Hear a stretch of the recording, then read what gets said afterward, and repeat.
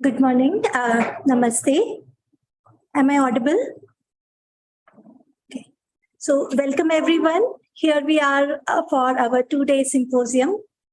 I'm Dr. Jyotsna Agarwal, Associate Professor in Clinical Psychology. And with us, we have Dr. Seema Mehrotra, who is the head of the department of our clinical psychology. She's also the consultant for adult psychiatry and head of the unit, positive psychology unit. Welcome, ma'am. So on behalf of our department, I welcome all of you for this annual symposium on Indian psychology with the theme of integral yoga psychology on 5th and 6th August as a tribute to yogi philosopher Sri Aurobindo. This symposium is being conducted by the division VIPRA, which is the acronym for Vedic Indian Psychology Research and Application Division. Vipra also means healer and a wise person, which is connected with the work we do. We work in healing as well as we work in positive mental health. It has been envisioned in 2019 to expand our work in Indian psychology. And we often, it was done on 5th of August. So we kind of try to have a program every year on 5th of August. Under this division, we have two clinics, Sattva and Swasth, multiple ongoing research projects. And we have also been conducting annual symposiums, short workshops, all informed by Indian psychology. The annual symposium on Indian psychology is meant to deepen the engagement with Indian psychology for our participants. In past, we have conducted one symposium to give an overview of the current work in the field, as well as another symposium on the psychological insights from Bhagavad Gita. The current symposium is being organized to give an overview of integral yoga psychology, which is based on Sri Aurobindo's work. Sri Aurobindo is considered to be one of the most important yogi philosophers of modern times, and the year 2022 marks his 150th birth anniversary, and it is being commemorated by the Government of India. So I'll briefly present about him for those who do not know. He was born on 15th August 1872. His father, a doctor in British government service, wanted his sons to have British education. So when he was 7, he was sent along with his two brothers to England with the specific instructions that they be free from any Indian influences. There he did very well in schooling. He excelled and later studied language in Cambridge University with scholarships and had excellent command on multiple languages. After returning to India in 1893, he worked for the Gaikwad princely state, and he was also the vice principal of Baroda College, which is now the university. During this phase, he immersed himself deeply in Indian culture, learned Sanskrit and many other Indian languages. This made him appreciate Indian culture and civilization and the need for India's independence for it to flourish. Later in 1906, he moved to Calcutta and became one of the most outspoken leaders for India's independence. And that has also led to conflicts with the British authorities. In fact, the British Viceroy that time mentioned because of his writings for public awakening that he's the most dangerous man in the British Empire. Next. In this busy period, interestingly, he also took some private lessons in yoga from a Maharashtrian yogi, Bhaskar Lele. His focus was less on personal moksha, and this time it was more for psychological powers, mental clarity, which he wanted to use for his political work, which he was doing for India's independence. However, within 3 days, he managed to completely and permanently silence his mind, and soon after had the realization of silent, impersonal Brahman. And another significant event which happened during this duration was his imprisonment for 1 year. He actually used this period for his personal sadhana. He studied Bhagavad Gita, and he also had another experience, which was this time for personal divine, where he saw Shri Krishna in everything and everyone, the guards, the jail, the trees, etc. In 1910, he decided to relocate to Pondicherry, which was a French enclave in India, although only for a few years, to focus more on his intense inner work and he planned to come back to the political life, but he continued there till the end of his life. So in this phase, he wrote most of his work, which we know, for example, The Life Divine, Savitri, The Synthesis of Yoga, The Secret of the Vedas, Hymns to Mystic Fire, Essays on the Gita, translations and commentaries on several major Upanishads. His spiritual collaborator, Mira Alfasa, visited him first in 1914 and later joined him in his work in 1920.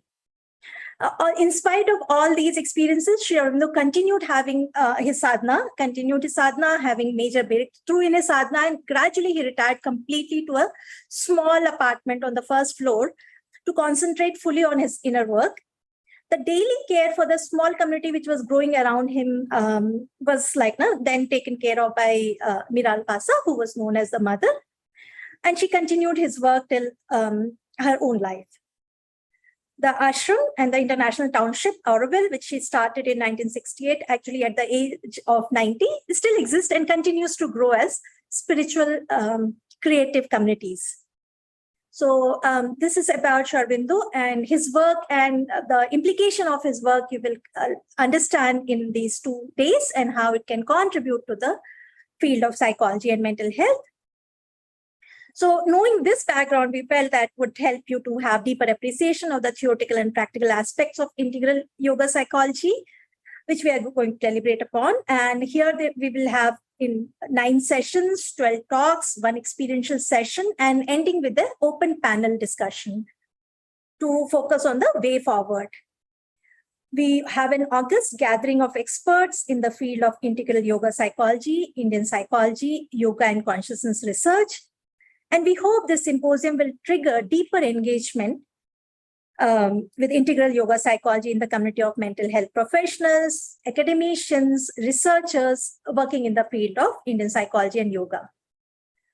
With this note, I will now invite Dr. Seema Mehrotra, our head of the department, for her inaugural address.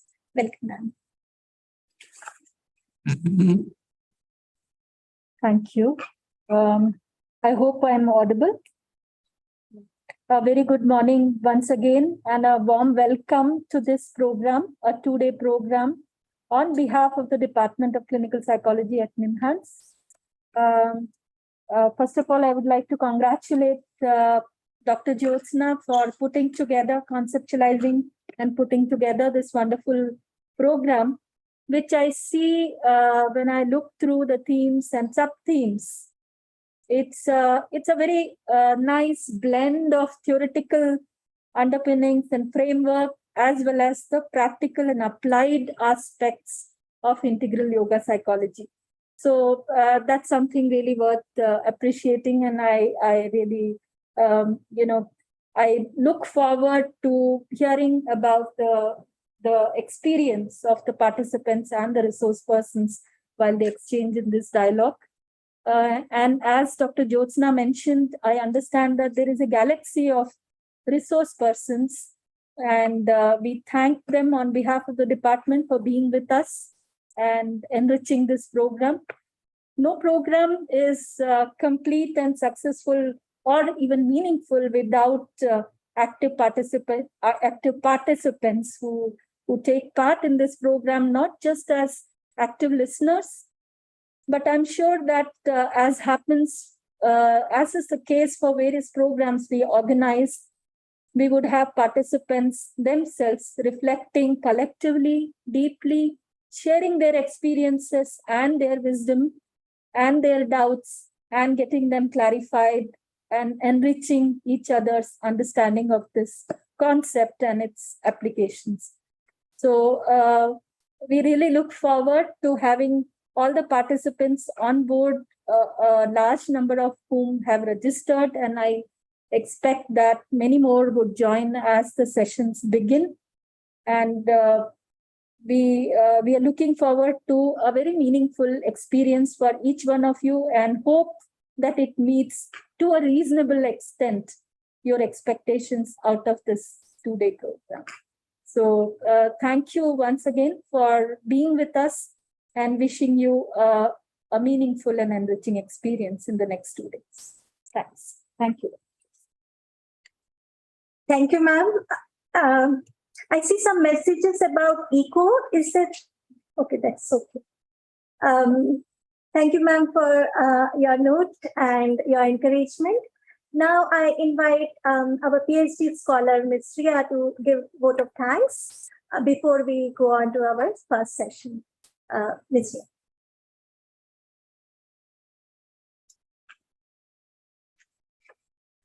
Very good morning to the respected guests, dignitaries present here, and all the participants who have joined us on this very special program conducted by the VIPRA division of Department of Clinical Psychology in NIMHANS. I am Ria Ganer, PhD scholar and member of the organizing team of this program. On behalf of the team and department, I am glad to be able to express my vote of thanks to each and everyone whose support and encouragement made this program possible. I would like to take this opportunity to thank the director, Dr. Pratima Murthy, and registrar, Dr. B.S. Shankarnarayan Rao, for the support and encouragement. I thank Head of Department Clinical Psychology, Dr. Seema Mehrotra, for her constant guidance and encouragement. I also thank the faculty and staff members of the department for the support. I share my immense gratitude towards all the resource persons, speakers, chairpersons, and moderators for their presence in this program, without which this program would have not been possible. I thank all the participants for showing enthusiasm and interest in this program, which has encouraged us in our efforts. I would like to extend my gratitude to the project section and the entire administrative system. I especially thank our beloved staff from library, biomedical engineering, and IT cell for their efforts and ongoing assistance, which has been crucial in smoothly conducting this program. On behalf of everyone present here, I would like to thank Dr. Jyotsna for her immense endeavor in conducting this program. I also thank Ms. Rupali Das for helping in organizing this program. In the tradition of Indian psychology, we would also like to express our gratitude for all the higher forces, our gurus, mentors, and the divine. With sincere feeling of gratitude, I would now like to call upon Ms. Rupali to introduce our chairperson for today's first session. I'll also thank Ms. Ria for a lot of background work which has made this program possible. Thank you, Ria. We will check if the speakers are there, then we can actually start the program a little early, then we will have more time for discussions. I see Dr. Dog is there, and yes. I see Dr. Kundan is there, and I also see Dr. Sunit is there, so you can spotlight them.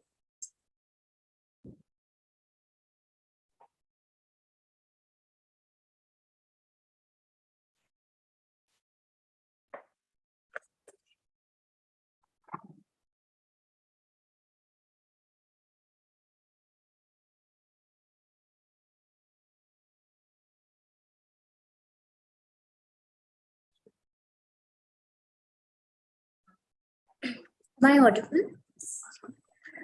Good morning and welcome everyone to the annual Symposium on Psychology. Our first session begins with our chairperson, Dr. Doug Oman.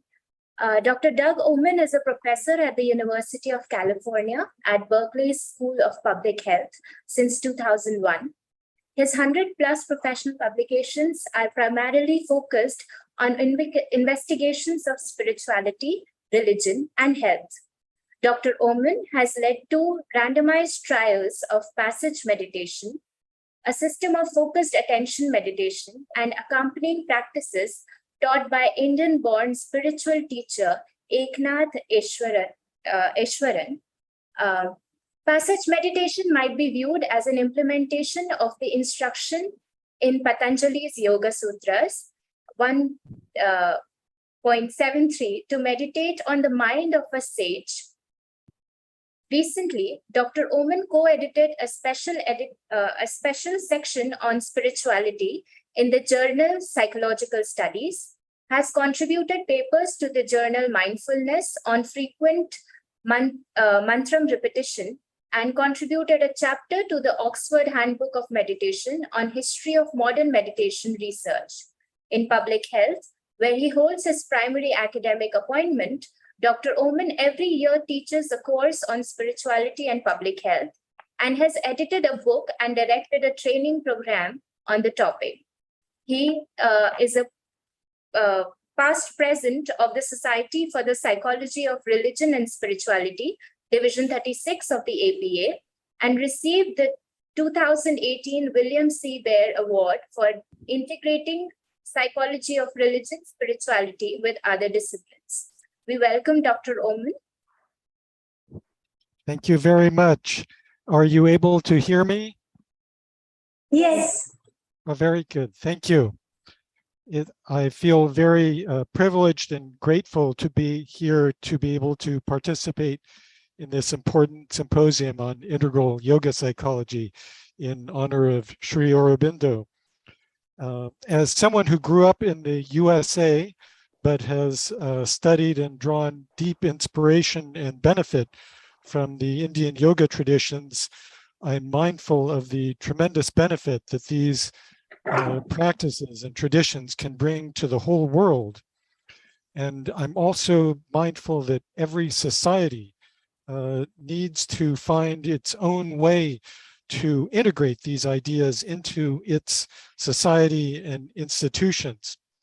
For example, in recent decades, sociologists have been speaking of multiple modernities as well as multiple secularities, rather than a single right way of assimilating beneficial aspects of modern science and technology with traditional wealth and resources and cultural resources. And India in particular has a particularly rich psychological and spiritual heritage that one hopes it can avoid pitfalls that have afflicted Western North Atlantic societies while retaining the fruits of its ancient traditions as well as the fruits of modern scientific and technological culture. But to do that, India will need to be ready to find and follow its own path. So we are particularly privileged, therefore, in my view, to have two speakers to address the importance of the Indian heritage, putting it in civilizational perspective. So I will be introducing these speakers one at a time just before their talks.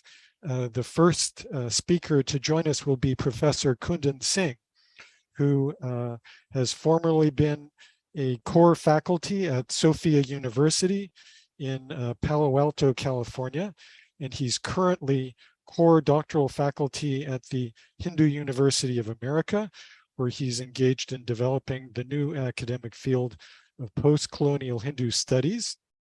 He is also the president of the Cultural Integration Fellowship of San Francisco and senior fellow at Hindupedia of Cupertino, California, where he works to change the representations or perhaps misrepresentations of Hinduism and India in grade school textbooks in California and across the US. Professor Singh is author of a number of works, including books such as The Evolution of Integral Yoga, Sri Aurobindo, Sri Ramakrishna, and Swami Vivekananda. He's a joint author of Making Children Hindu-Phobic, a critical review of McGraw-Hill's world history textbooks. And he's lectured extensively in the San Francisco Bay Area, presented at many international and national academic conferences.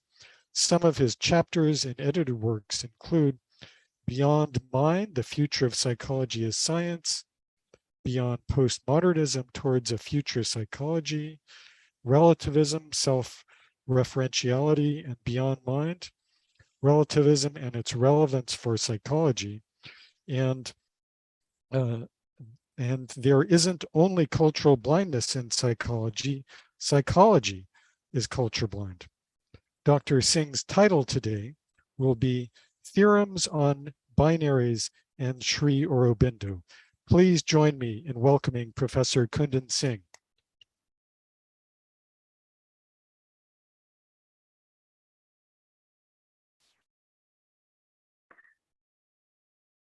Thank you very much, Professor Oman. Deeply appreciate your introduction. And I also want to extend my heartfelt gratitude to Mathijs for inviting me to this talk,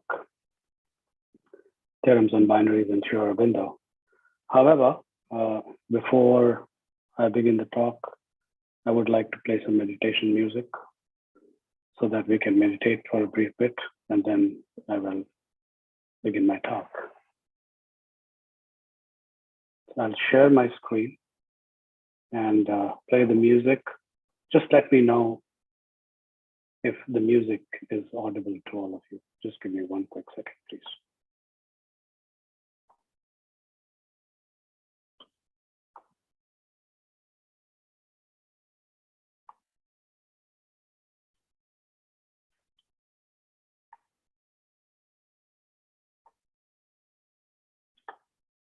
Are you able to hear the music?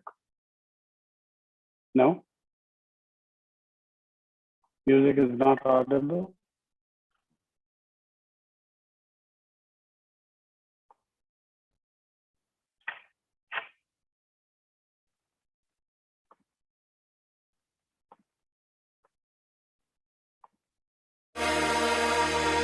How about now?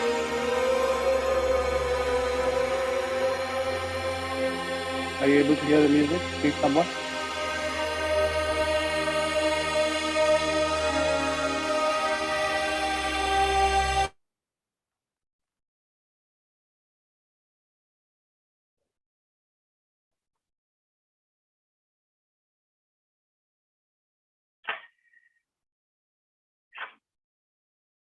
Are you able to hear the music? I just want a response from someone, please. Yes, Okay, we were wonderful. able to Thank hear you. the music, but now it is stopped. So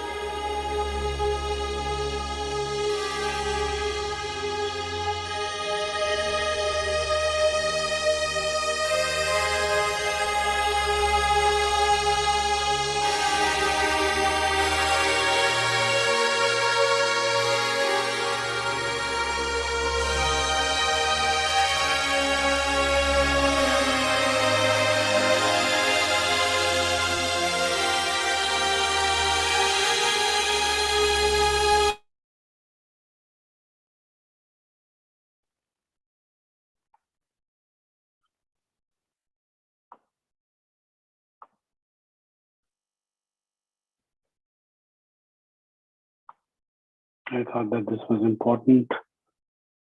I was also wondering if the spotlight could be removed from my face. I'm looking at myself as I'm speaking.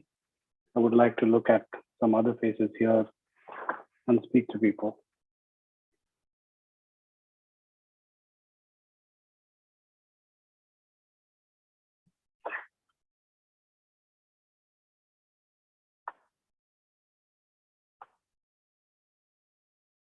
Wonderful. This is very nice. And I was just wondering if some of you could please turn your video. That would really be helpful.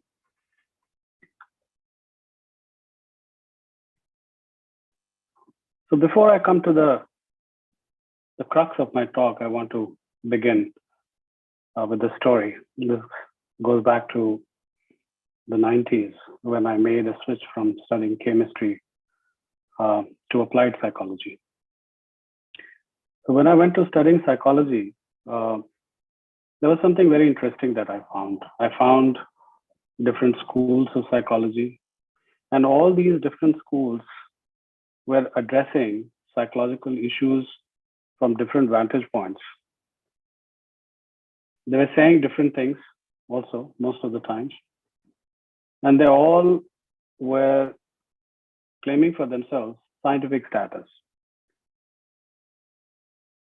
For a young person, this was very confusing at that point in time.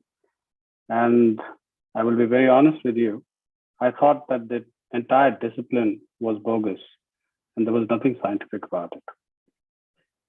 I'm very privileged today to share the panel with my professor, who also is here and he will be speaking after me.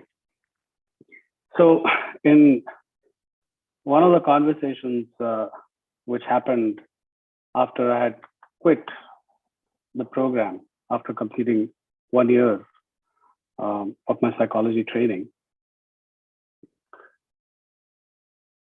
I blurted out everything that I was feeling about the discipline. And I, in very candid terms, told him that the discipline was all bogus.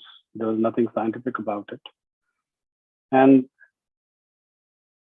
he very compassionately heard me and encouraged me to investigate philosophy of science and come back to the program and encourage me to complete my master's. I would say that was the beginning of a journey, and that journey has been absolutely fabulous, to say the least, because it helped me understand that science itself is not a singular discipline. And at that point in time, I got introduced to the writings of Thomas Kuhn and Paul Feyerabend, who, truly speaking, critically examined science. And it is very unfortunate that even today I find their writings quite peripheral in the conversations that happen around science and psychology in India. In no uncertain terms, I would request the young scholars to look into their writings, because the insights over there are quite profound. Now, one of my major takeaways from their contention was that there's a paradigm or there's a framework which is working behind every scientific exploration. And scientific truths, as the history of science suggests, changes from time to time. Now, the conventional idea is that science is cumulative and it is evolutionary. But this was one particular idea which Thomas Kuhn challenged. And he said that science is not evolutionary, but it is revolutionary. There are fault lines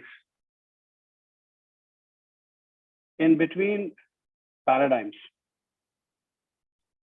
And when paradigm shift happens, there's a complete shift in the worldview of science that takes place.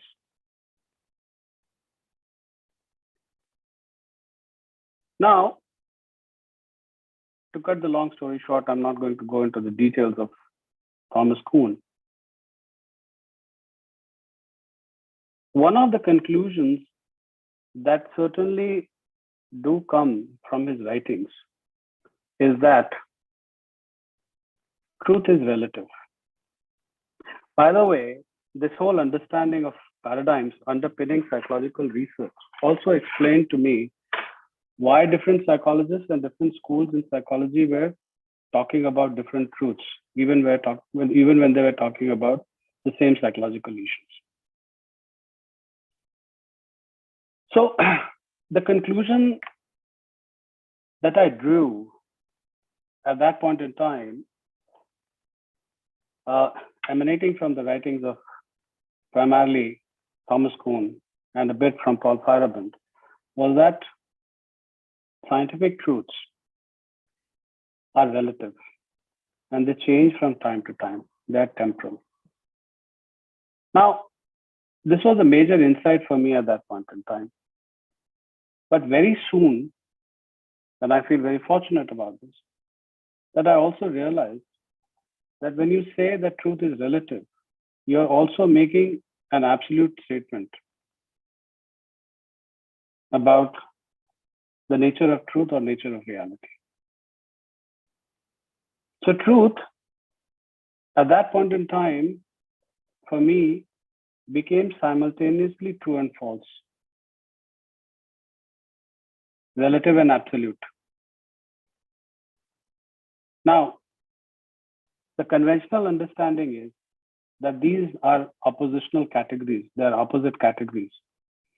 How can the same thing be relative and absolute at the same time? So this was a major jolt, and my inquiry actually did not only stop there; it went further, and I have documented this in one of the chapters that I wrote for Foundations of Indian Psychology, titled "Beyond Mind: The Future of Psychology as a Science," and I'm going to read to you, some of the conclusions that I drew from, from that investigation at that point in time. This is with regards to psychology, psychologists, science, truth, and so on and so forth. Psychologists are human beings as well, and that they are very much grounded or caged in their own perspectives, which determine the way they approach the problem of solving the enigmas of human behavior. Psychologists see different facts because they ascribe different meta-structures of biases, theories, paradigms, cosmological worldviews, beliefs, cultures, expectations to the raw data in order to interpret them. In other words, their individual humanness makes them see psychological issues differently. The aforementioned arguments also indicate that psychology and all forms of knowledge, there's an intimate connection between psychology and knowledge, are relative with respect to individuals, time, culture, and paradigms. But incidentally, this statement suggests an absolute truth. Paradoxically, the conclusion, truth is relative, harbors in it an absolute truth.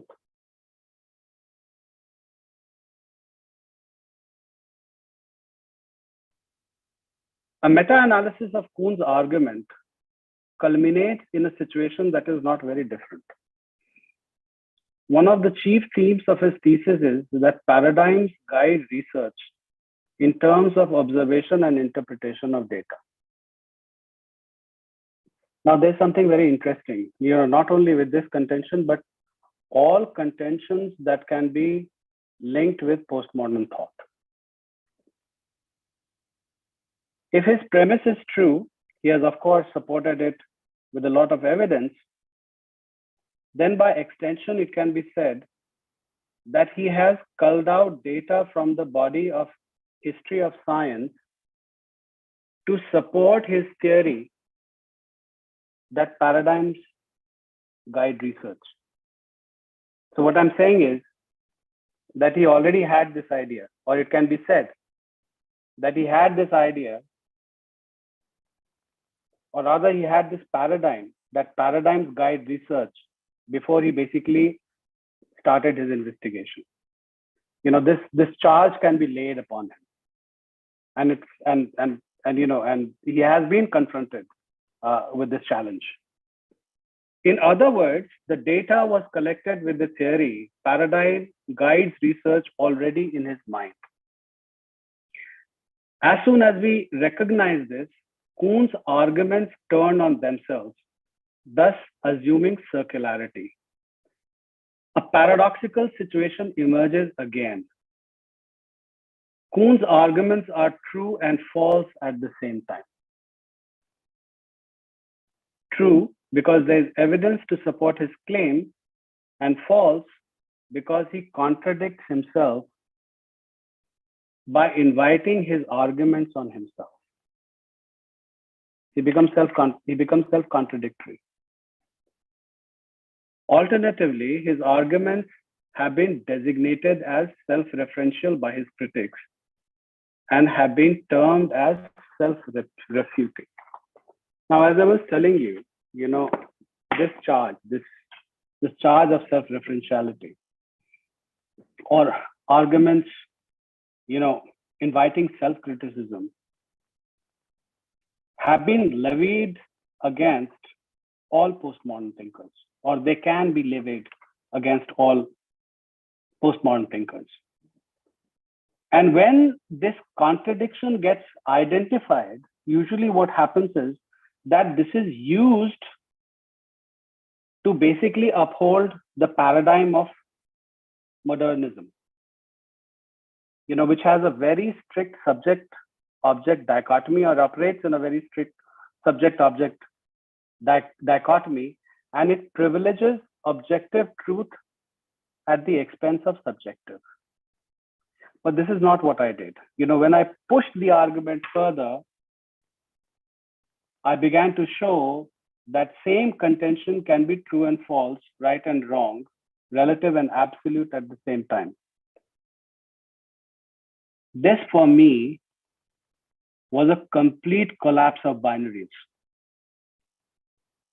And in Western philosophy, till date, you do not find a way out of this quagmire or this dead end.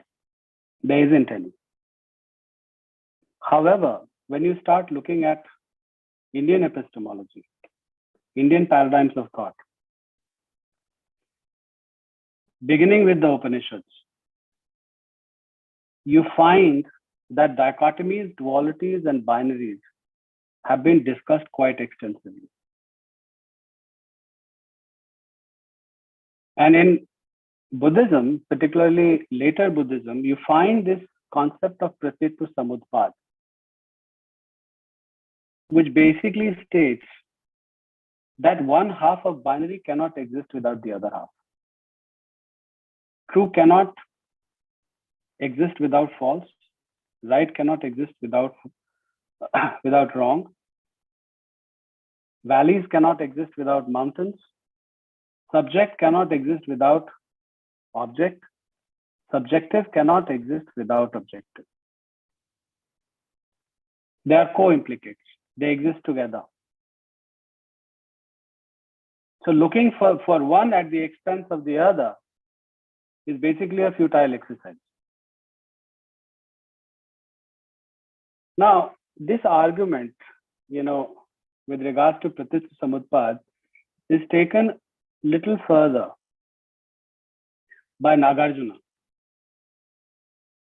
Nagarjuna, you know, it is stated today that he was 2nd century BCE Buddhist mystic. Nagarjuna, as I was stating earlier, came with his philosophy of Chatushkoti, where he says that the pursuit of truth through mind can lead to one or more of these following 4 positions. And I'm going to enumerate them for you. A is true. A is false. A is simultaneously true and false. A is neither true nor not false. These are 4 propositions of Chatushkoti or Tetralemma of Nagarjuna. Now, if you would look closely at what I said earlier with regards to Kun, my understanding of Kun and Kun's contentions rally completely with the 2 propositions that Nagarjuna has spoken about. A is both true and false. A is neither true nor not false. Now, why was Nagarjuna talking about this? You know, all systems of Indian philosophy, all darshana systems, they have a prayojan, they have an objective. You know, philosophy has never been about intellectual spinning of things in our tradition. Philosophy always leads to something. So all this spinning, you know, which Nagarjuna does is basically for the realization of nirvana, of attaining what he calls as pragya. And he does not describe that state, just like Buddha did not describe the ultimate nature of reality.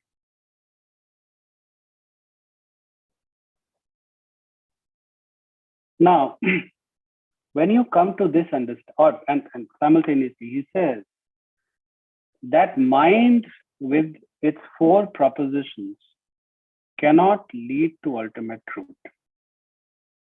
The ultimate truth has to be known and understood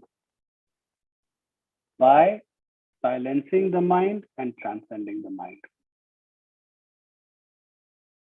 Transcendence of mind and silencing of mind is emphasized in all yogic traditions of India, all of them. And Sri Aurobindo has also been very big on this. Sri Aurobindo and the mother have emphasized time and again the importance of transcending the mind and silencing the mind in order to come with deeper aspects of truth or nature of reality. And in fact,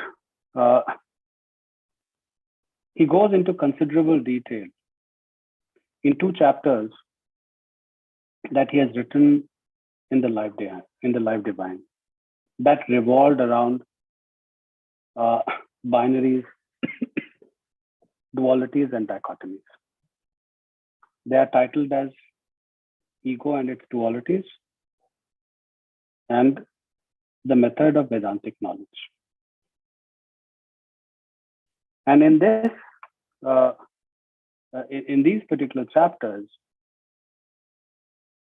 he describes the nature of mind, and he basically picks the threads from how mind is understood in traditional Vedanta. Now, many of you would know that mind in traditional Vedanta is called antahkaran, an inner instrument of perception, as opposed to the sense organs that are outer instruments of perception. Antahkaran or mind has 4 different levels or 4 different aspects. Chitta, which can be loosely translated as subliminal mind. It is that aspect of mind or antahkaran where subliminal sanskaras reside. Sanskaras accrued in previous lifetimes or sanskaras accrued in this lifetime. Then you have manas. Manas is that aspect of mind or antakaran which is associated with sense organs.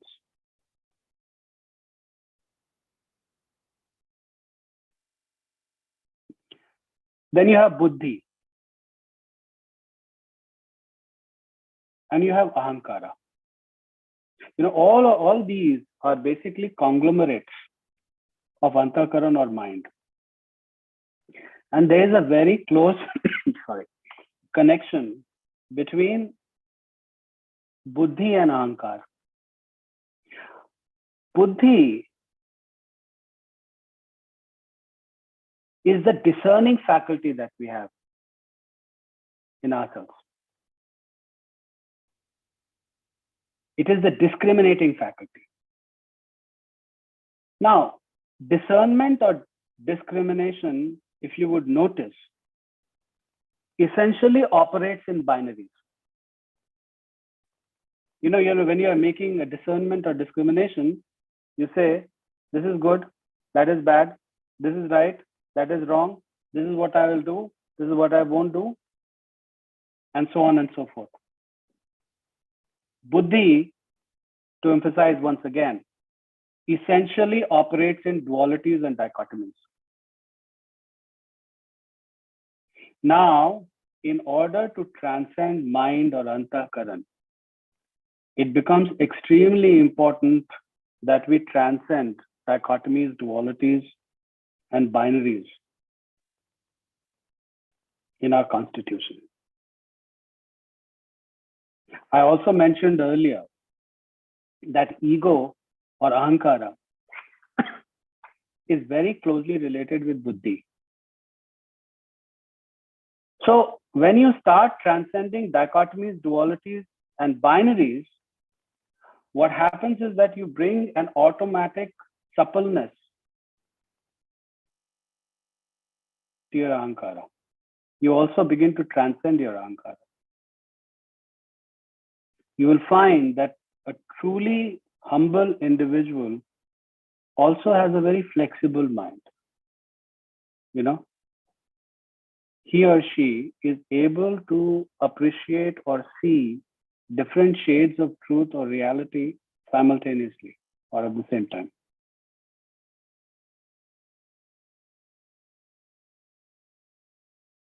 So transcendence of dichotomies basically leads to the transcendence of both buddhi and ahankara, and eventually the mind. And that is why the transcendence of binaries are emphasized in our tradition to such an extent. It is that important. It is quintessential. Now, incidentally, this aspect is not prevalent in the Western world.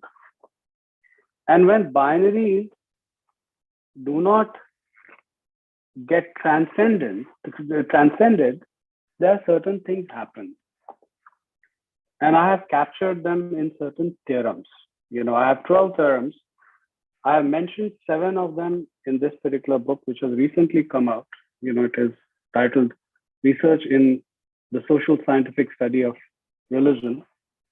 This is volume 32 of this particular book. And my chapter is titled, There Isn't Only Cultural Blindness in Psychology, Psychology is Culture Blind. Now, both these book chapters, I have shared with Jyotsna ji to share them with you. So, you will be able to go through the chapters later also.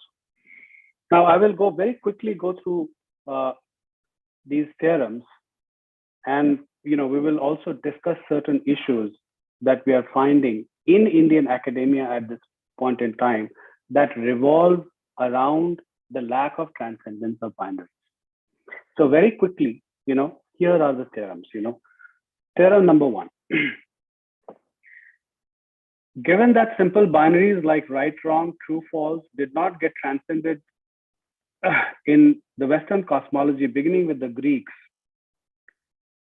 various binaries like soul / body, this world / other world, contemplation / practical know-how, being / becoming, reason / or versus, senses, among others within the Western paradigm got created. This eventually happened because binaries have not been transcended in cosmology. And the reason why binaries are not transcended in the cosmology is because mystics, beginning with the Christ, have not been able to find central position in the society. They have either been kept peripheral and marginalized, or they have been persecuted. This is the reality. Even today, I do not think mystics are able to hold central positions or center positions in the Western world. Theorem number 2. As the civilization progressed, more and more binaries got created. For instance, lack of transcendence of dualism in the Greek world, like soul versus body, this world versus other world, contemplation versus practical know-how, being versus becoming, reason versus senses, gave birth to rationalism versus empiricism, subjectivism versus objectivism, faith versus reason, religion versus science, enlightenment versus romanticism, idealism versus realism, rationalism versus positivism, rationalism versus existentialism, and so on and so forth. Now, these two, or this particular aspect, the binaries, has been recognized by other thinkers also in the West. But what has not been recognized so far, and what has been my novel contribution in this field, is that the moment a binary gets created, one half of the binary gets privileged and the other half gets suppressed. This is something very automatic that happens. So in this binary of, let's say, rationalism versus existentialism, what you will find is that the people who are privileging rationalism, they are simultaneously suppressing existentialism, or people who are privileging existentialism are suppressing rationalism. Or, let me take some more common examples. Faith versus reason. People who are privileging faith are suppressing reason. People who are privileging reason are suppressing faith. Now, here also, critical inquiry has not happened. And let me explain this to you. When we say that reason is the panacea, of all evils, and reason solely can lead to knowledge, it is nothing but a matter of faith.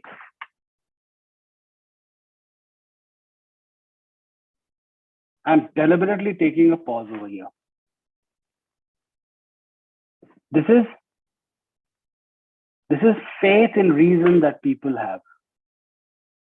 So this strict dichotomy, which has been created, if you investigate deeper, you will find that the binary or the division basically begins to collapse, or it basically begins to get obliterated. So here is theorem number 3. When binaries are not transcended, in every binary divide, one half of the binary gets privileged and the other half gets suppressed. For instance, during Christendom, in faith, reason binary, faith was privileged and reason suppressed. In religion, science binary, religion was privileged and science was suppressed. In soul body binary, soul was privileged and body was suppressed. In God world and God earth binaries, God was privileged, and world and earth were suppressed. Now, there's more to this. There's more to this saga. What is that? This theorem number 4.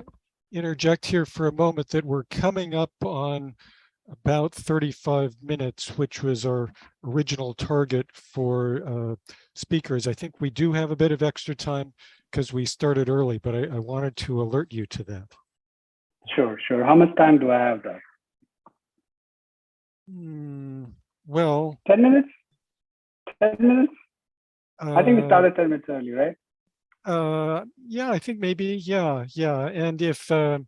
Agrawal or others, if you have a better estimate, but that, I would say, yes, maybe 10 minutes. Thank you. Well, I will expedite it.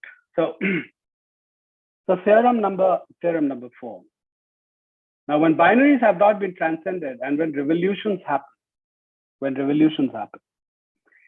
they tend to invert various binary cards that have been present previous to the revolution. And this, in the next few lines, this is going to become very clear. For instance, Renaissance began the process of inverting the various binaries that had been ossified in Christendom. God, world, religion, science, faith, reason, contemplation, practical know-how, and so on and so forth. The end of Renaissance resulted in enlightenment, which led to the triumph of reason over faith. That, see, the binaries got inverted. So in Christendom, faith was privileged. Reason was suppressed. In enlightenment, reason got privileged and faith got suppressed. World got privileged over God, science got privileged over religion, and practical know-how got privileged over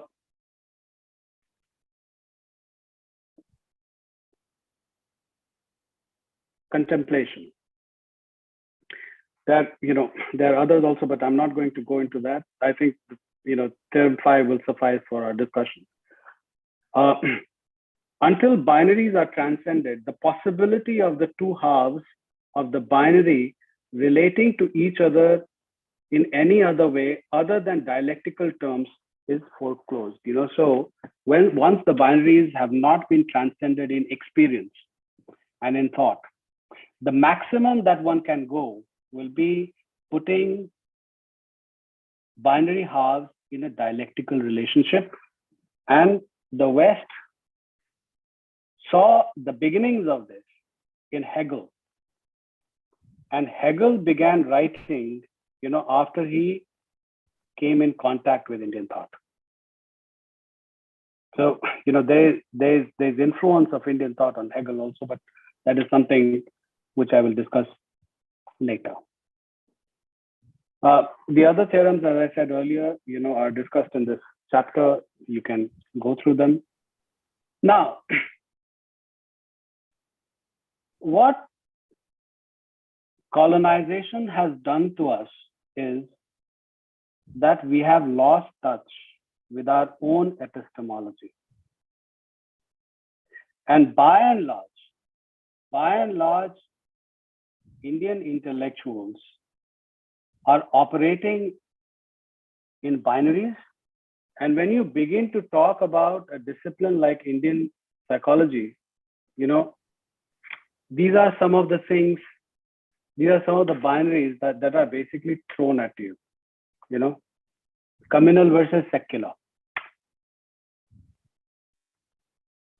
So what these people do is that they privilege secular, suppress communal, and whatever is being, there's another thing that happens with binaries.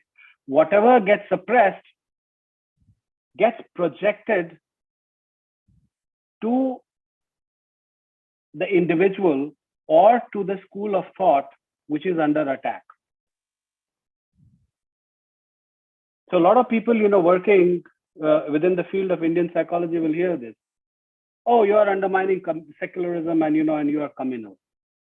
Without any interrogation of, either, of what secularism is or communalism is or whether Indian psychology is actually engaging in something which can be called communal.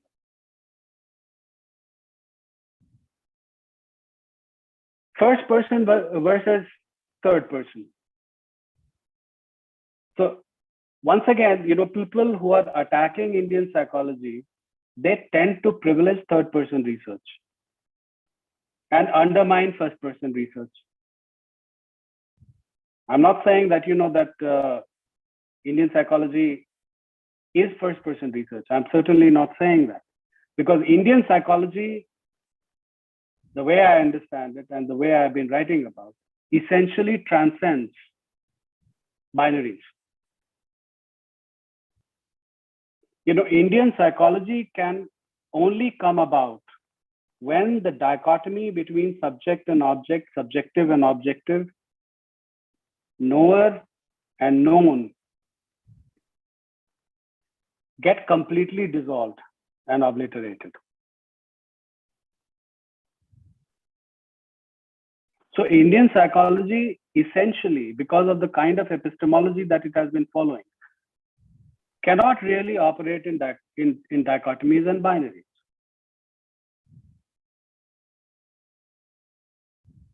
So saying that Indian psychology is privileging first-person research is absolutely untrue.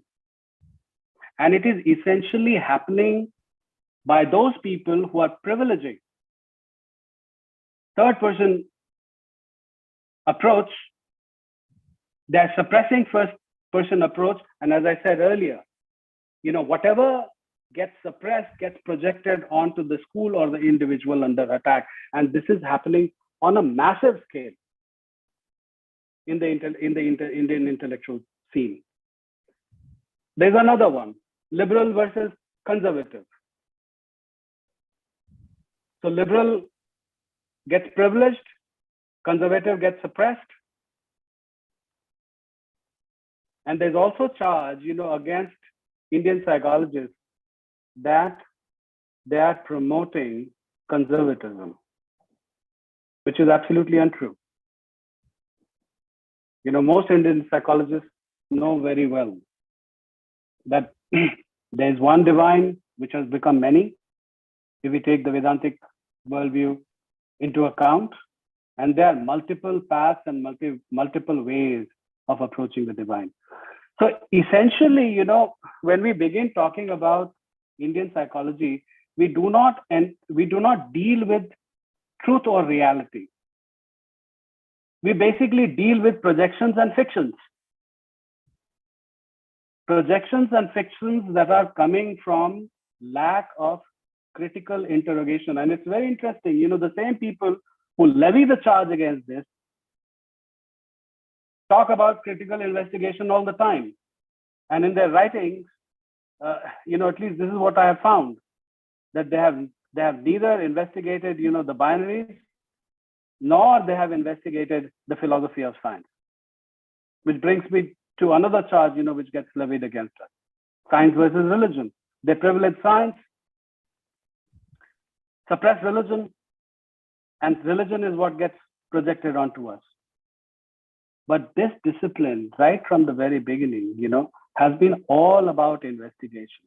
It has all been about exploration.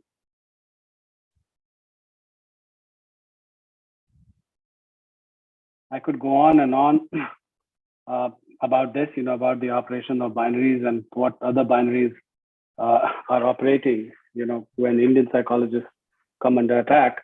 But I think for that, you'll have to wait for another article. That should be out in another 6-7 months. I also see that I'm over time and I don't want to basically eat into the time of my mentor and my friend, Professor Sunit Varma. I thank you all once again for the time that you gave me. Over to you, Doug. Thank you very much, Dr. Singh, for these very enlightening remarks. You've broached so many important topics, and I think we should be able to have some questions near the end, I think, for both of the speakers. So please, all of you who've been listening and stimulated by these important ideas, please keep a note of your questions.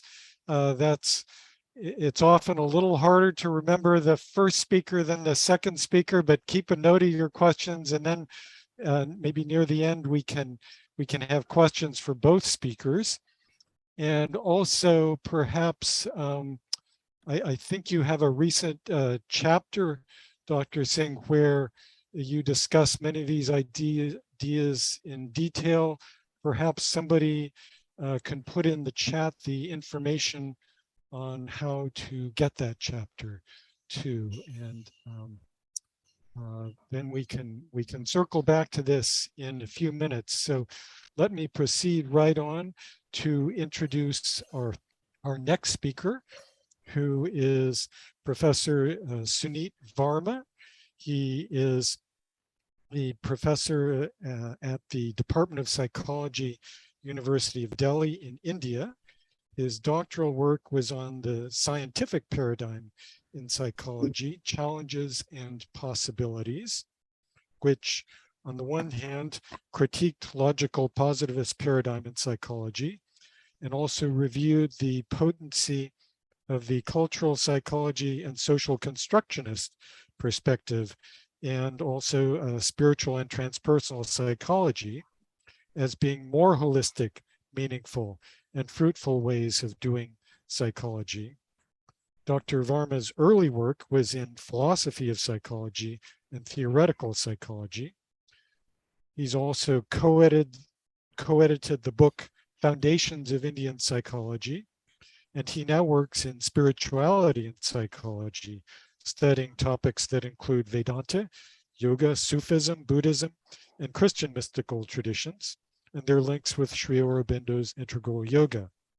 His title today is Sri Aurobindo's Integral Psychology and its role in resolving the current crisis and limitations in academic psychology.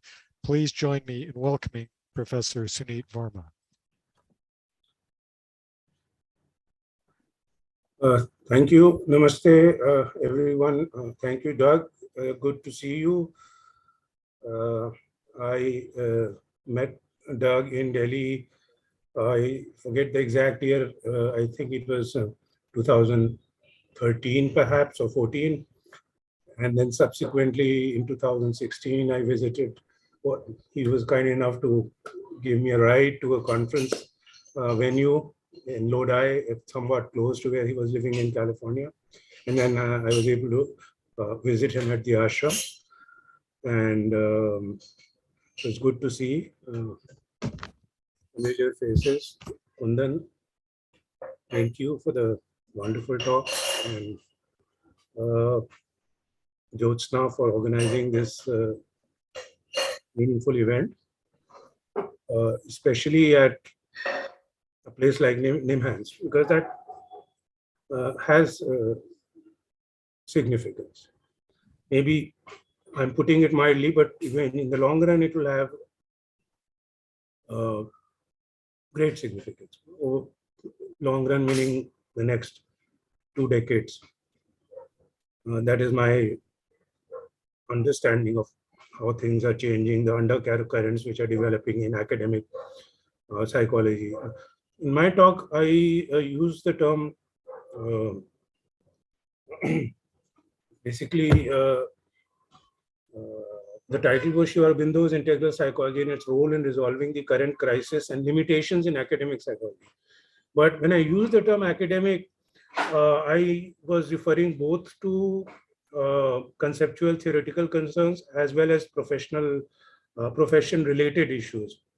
So in my talk, I could not but bring in the issue of mental health and dealing with mental illness from a cultural perspective to integral psychology perspective.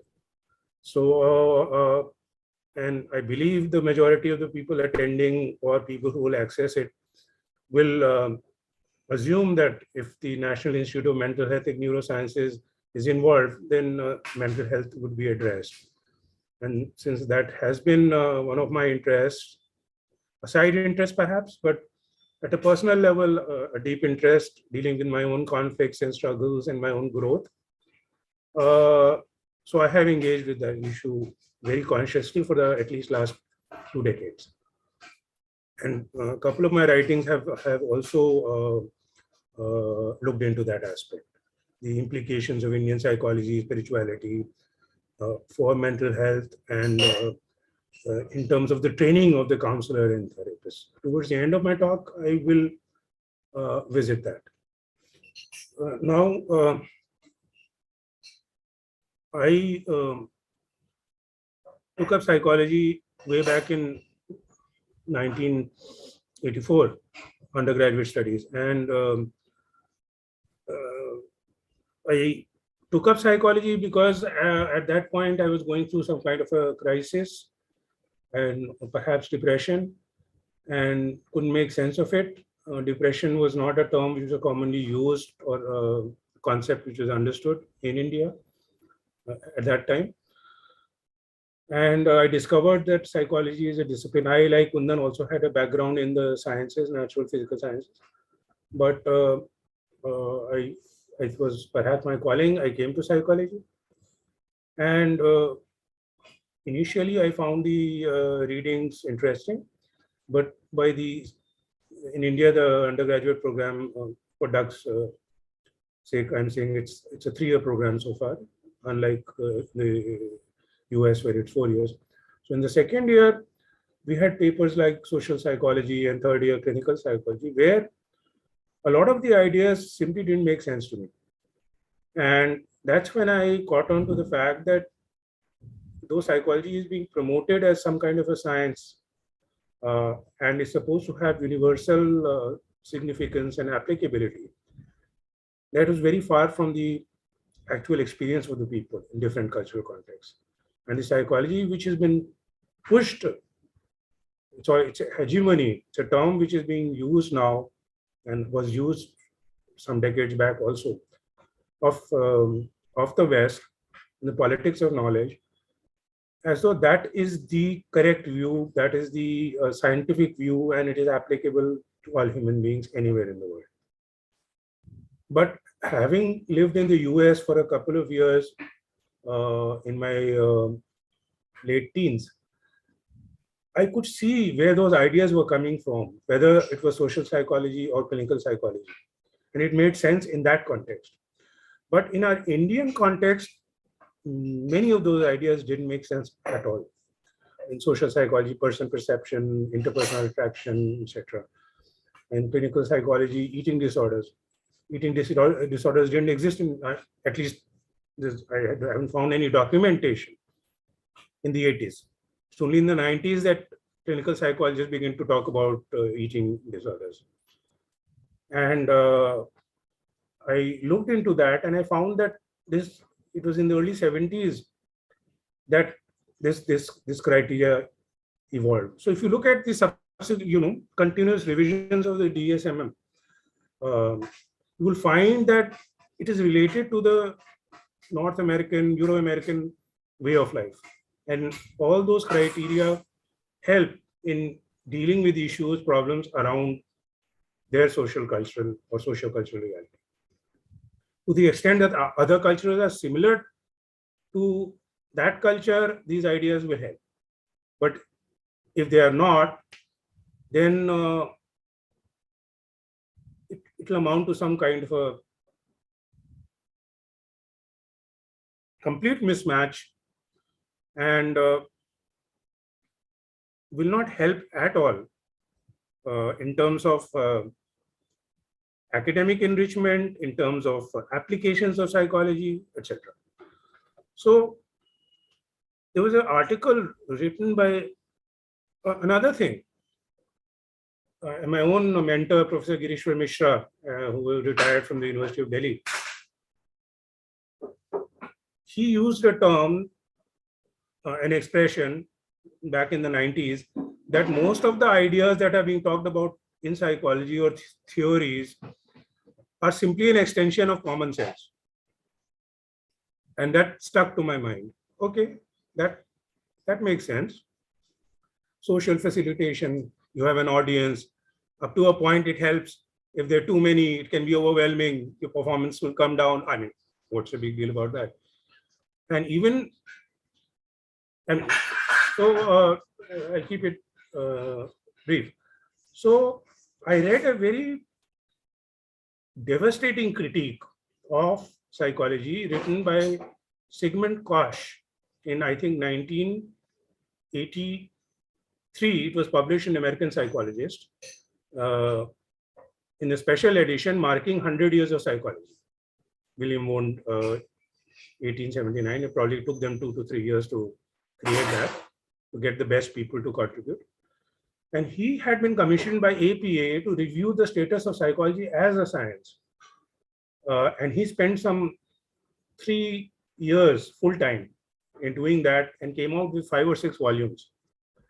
And the crux of his findings were presented in this article entitled The Nature and Limits of Psychological Knowledge, a century qua science, a century of science.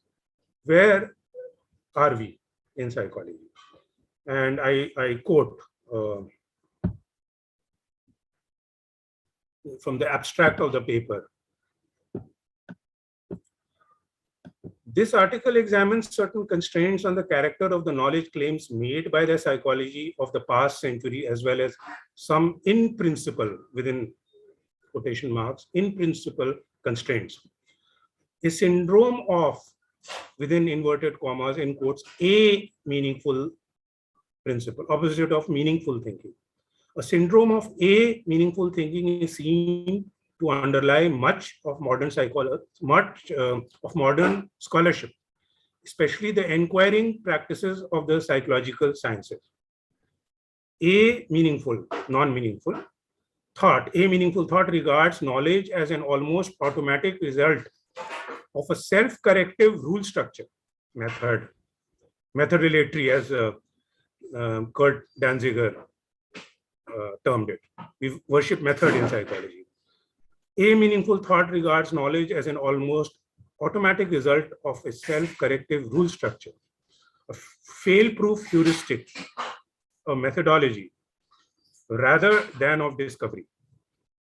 In consequence, much of psychological history can be seen as a form of scientific. Scientific means you are following certain basic principles. Scientistic is that you believe you are practicing science, but you're not following those principles. In consequence, much of psychological history can be seen as a form of scientific role-playing. We put on our white coats, especially clinical psychologists in demands. There must be many walking around.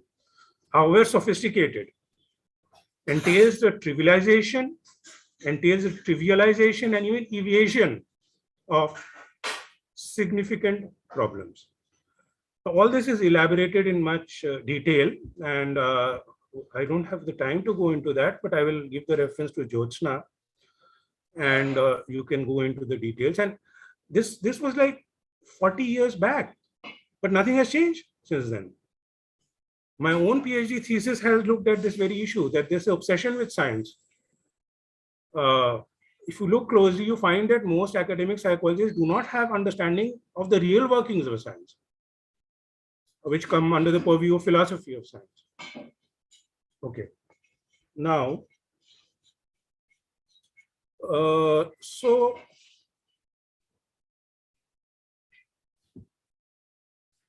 one thing, I mean, so I simply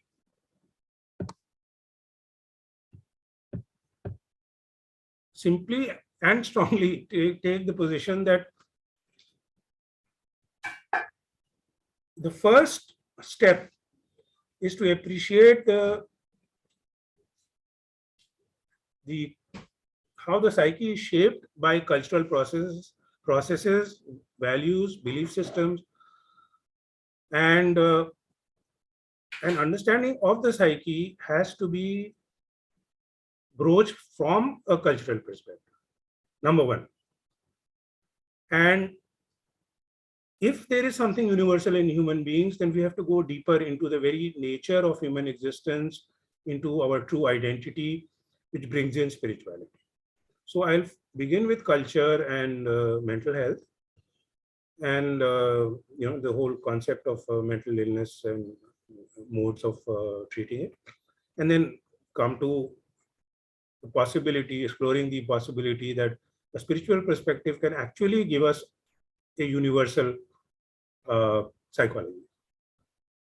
Claims made by Euro-American psychology, which have more or less collapsed over the last 143 years. Now, recently, I'll give you the backdrop. Some 4 years back, I saw a documentary. The title was Crazy Wise.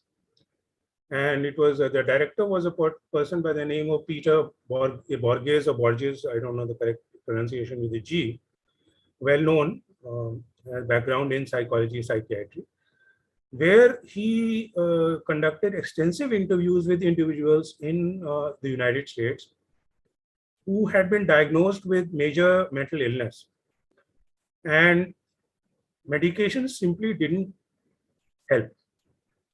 Though the documentary makes it clear that that is not, I mean, there are individuals who are helped by medication. It is not totally negating or dismissing that perspective.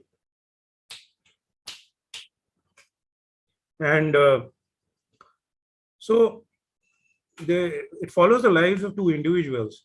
One, Adam, around 30 years old, and another person, Afro-American. Adam was helped by Vipassana meditation, and he kind of went cold turkey on his medication.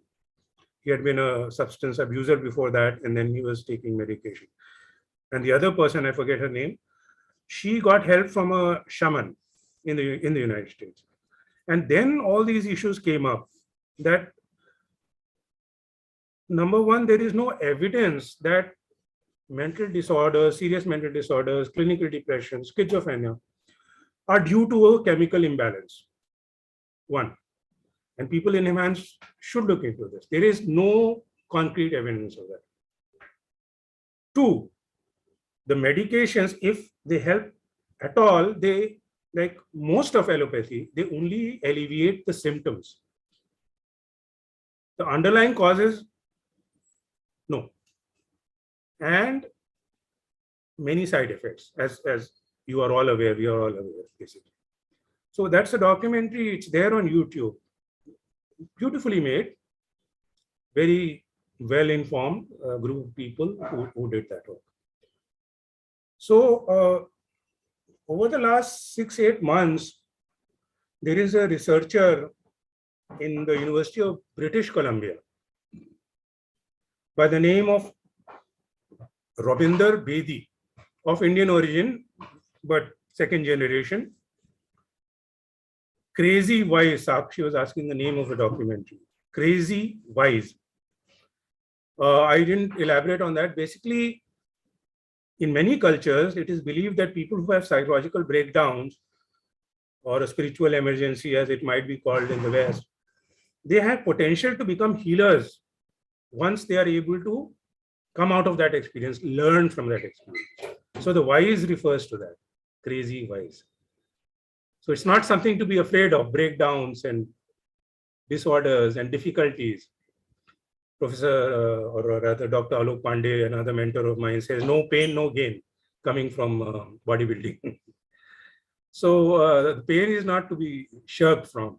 In the long run, it will take you to a better place. In fact, Sri Aurobindo's line, every fall leads to a greater ascent. So when you come out of it, you will be in a higher place, which I have learned the hard way in my own, through my own life experiences. So coming to this context, Rabinder Bedi, second generation Indian, meaning he was born and brought up in Canada, was an associate professor at the University of British Columbia, organized, I think, a series of 6 talks entitled Confronting Hegemonic Ideas speaker series. And in the context of mental health, mental illness, psychotherapy. Speakers were either based in North America or Western Europe. And the last one was his own talk. So I'll give you I'll share a little bit of the beginning of that talk. You can access it on YouTube.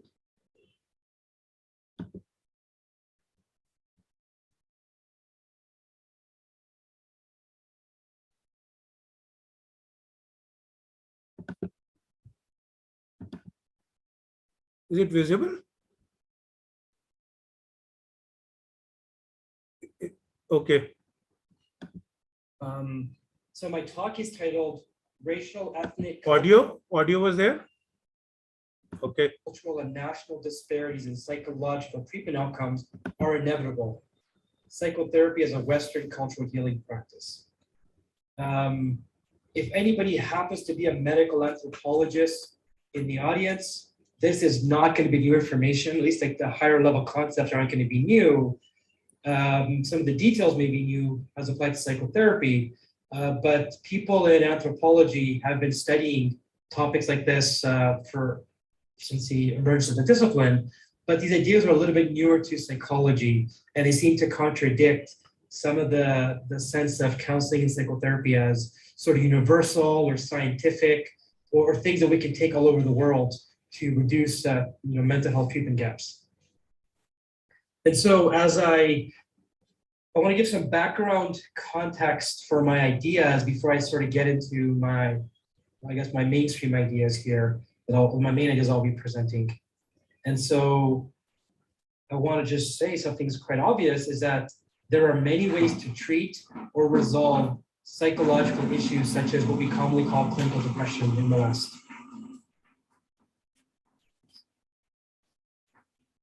And so, for example, in Bali, in Indonesia, they have a Melasti ceremony. And during the ceremony, which is to purify oneself from the world, Hindus can go into a deep trance of people who participate. I have a reference at the bottom, it's one of many, but apparently this is a treatment for depression.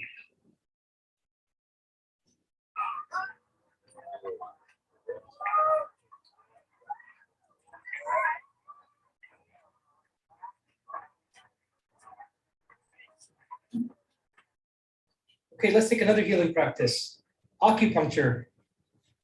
I think many people are familiar with acupuncture, but it involves putting needles into certain points of the body.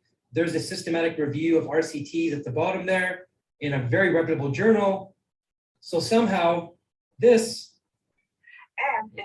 is a treatment for depression that works. In recent decades, acupuncture has become popular in the United States. Let's talk about yoga as another way of treating depression. I have a reference there again at the bottom, but somehow this is an effective treatment for psychological issues.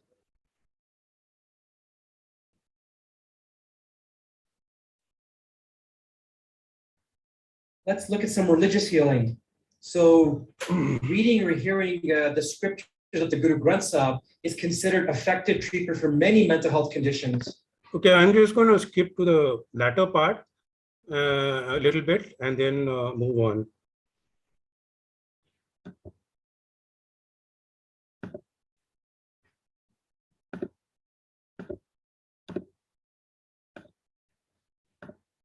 Anxiety, PTSD, and the evidence seems to be getting higher extreme.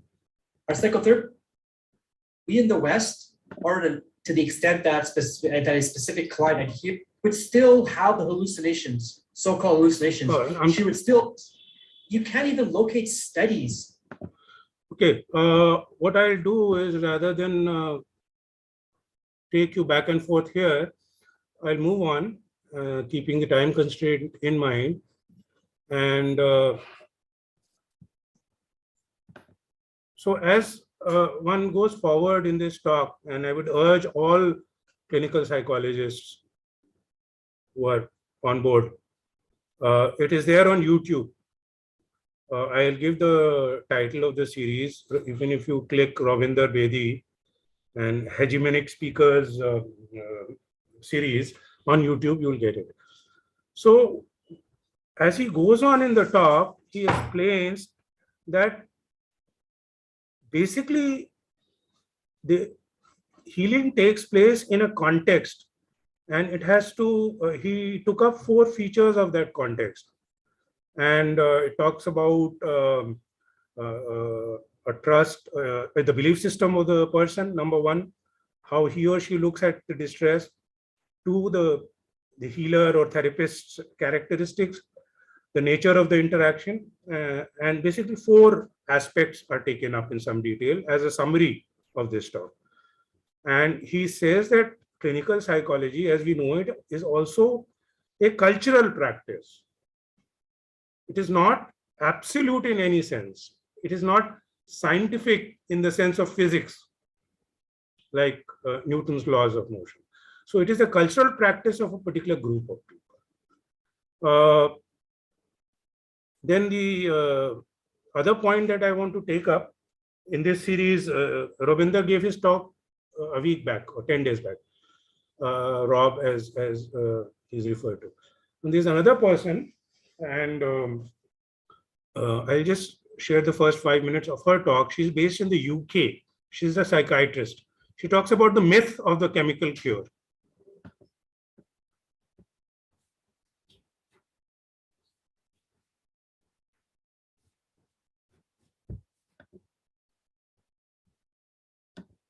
Okay, so this is Joanne Moncrieff at University College London. The myth of the chemical cure, what psychiatric drugs really do, and why we have misunderstood them. So clip it of this. And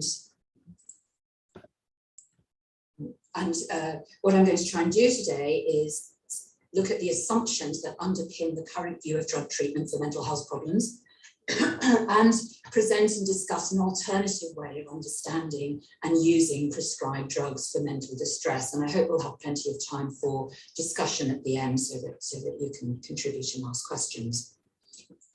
So the talk's based on material that's in my books. These are my 3 main published books.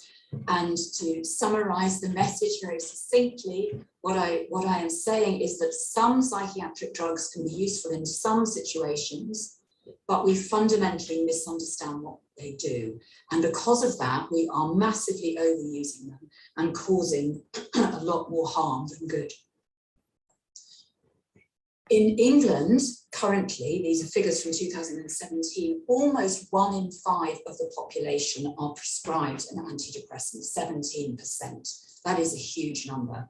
And it has been going steadily up since the early 1990s. There's been an almost 4 times increase in the use of antidepressants just since the late 1990s. And what underpins this use of psychiatric drugs is this idea that what the drugs are doing is working by correcting an underlying biological abnormality, which is sometimes frequently referred to as a chemical imbalance or a serotonin deficiency. But sometimes that abnormality is thought to be other things, proposed to be other things, such as abnormalities of neural circuitry are currently very fashionable, although it's not quite clear what exactly that means. And abnormalities of inflammatory processes have also been proposed to be underlying mental disorders recently. This idea, particularly about the chemical imbalance origins of mental disorders, has been widely promoted by the pharmaceutical industry, as exemplified in this advertisement for Geodon down here. It's also been promoted by organizations like the American Psychiatric Association, whose leaflet on medications said psychiatric medications can help correct imbalances in brain chemistry that are thought to be involved in some mental disorders. It was saying that until January 2021, when it was pointed out that this was not thought to be the case anymore, and it's since taken it down.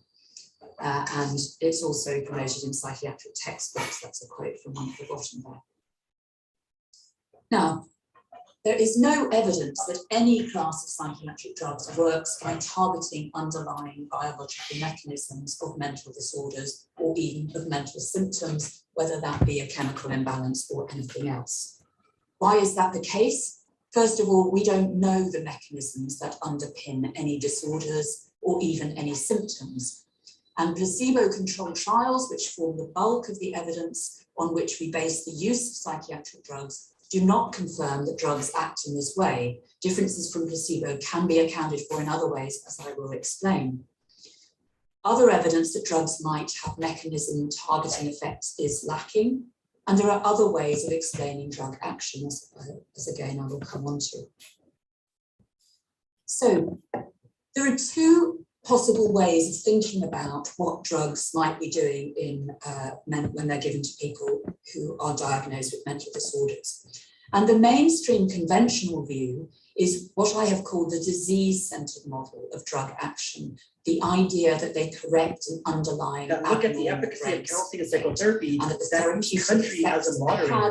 Arise from There's two meta-analyses that attempted to, they couldn't find that. Abnormal Just not research. biological We tend to mechanisms just that produce sum up, we tend to add up people together in different countries and treat these This interventions is as the one way intervention.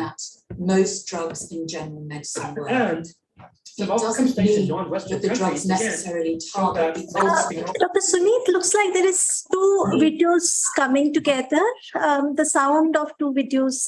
Can you For please check? example, So if asthma we treatment neglect working this way, indigenous your strategies ventilator and inhaler, conceptualizations in although it favor of doesn't treat the psychological cause of treatments, asthma. Just a minute. I'm just stopping. I'm just stopping It this. produces wheezing by relaxing the airways, and therefore it helps to. Okay. Yeah, I'm sorry about that. I was actually searching for another video while this was going on. So these are two major issues which I have shared. One is the cultural underpinning of the psyche in so many ways.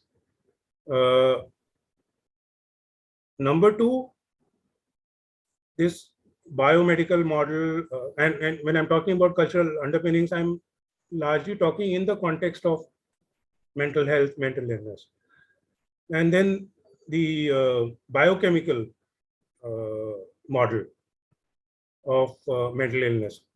There is absolutely no evidence. I have been following it up, and but yes, it does help to some extent in symptom management, as most of allopathy.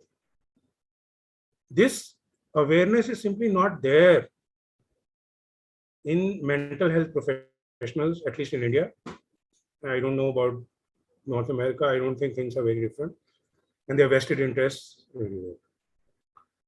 And so these are very urgent matters that need to be brought to the awareness of professionals, and then of course it should have an impact on our teaching and training of professionals. So the cultural underpinning, cultural resources, maximizing the usage of that, appreciating the efficacy of cultural resources in dealing with mental illness, mental health problems, etc., which is largely missing. We kind of look down on cultural practices and going to faith healing and those kind of things. That attitude needs to change. And it can only change if professionals look into this. So I will then come to the last part of my talk. And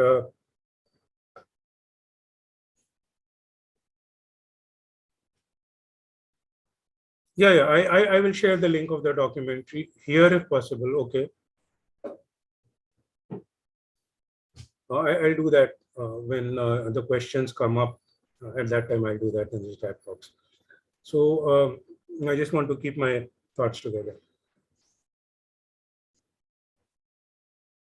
Now, whatever you deal with in psychology, you always have to start with this basic question, who am I?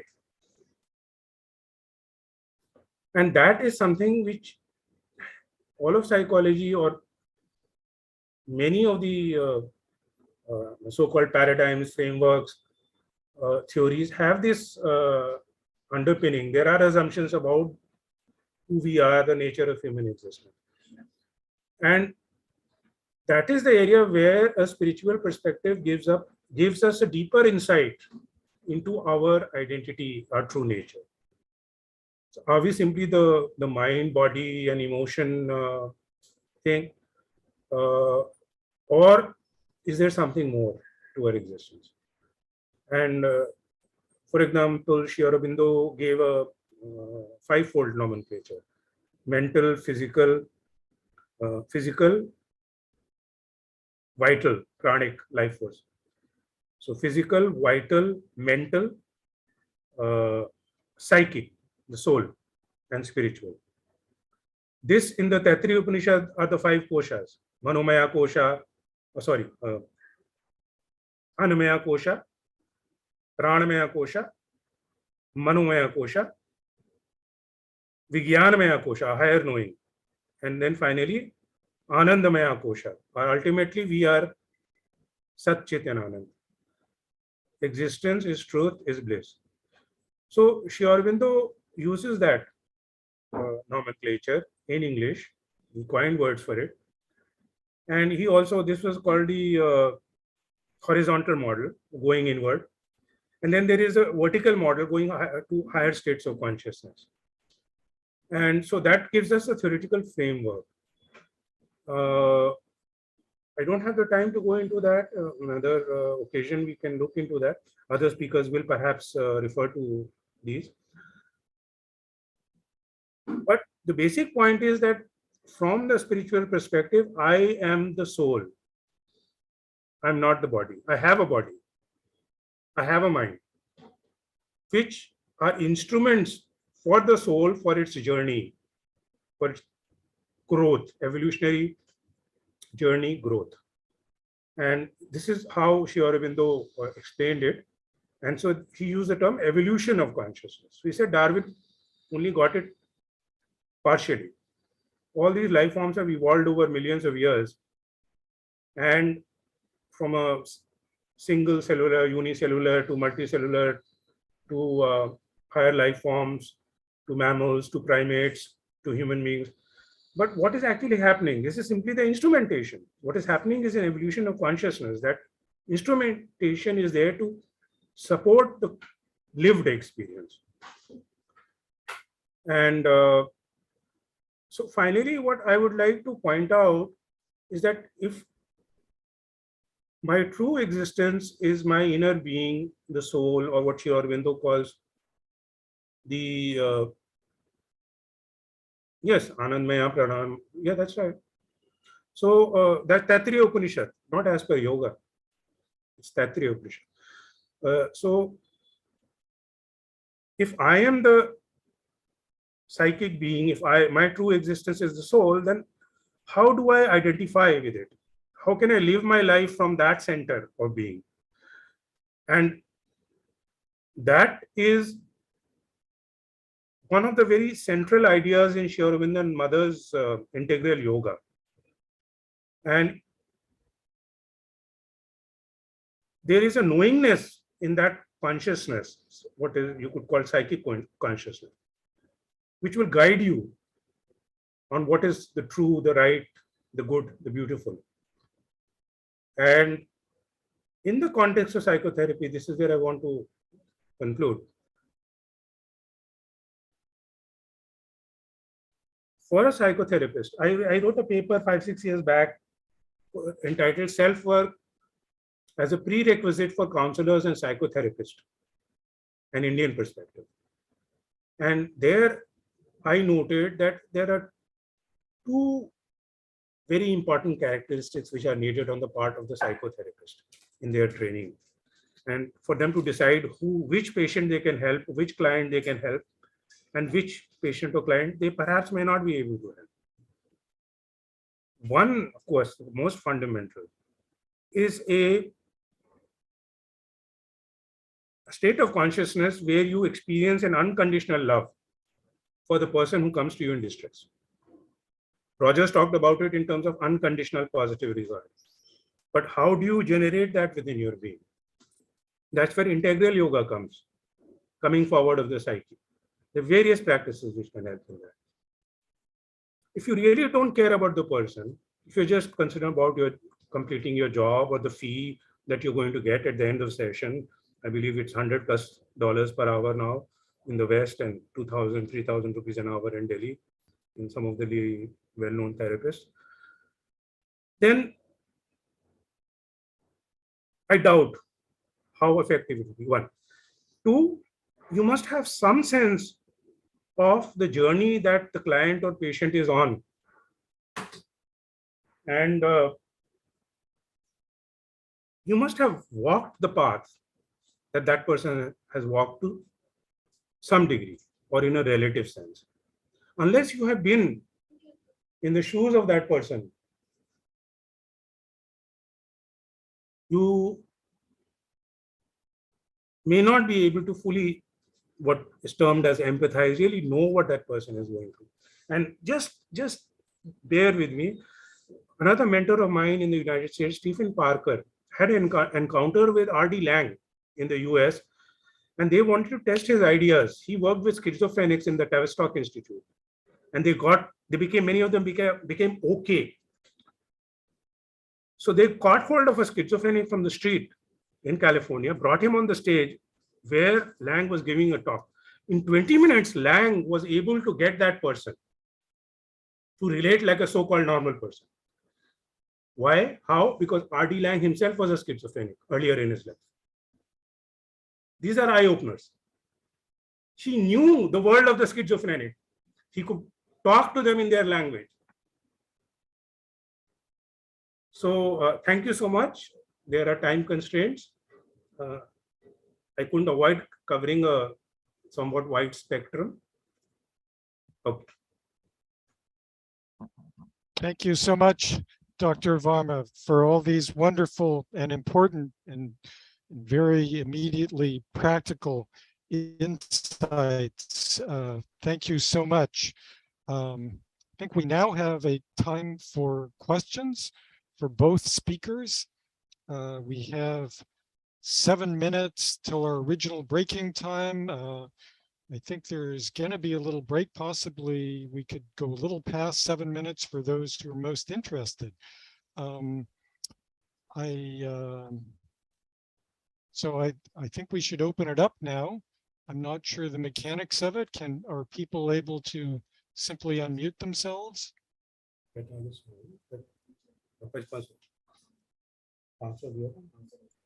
can put the question in chat and we can read it to them, to the speakers. Or else they can raise a hand and we can unmute them. Okay. And this is for both speakers potentially.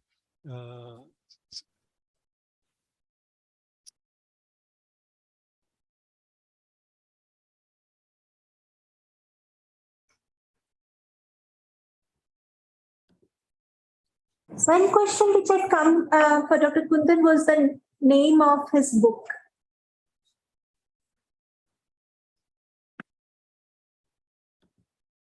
Oops, he's muted.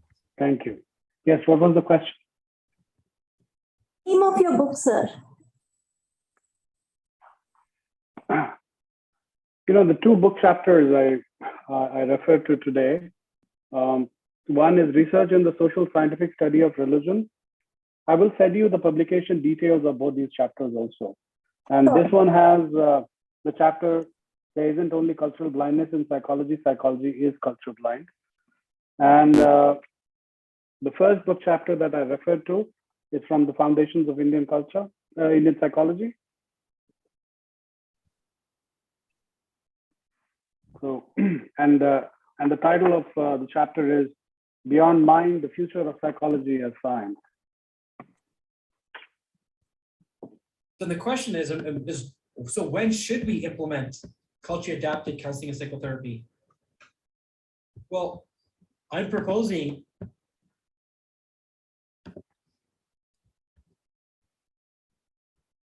I have a couple of comments. One is that I very much agree with Dr. Varma's concern about the drug treatment paradigm and the vested interest aspect of that. I don't know whether this news has made it over to India and is widely known there. I don't think it's widely known in America, but the pharmaceuticals are tremendously rich, and therefore they are able to do a tremendous amount of propaganda and even funding research that will put their products in a good light and marginalize the other approaches that Dr. Varma and maybe many of yourselves are familiar with. And as one rather shocking statistic, in 2005, there was a list in Fortune magazine, which is sort of a business magazine, So the as they question do is, every year, of the 500 largest corporations in America. Pharmaceuticals were 10 of those, and their income that year was more than the other 490 combined. So I would just urge you all to be aware that they're very powerful vested interests, but not to get taken in by their propaganda. Think critically, as Dr. Varma was suggesting. And I see that somebody has their hand up. So perhaps that person can unmute themselves and ask a question. Raksha Bide? Are they able to unmute themselves? Oh, I'm sorry. Yes, it looks like Setu Havanor is also has her hand up and is ready to ask a question. Yeah, thank you. I thank both the speakers for really thought-provoking talks. So I have studied in India and I have studied in UK as well. So as an undergraduate student, I also felt very uncomfortable how it was taught, and it doesn't relate to your worldview or your experience. So I want to really change the way we understand psychology or the way we teach and integrate. But then it's, sometimes it's really a hard task. You have to break everything and then start building it again. And of course, there are people like, Dr. Kundan, Dr. Sunit, and their seniors also who have been trying. But my immediate challenge is, how do I traverse this path from the, breaking to building it, but I'm also teaching in the meantime. So, what kind of approach do I take in teaching my students, until something more, organized way of integration of these Western and Eastern psychology is accomplished. But really thought-provoking, and I think the need of the hour. Thank you. Kundan, you want to respond or should I respond? See, yes, Kun, go ahead. My research actually suggests that India and the West, are not these two discrete entities. There's a lot of exchange which has happened, between India and the West. It began with India and Britain, and then,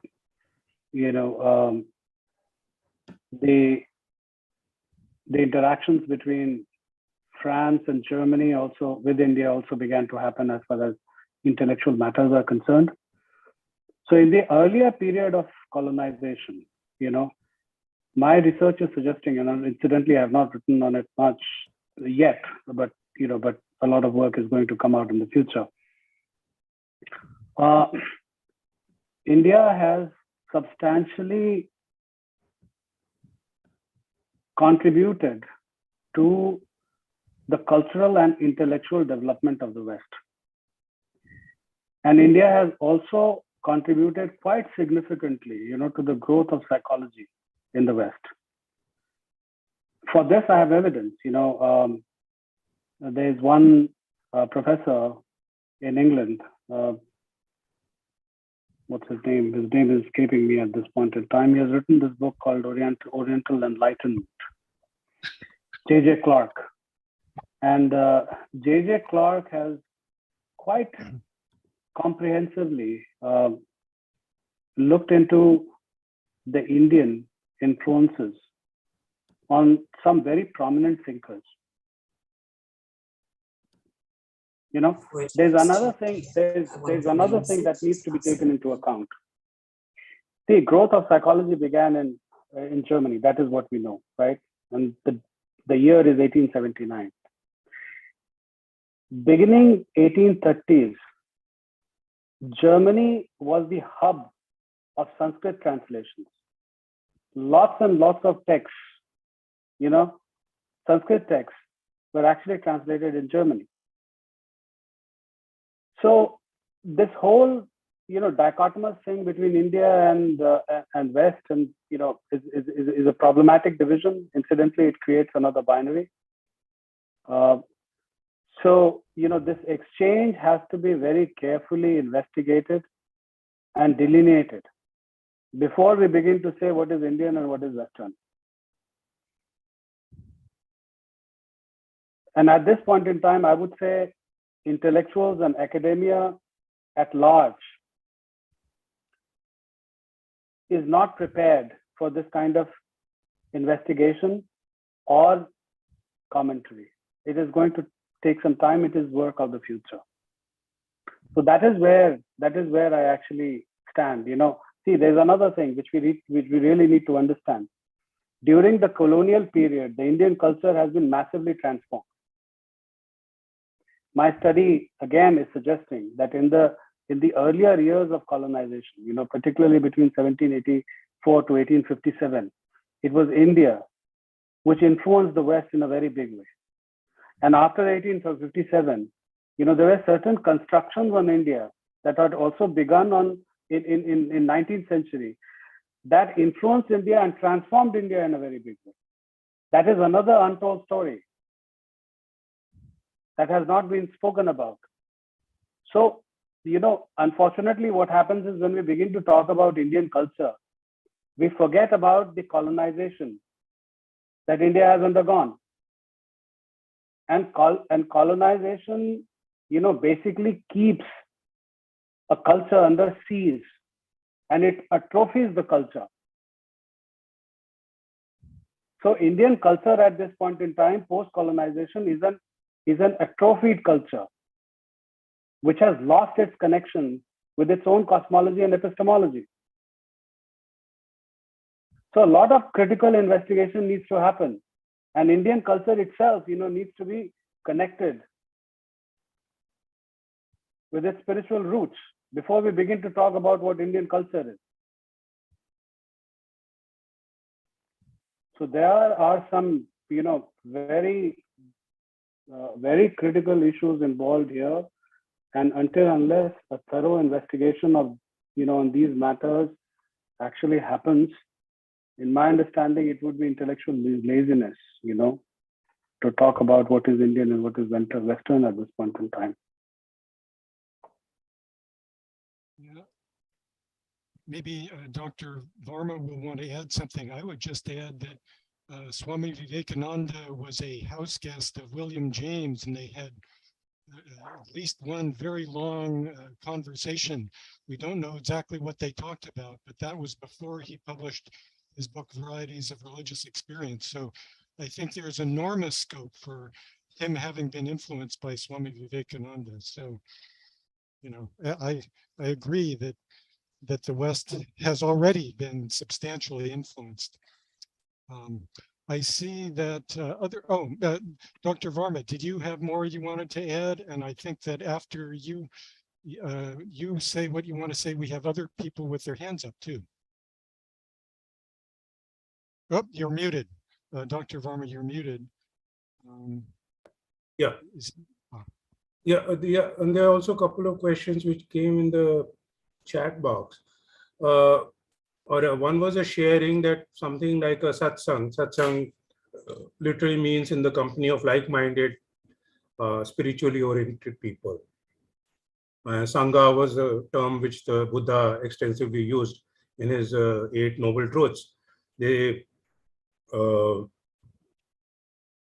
Huston Smith mentioned that perhaps that should have been one also. It was taken as a given, the company of the like-minded, therefore an ashram, etc.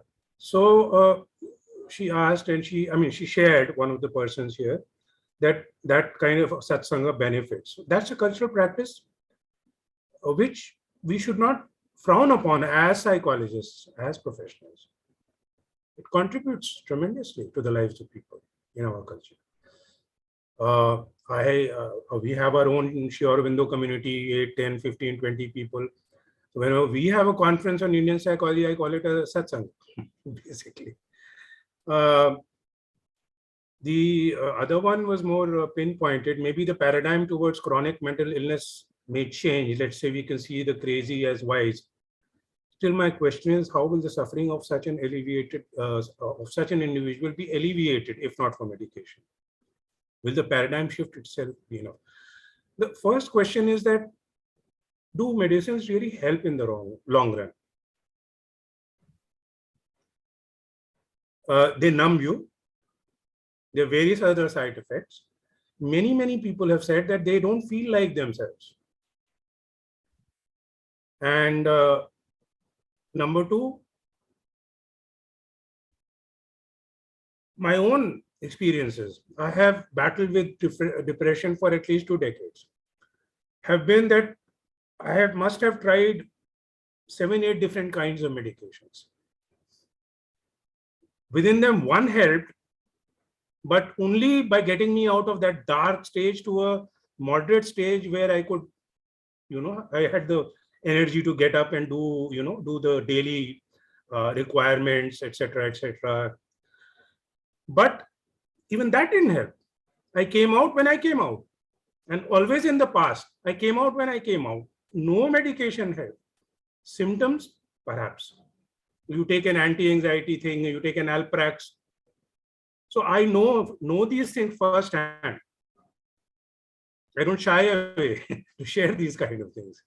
And I've also looked at it as a professional, as an academic.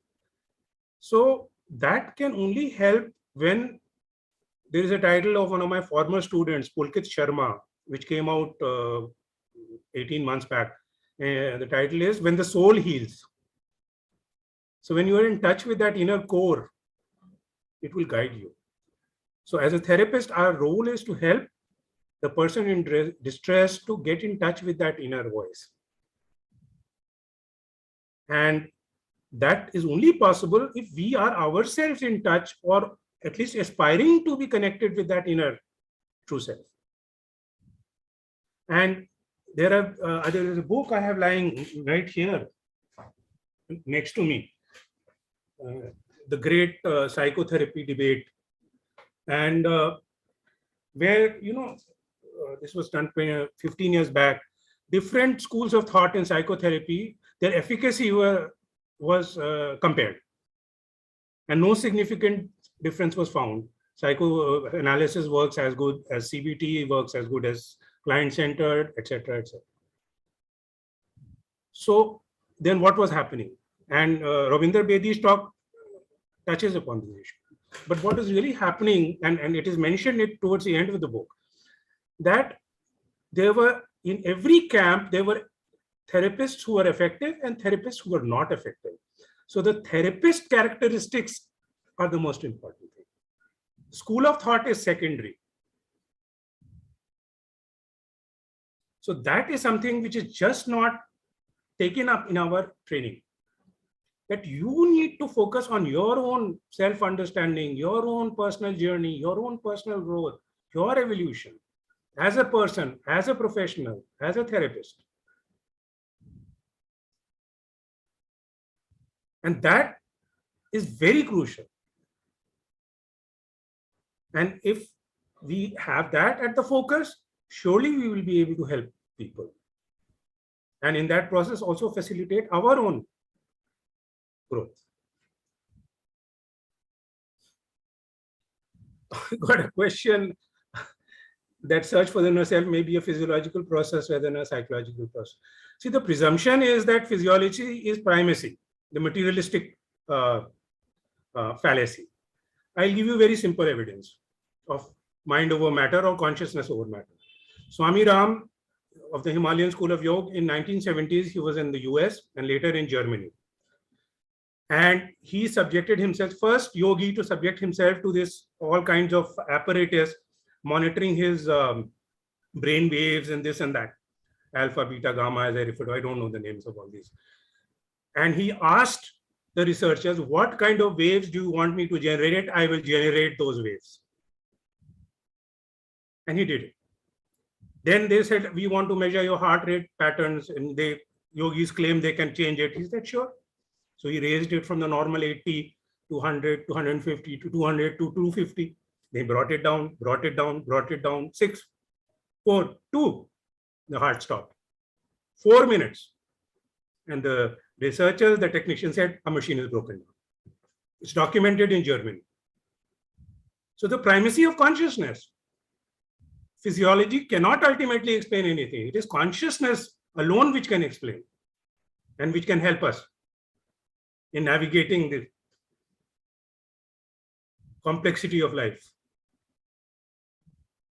It's as simple as that. It's well established in research. Mind over matter, consciousness over matter.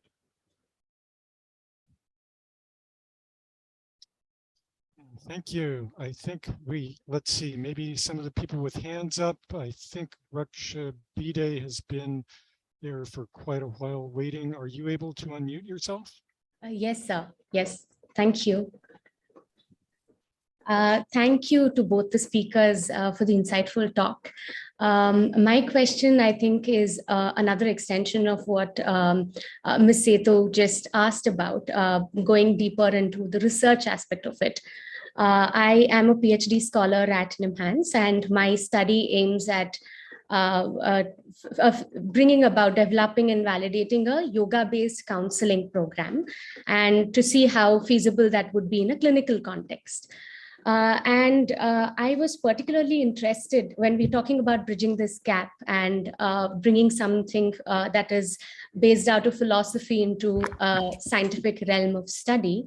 My question was to understand how, in what ways, because I think Dr. Singh also spoke about the antakaran, and we would look at a deeper internal shift, possibly out of a program like this. So are there any tools, scientific tools that are present that could help us reflect this change that we could probably use in testing this at the end of some kind of program like this? Anything to reflect a deeper cognitive shift or a behavioral shift with respect to the antakarans? I'll just respond very briefly. The very good work is being done by Indian Psychology Institute, Pondicherry. I'm also associated with it. They have their workshops, summer training programs, workshops, where these issues related to research, etc., are taken up in some detail. And they have a website. Jyotsna ma'am will be able to tell you, or you simply go to Google IPI Pondicherry. Many papers are there. So I cannot go into the details, but these things have been thought about by people who have worked within the yogic or spiritual path. See, what I would like to emphasize is that possibilities are immense. What comes in the way is our socialization into academics. We don't take a spiritual paradigm as valid. And this message we get from early in school. And even this hierarchy between science and non-science students, as though there is something superior in science. Humanities is secondary, fine arts is even, though things have changed to some extent. It's related now to economy, money, salary. So, but that the stumbling block is our mindset. And we have to sort of take a stand from time to time. We have to be a little bold. Sri Aurobindo said that India's undoing the Mughal invasion and the British was because we were not bold enough. Now the British have gone, and yet we don't look at our own knowledge systems. The West appreciates it more than us. I'm telling you. They may not acknowledge it openly, but they definitely appreciate. And as Kundan pointed out, they have been influenced in many significant ways. I mean, going back even to the Greek times, Plato, Aristotle, they were influenced by Indian thought. Chinese philosophy, Chinese systems of knowledge, they acknowledge the influence of Indian thought. But we don't. So unless we take note of that, unless we take charge, unless we have that confidence that, our knowledge systems can contribute, they can make a difference, maybe all the difference, as far as psychology is concerned, because psychology is totally messed up. There's nothing very concrete, solid. Sigmund Quash wrote in 1983, nothing has changed. 39 years. Oh, sorry. 39 years. My entire PhD thesis was basically on this issue, which I did 1996, I completed. So I would put it like that. We look for solutions outside. There is a beautiful story. The wise man came to a village. Please indulge me. Some saintly figure. So there was a very smart aleck, very young, a young man, very smart, very arrogant. I said, I'll go and test the knowledge of this guru or yogi or whatever. So he took a butterfly and kept it alive in his fist, and went to this yogi and said, dead or alive? He said, if he says dead, I will just open my hand, it will fly away. If he says alive, I'll crush it and then open my hand. So the yogi or the saint replied, it's in your hands. So all these things are in our hands, in your hands. You have to take a stand. I have myself, Kundan, have pursued this for several decades. Nobody has, spoon-fed us. We have gone through all kinds of struggles. My promotions were delayed by 10 years. I got it retrospectively because of all kinds of issues. I didn't do what was expected, empirical work or whatever. Surely we should wrap up, Jyotsna.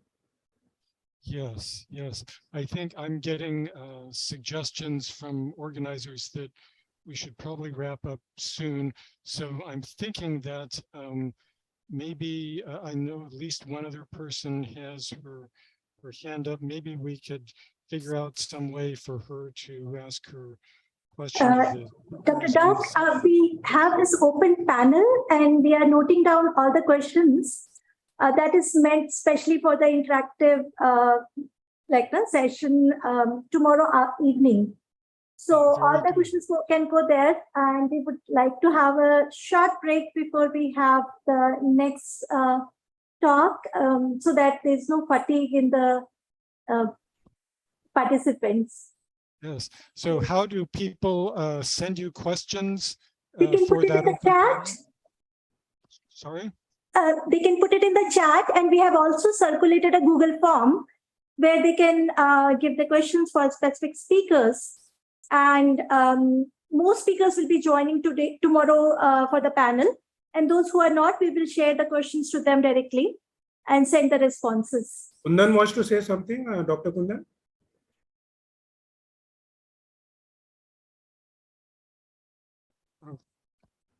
So I just wanted to say a few things, before we closed down. I had muted ourselves, that also makes me suggest to the organizers that at least, the controls of the speakers should remain with them, where they can mute or unmute themselves, because once, you mute, then you cannot really unmute yourself. So just responding to what Raksha said. Raksha, one of the things that we really need to understand is that even in your question or the query that you're posing, you created this binary between philosophy and science, where the implication is that these systems that we are talking about, the Indian systems, they're philosophical.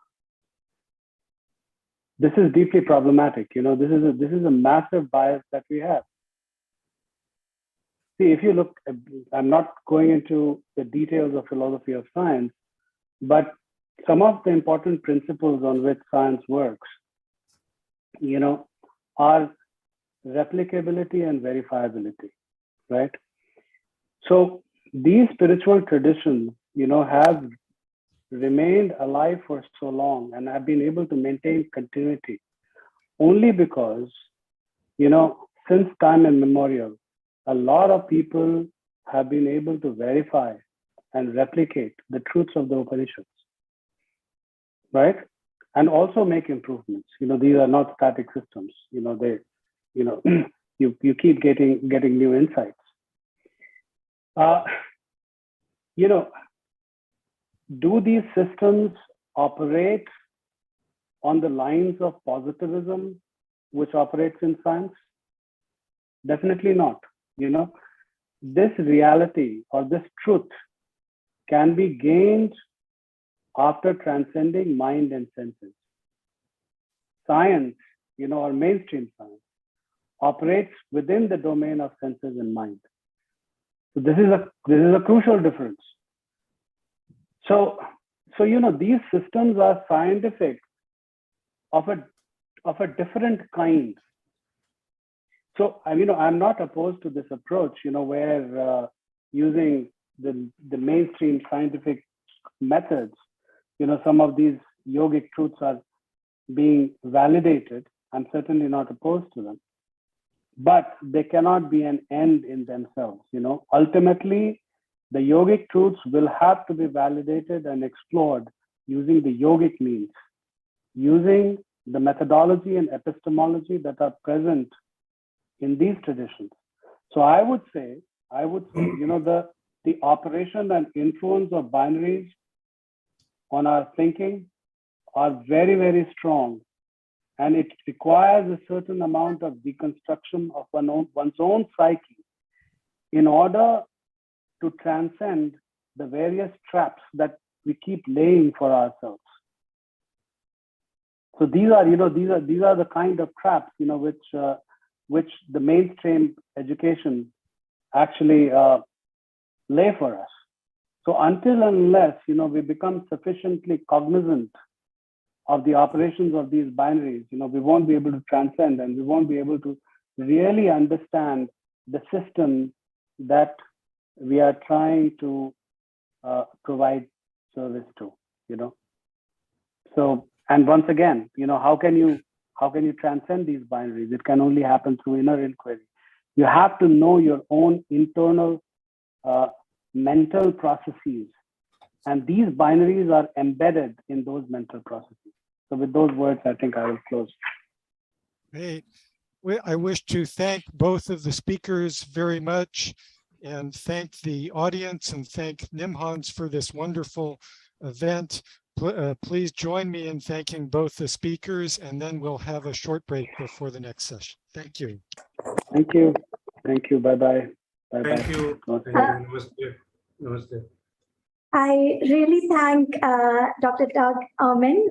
It's quite late on his side, and even for Dr. Kundan to join us at this point and given us such a wonderful start to our symposium, very thought-provoking. We have had so many questions, and I hope some of those will be answered over next 2 days across different talks, and some of them we can take up in the panel. Thank you, everyone. We'll take a 10 minutes break as planned, 5 minutes, and we'll start at 12. Dr. Mathijs is already here, so we'll within 5 minutes, we'll start for the next talk. Thank you, everyone.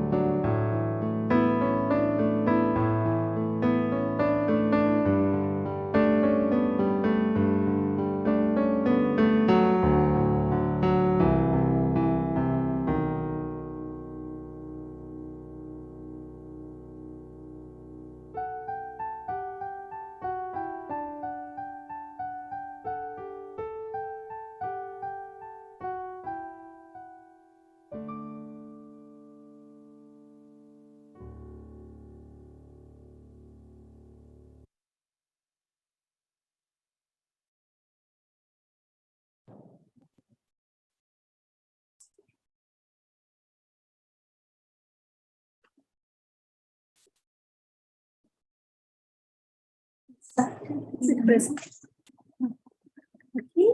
Welcome everyone. Welcome back to the program. And I thank our previous chairperson, Dr. Doug, and speakers, Dr. Kundan and Dr. Sunit, for a wonderful start to our program, very thought-provoking. And now we are into the keynote address. For that, we have our chairperson, Dr. Shivram, and our speaker, Dr. Mathijs. I invite Ms. Ria, our PhD student, to introduce the chairperson. Yeah. Welcome, Dr. Shivram Varambali. Dr. Shivram Varambali is a professor of psychiatry and currently the officer in charge of NIMHANS Integrated Center of Yoga. He was elected as member of National Academy of Medical Sciences in 2020. He is a life fellow of IPS and IASP.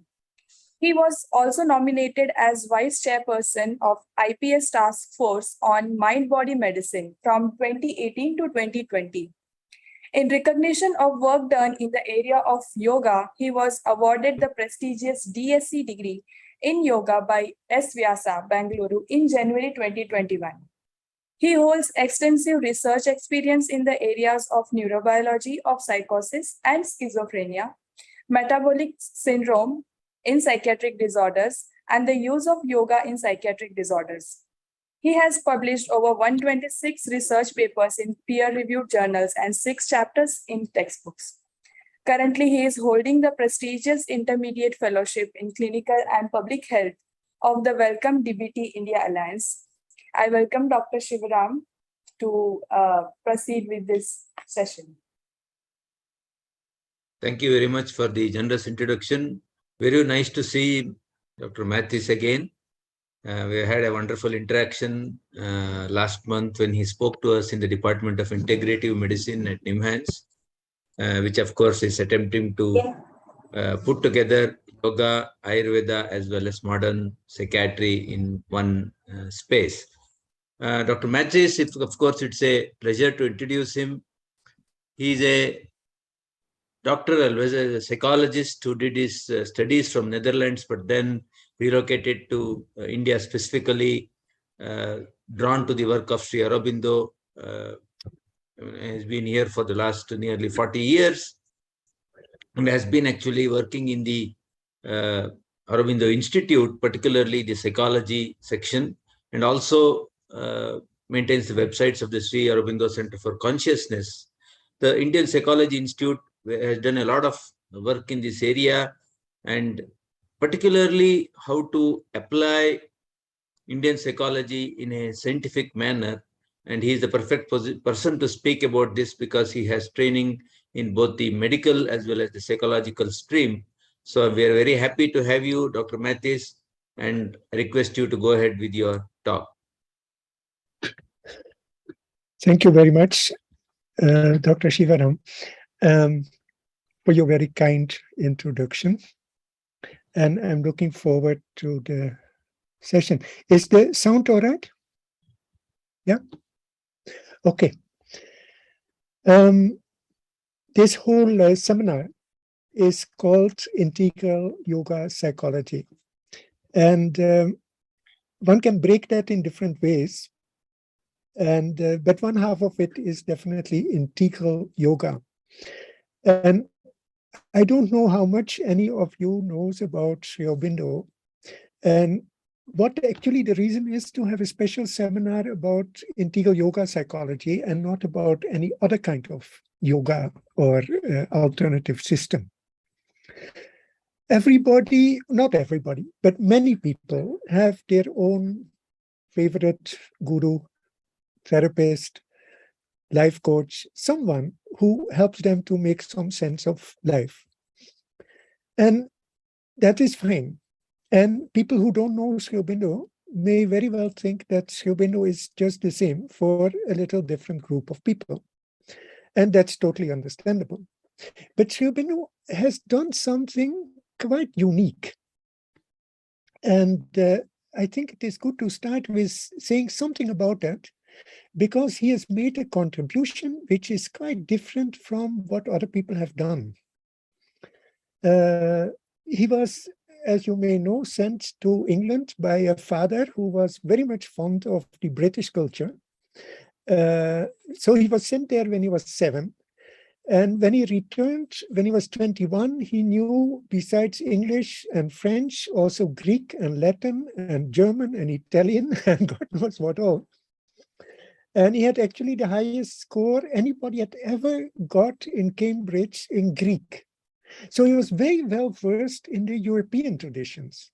And it was only after he came to India that he realized that that was very much tipsy-turvy and that the Indian tradition had to contribute at least as much.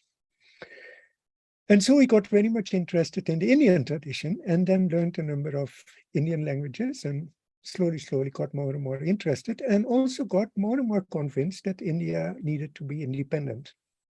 So at the moment, he's often celebrated as one of the first people who argued that India should have its complete political independence of Britain. That got him into some trouble with his employer, who was very much dependent on the British sovereignty.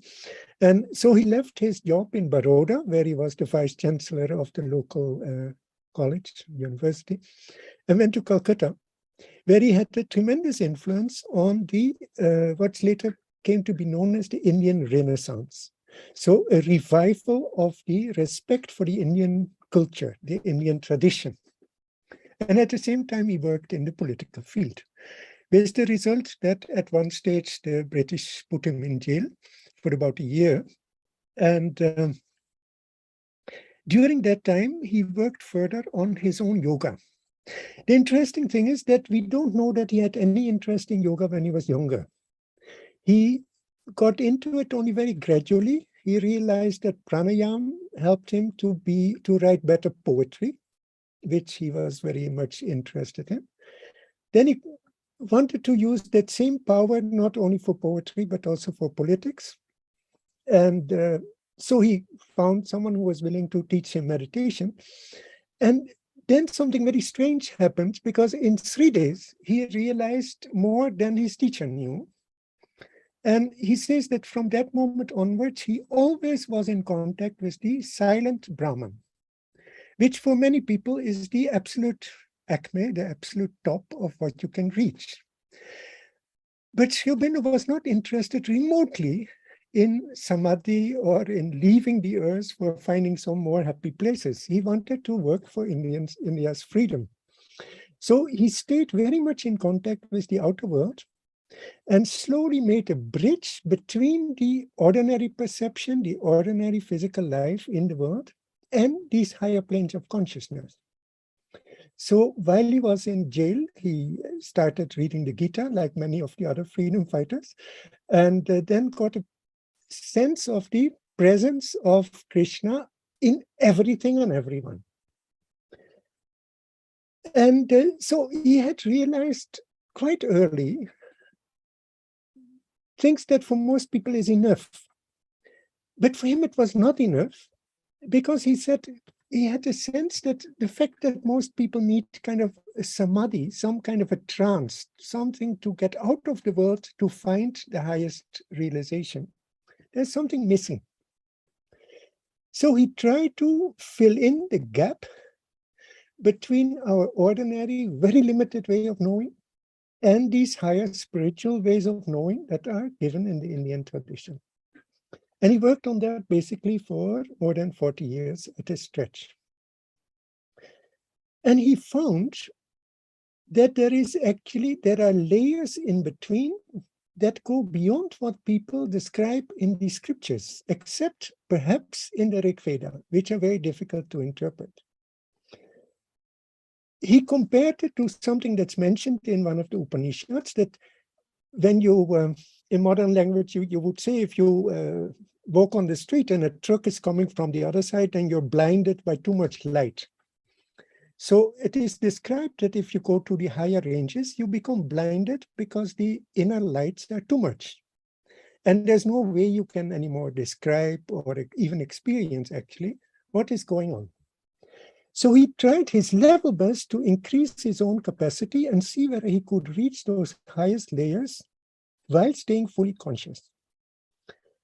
And that went on for many, many years. And then he discovered that there is actually another plane of consciousness, very different from the ordinary mind, which is entirely beyond all these binaries that Kundan speaks of, and which can have both the perfection of the divine, the absolute perfection which is possible, and a manifest reality. And that is something which neither the West nor Indian spirituality had actually learned to work with. People had the idea that, like the Buddha said, that this world is intrinsically imperfect, and so it's best to leave it behind, go to empty space, go to nirvana, shunya, and in Patanjali also, the end state is a state of samadhi that is beyond the physical reality. Interestingly, over the thousands of years, the last few thousands of years, this Indo-European culture, which must have been one at one stage long back, because Latin and Greek and Tamil and Sanskrit, they are very clearly from one family. So the Indo-European culture must have been one culture at some stage, maybe 5,000 years ago. But gradually it split. And the European culture got more and more interested just in the surface, in the physical reality. And over the last few years has made an incredible progress in that field. And our present state is not comparable in any way with how people lived, say, 400 or even 200 years ago. Even the very concept of progress hardly existed more than before 1550. People were thinking that socially, collectively, we were actually always going downhill. And only as an individual, you could rise out. And a good king could keep it horizontal. But the idea of progress didn't exist because there was no way to make life better than it was outside life. You could only change yourself inside. And now we are trying the opposite. We try to make the outside world better without knowing much about the inside. And so all of us are in deep trouble because we have a lot of power, but very little wisdom. And the thing is, as individuals, we still have that sense that there is something more. Some people are still religious. Some people have left it because it seems that religion doesn't really give it, while science actually works. Otherwise, our cell phones won't work. So humanity is in a very, very strange state because we use all different knowledge systems at the same time till there is total confusion about what is true and what's not true. Because nobody lives anymore in one single culture. That's just not feasible. Now, where do we go? How can we find inside any real certainty? It is very difficult to live with the idea that anything may be true and nothing may be true. One can try, and to some extent one can find, but you need to find some foundation behind all Kundan's binaries. You have to find somewhere a truth, somewhere a certainty, something that is definitely there. And the Indian tradition has found it and not found it because it has found it somewhere outside the physical reality. And modernity doesn't want to go outside the physical reality. We want to get it perfect here. And we have perhaps seen better than anyone before how fabulously beautiful the physical creation is. Nobody before knew how complicated nature is, how much effort must have gone into it to create crazy creatures like us. It's not easy. And nobody has earlier knew how complicated human body is. So this world is not made by chance. And here we have all of us are in a very difficult position because science has taken over from the religion, from the different religions, in the field of education. So all of us have a basically watered down scientific training. Even in primary school, it is based on a very simplified, actually a kind of caricature of modern science. And modern science is actually only good in dealing with the physical reality, because that it can study objectively, and that has worked. But inside, we humans, we are not objects. I want to relate a very small incident, which was very interesting. About 20 years ago, Sunit, who spoke just before, he had organized a small seminar in Delhi University. There were about 75 staff members of Delhi University in the psychology department, 75 students. And it was about, like this one, about integral psychology, integral yoga. And the head of the department, as far as I remember, was not known to have the slightest interest in anything that came from the Indian tradition or anything spirituality or anything of the sort. So people expected her to leave after 20 minutes, which she had to be there out of politeness. But she sat through the entire seminar. And at the end of the seminar, she said something quite remarkable. She said, "This is the first meaningful seminar I've attended in my life." And we all took it as kind of polite or little over the top or an emotional reaction or something like that. But when I thought back about the event a few days ago, I thought that she was actually simply correct. Because if you study really sincerely, with full conviction, only the objective reality, only behavior, only things, there is no meaning. Nothing has a meaning that's purely physical. It gets its meaning because we have consciousness as well.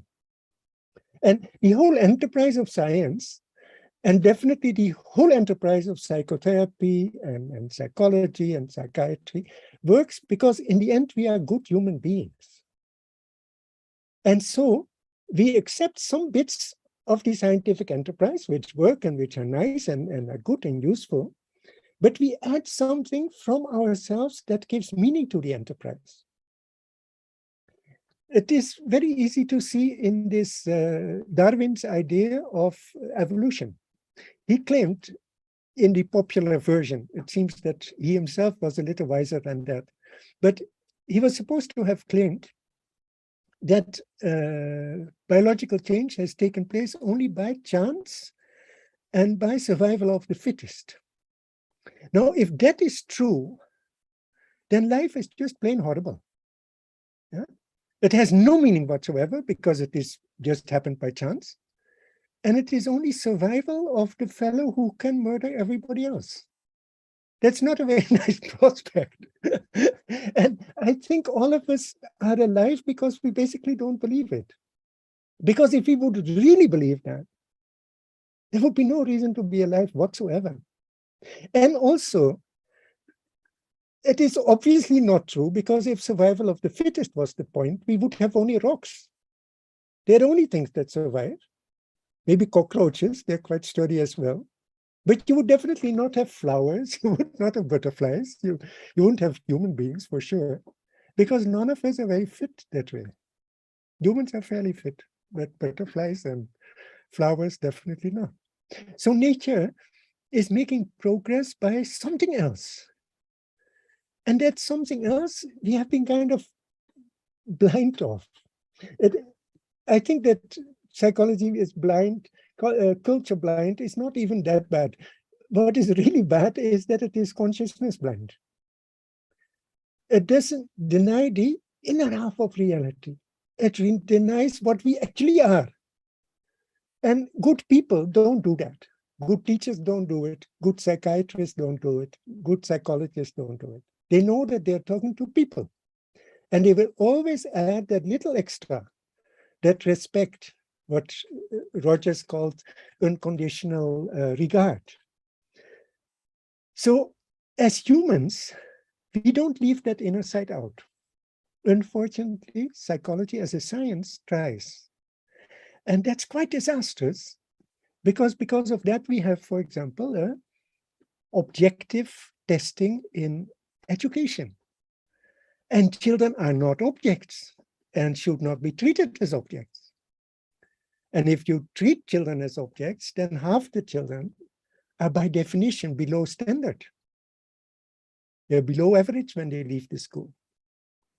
And so you get a whole population of which more than half the people feels that there actually no reason to exist. It is serious. And because of that, people are trained in schools in the same way that psychology has learned from rats. Rat experiments are somewhat outdated in psychology, but our educational system is still based on it. Children are kind of forced to perform, learn the sentences by heart, give the right answers, because they get praise in return. They get what for a rat is a little bit of cheese, for a child is a little bit of praise, and for a grown-up is money. And in the end, we have a whole human population, a whole humanity that works for money. And that has never, ever been before. Money has played a role, but not that everybody was working basically for money. That's just not how human beings are. And if the educational system would be better, people would not be like this. Yeah, because children actually learn to deny who they are in order to confirm the system. And then they are lost. And only if they have a lot of support from their home or from somewhere else, then they still keep it.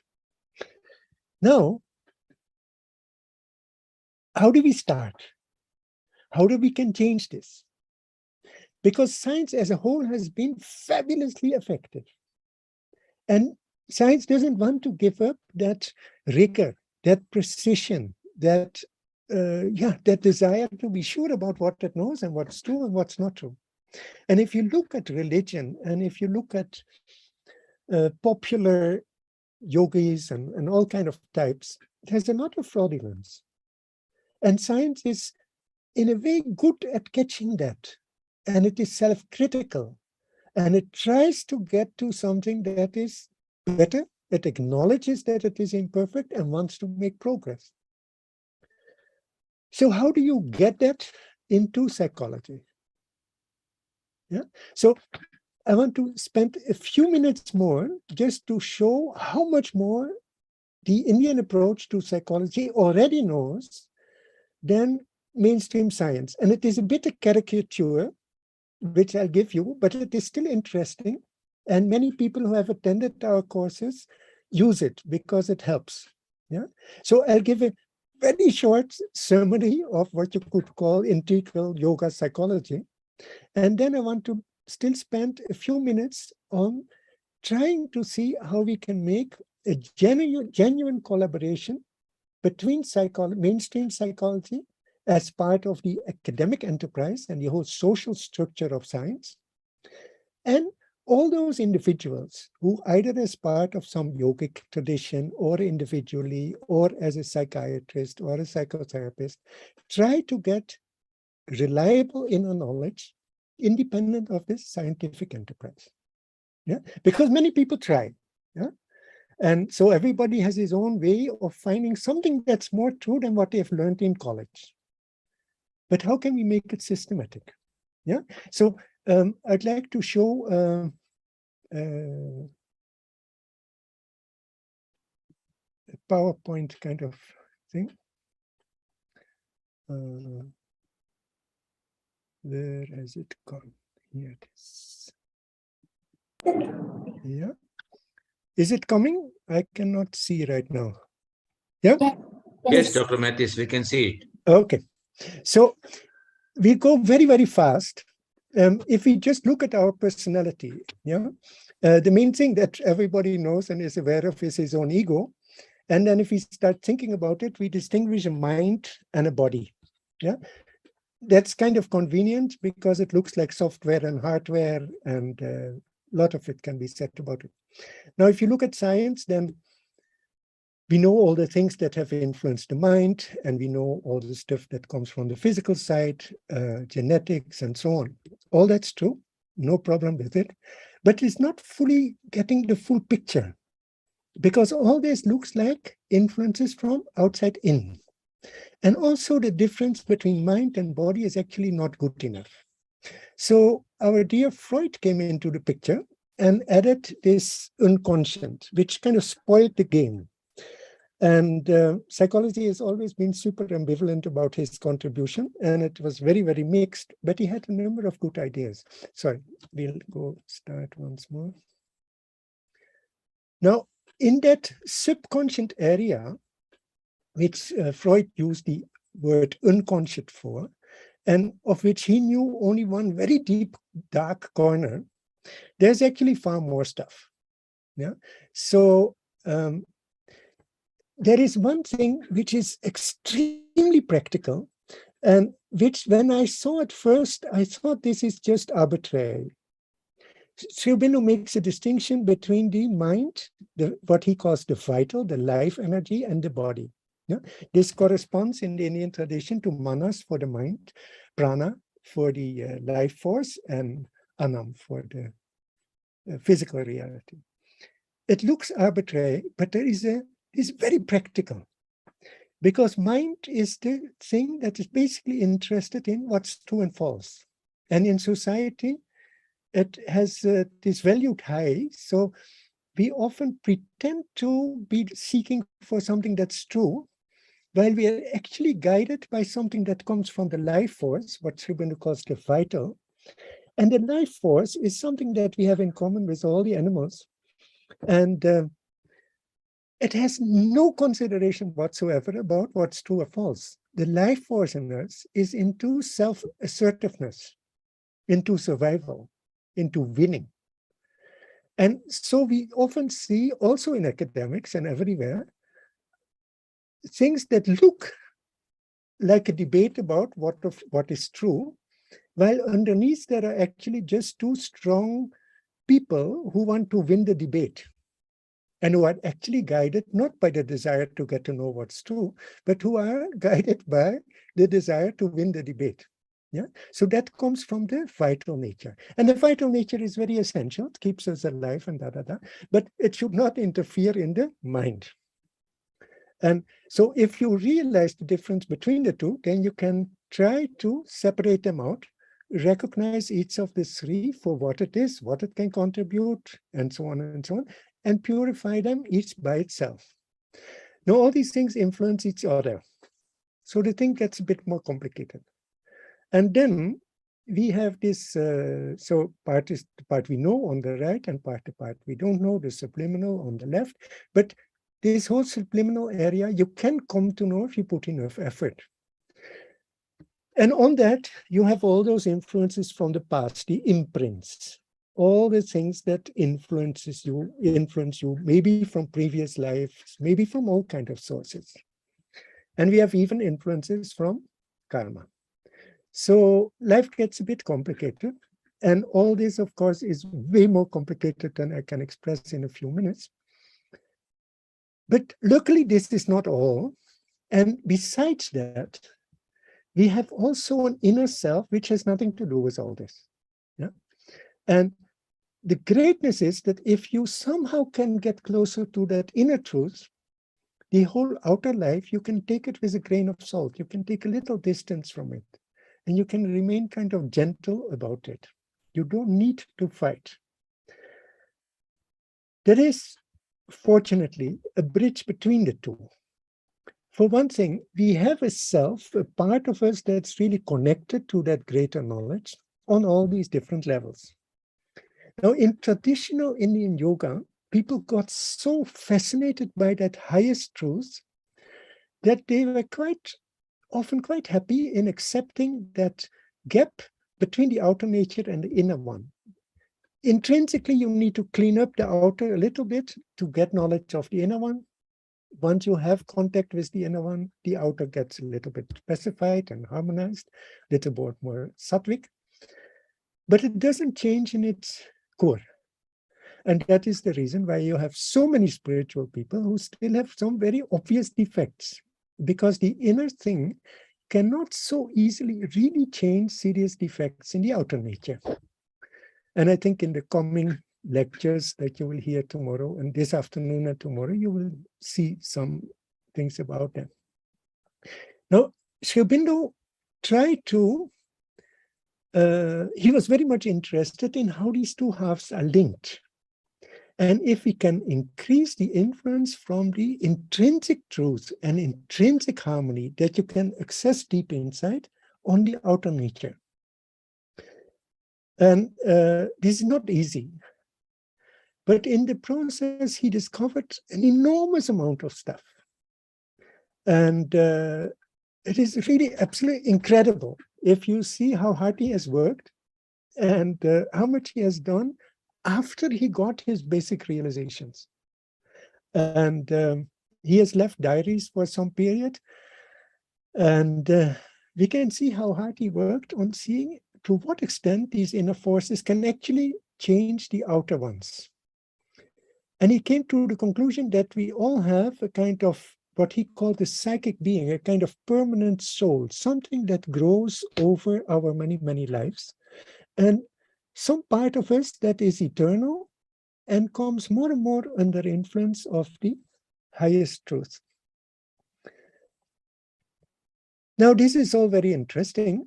And Sri Aurobindo worked out how it could go further. So he has a whole theory about what will come after humanity. And I think Alok Pandey will talk a bit more about that tomorrow. It's very fascinating. And humanity is busy with an enormously complex process of churning. So, and time is speeding up. So there is a chance it will happen in foreseeable time. Let us see. But it is very, very far from where our ordinary psychology is. So we can leave all that and just stick to something very simple. It is, of course, way more complicated than this. Yeah, there are not just those three centers. In ordinary yoga, you distinguish 7 chakras and all that. But this basic scheme that we have somewhere a higher truth vertically above ourselves, and we have also a higher truth deep inside. And so we have 2 dimensions of growth. One is vertical, that goes to the kind of, not abstract, because it's very concrete, but it is impersonal. And another deep inside, which is very personal. That is where you find the personal divine, or your inner oracle that tells you what is right to do at a certain moment. And the vertical one goes to the impersonal truths. And if we open ourselves to it, then these are the regions from where you get inspiration for higher types of knowledge and so on and so on. Now, I've shown this whole complex only to show how much there is, and the different Indian spiritual traditions have all worked out corners of this scheme. And Sri Aurobindo looked at all the traditions as essentially making use of psychological processes. So if psychology as a science wants to make use of this, one way of doing it would be to use the techniques that are used in qualitative research and interview people who are trying to make the links between their outer nature and this inner nature. And these are not necessarily the big gurus. What they have to say, they've either written it down or given their YouTube videos. It is also in all the small people who have tried and who have cleaned up a little part of their nature, who have developed some kind of intuition, some kind of extra love, extra warmth, something they can give. And psychology could try to find out the small processes, the small inner gestures that make these changes. And the basic technology of qualitative research, especially if it is combined with self-reflexivity, could deliver this. And in the end, it would require a different underlying philosophy. It would require a very different way of understanding reality. But it can begin by simply an inquiry in what ordinary people who try to understand more than ordinary science can deliver can produce. By improving what in the Indian tradition is called the inner instrument of knowledge, the antakarana. And it is that inner instrument of knowledge that has to improve to get to the fine detail of these inner processes. And if we learn how to work with those, then psychology can make fast progress. And we have to do it well. For example, these interviews with people who do yoga or who try to really do psychotherapy in the best way they can, irrespective of the theories they have learned, using as much intuition as they can. See how they do it. Yeah. We have to guarantee there are many things that can spoil it, and one can. There's a whole science about how to make those inner observations more accurate. But one thing that can reduce the noise, reduce the distortions that are brought in by self-interest or even by responsibility for others, is by making sure that all these interviews are strictly anonymous. So that a major guru who is giving one lecture after another can talk about how it really is for himself, irrespective of his public persona, of the responsibility that he takes for the school or the message that he gives outside. So that he can also talk about his doubts, about his difficulties in an honest manner. Because doctors always have to pretend that things are better than they are. And gurus also do the same, and life coaches do it definitely. And so if we can ensure that the interviews we do with people who seriously try to get at the best inner knowledge they can get, that these factors don't play a role and that they can be as honest as possible. There is one little hitch, and that is that the person who interviews must have a basic understanding of what's going on. Someone who has mystical experience cannot explain them to someone who has absolutely no sensitivity for them. That doesn't work. Yeah? In all yogic traditions, sadhaks are told that they should not talk about their experiences except to their guru. Gurus are supposed to talk only about the things that they solidly know, so that nothing can spoil that knowledge anymore. So if we want to transgress those boundaries, we have to be very sensitive and very careful. And what could work is if we get really a detailed collaboration between open, progressive university departments who see that there is knowledge there that could be used and that could help to psychology to get further, and people who are just trying to understand on their own. Because one thing that's very great about science is that it is very good in its internal communications. It is good in realizing its own errors, and it is good in sharing information. While almost all the people who work in the yoga tradition, and even most therapists, work in very narrow silos. Even if you try to organize a conference on something like Indian psychology or spirituality, the main speakers in the different traditions, they don't talk amongst themselves. It's quite tragical. They're very hesitant to admit that within their tradition, there are gaps, that there is still something they could learn from each other. They are very good at presenting their own tradition, but not good at listening at each other. And I think science could help in very open-ended, trying to get better, admitting that no tradition is absolutely perfect. And this is another conflict which the Indian tradition will very much have, because in India, there's a tremendous respect for elders and a tremendous respect for the tradition. And science has grown up with the opposite. Science has grown up by simply ignoring whatever was known from the past and starting fresh. And the Indian tradition has to find the right balance between these two approaches, and that will not be easy. But some open-ended inquiry has to start. And because anything that humanity has produced is a mixture of things that are in time, that belong to a culture, that belong to a certain way of giving a shape to things, and an inner truth. So we have to find out what the inner truth is, and then give it a shape that is in harmony with our present situation and with everything else that we know. So it is a genuine adventure, and I hope that conferences like this and exchanges between different knowledge traditions can help.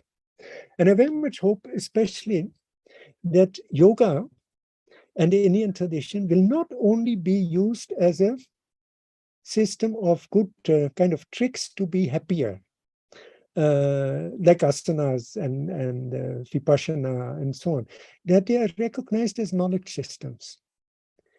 In the Upanishads and the older scriptures, yoga is sometimes done for happiness, but also very often for knowledge.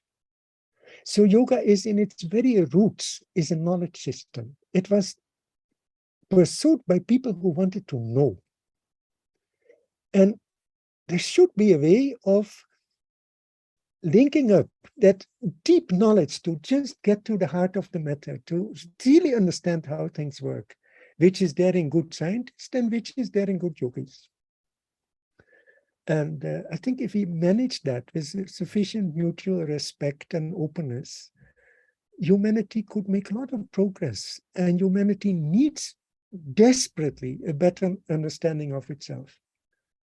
I think it is very, very urgent because we have way too much power and we are way too foolish.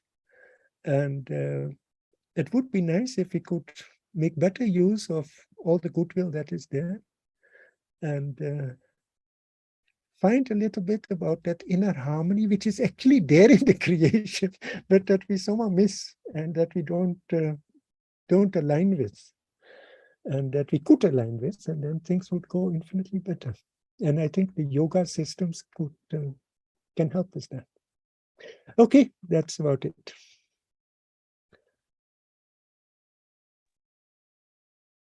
Thank you, Dr. Mathijs, for that it looks very simple on the outside, but carries a lot of depth in what you said. And I can already see that there are a couple of questions for you. The first one, I think, is, yes, okay, there are a lot of praise for you, but I'll go to the questions. Okay, Dr. Mathijs, what happens when, due to some event, one's personal belief system or spiritual system on which the person always depended get crashed, and now the person is lost and don't know what could be the philosophy to live, or don't know which God to call for help? Means the person is on his own. So what should the person do, I think, is the question. I think the person should be extremely happy and see that he has just flown out of his cage and that he has a good chance of creating something new. It is a very general thing, I think. Very often, things that look like a disaster are actually really a possibility of making progress. Yeah. By and large, as long as life is comfortable, we don't make progress. And at least you need a lot of inner aspiration and goodness to make progress when everything is fine. Most people start working only when they get a good beating. So we should take these misfortunes and especially the uncertainty as an advantage, as something that can help us to move forward. Yeah. But it needs courage. And if people can find someone who can give them some guidance or so, good. If not, also good, because it means that in the end, we have to find it in ourselves. No? So even if you have nobody to help, then maybe because somewhere your soul thinks, well, maybe you can find it yourself. Give it a try. Maybe we should all go to jail for a year and see what happens. If the British had known what effect that would have, they would not have sent anyone to jail.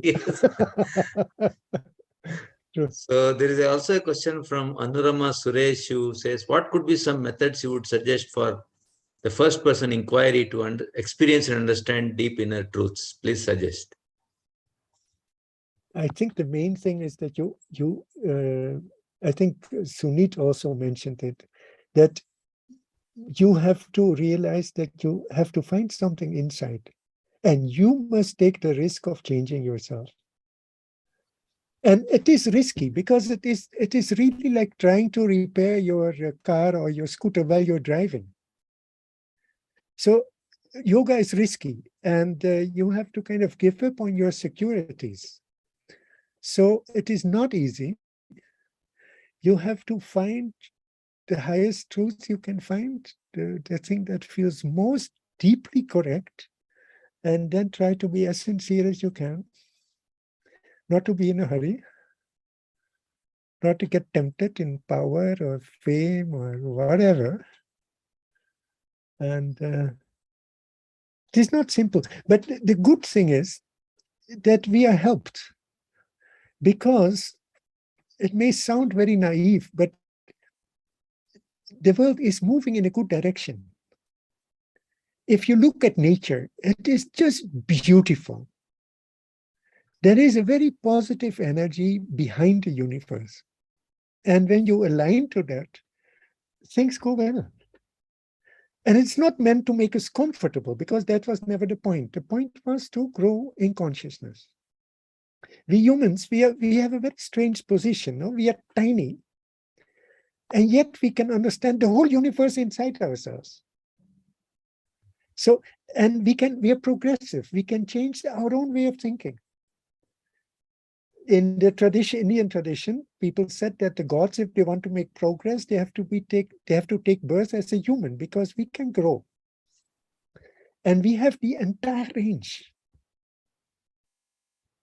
In the South Indian temples, the rishis are sitting above the gods. They're sitting on top of the temple. And something in us does that as well.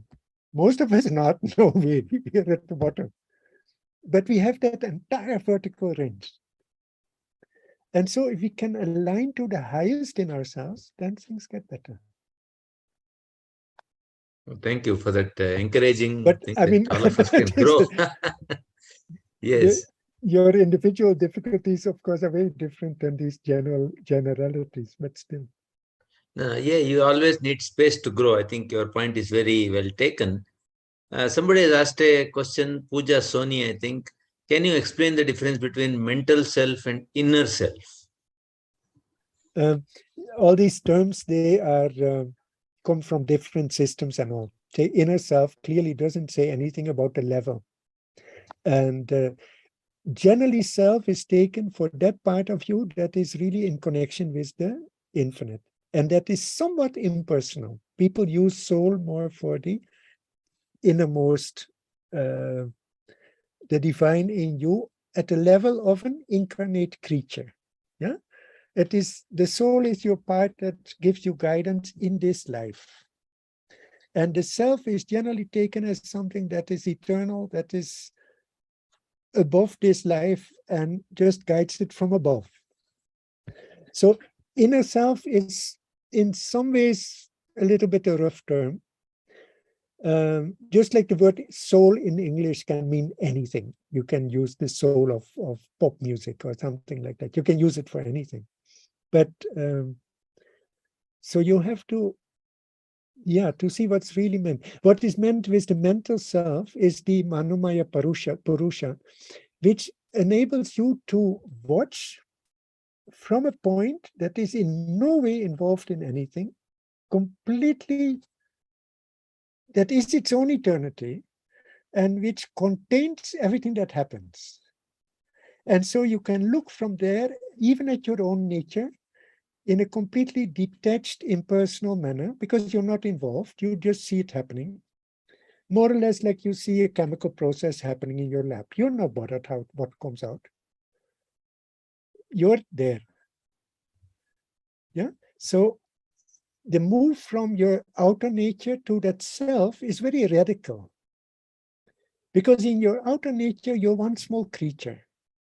And you have interest, you have limits, you're defined. In that inner space, you're infinite, you are eternal. You have, in a way, you have no center. And so there's nothing, and it cannot be corrupted. It is what it is. So it is it is a radically different way of being. We use self for all kind of things. You can say that you're self-realized when you have just become a bigger ego, but that is not the idea. The real Manomaya Purusha is something very radically different from a silent outer nature. In a silent outer nature, you're still in your outer nature, or in your what people also call their inner nature, but you're still part of nature. You're just quiet. There are less thoughts than otherwise. In that other space, there can be thoughts, but they don't matter. They're just hoppling around, and you are not that. It's a different state. Yeah.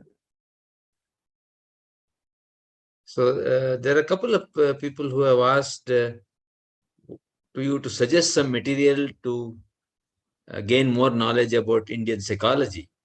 Yeah, that's a tricky answer because this world is huge and we are all somewhere else, and we even have to go in different directions.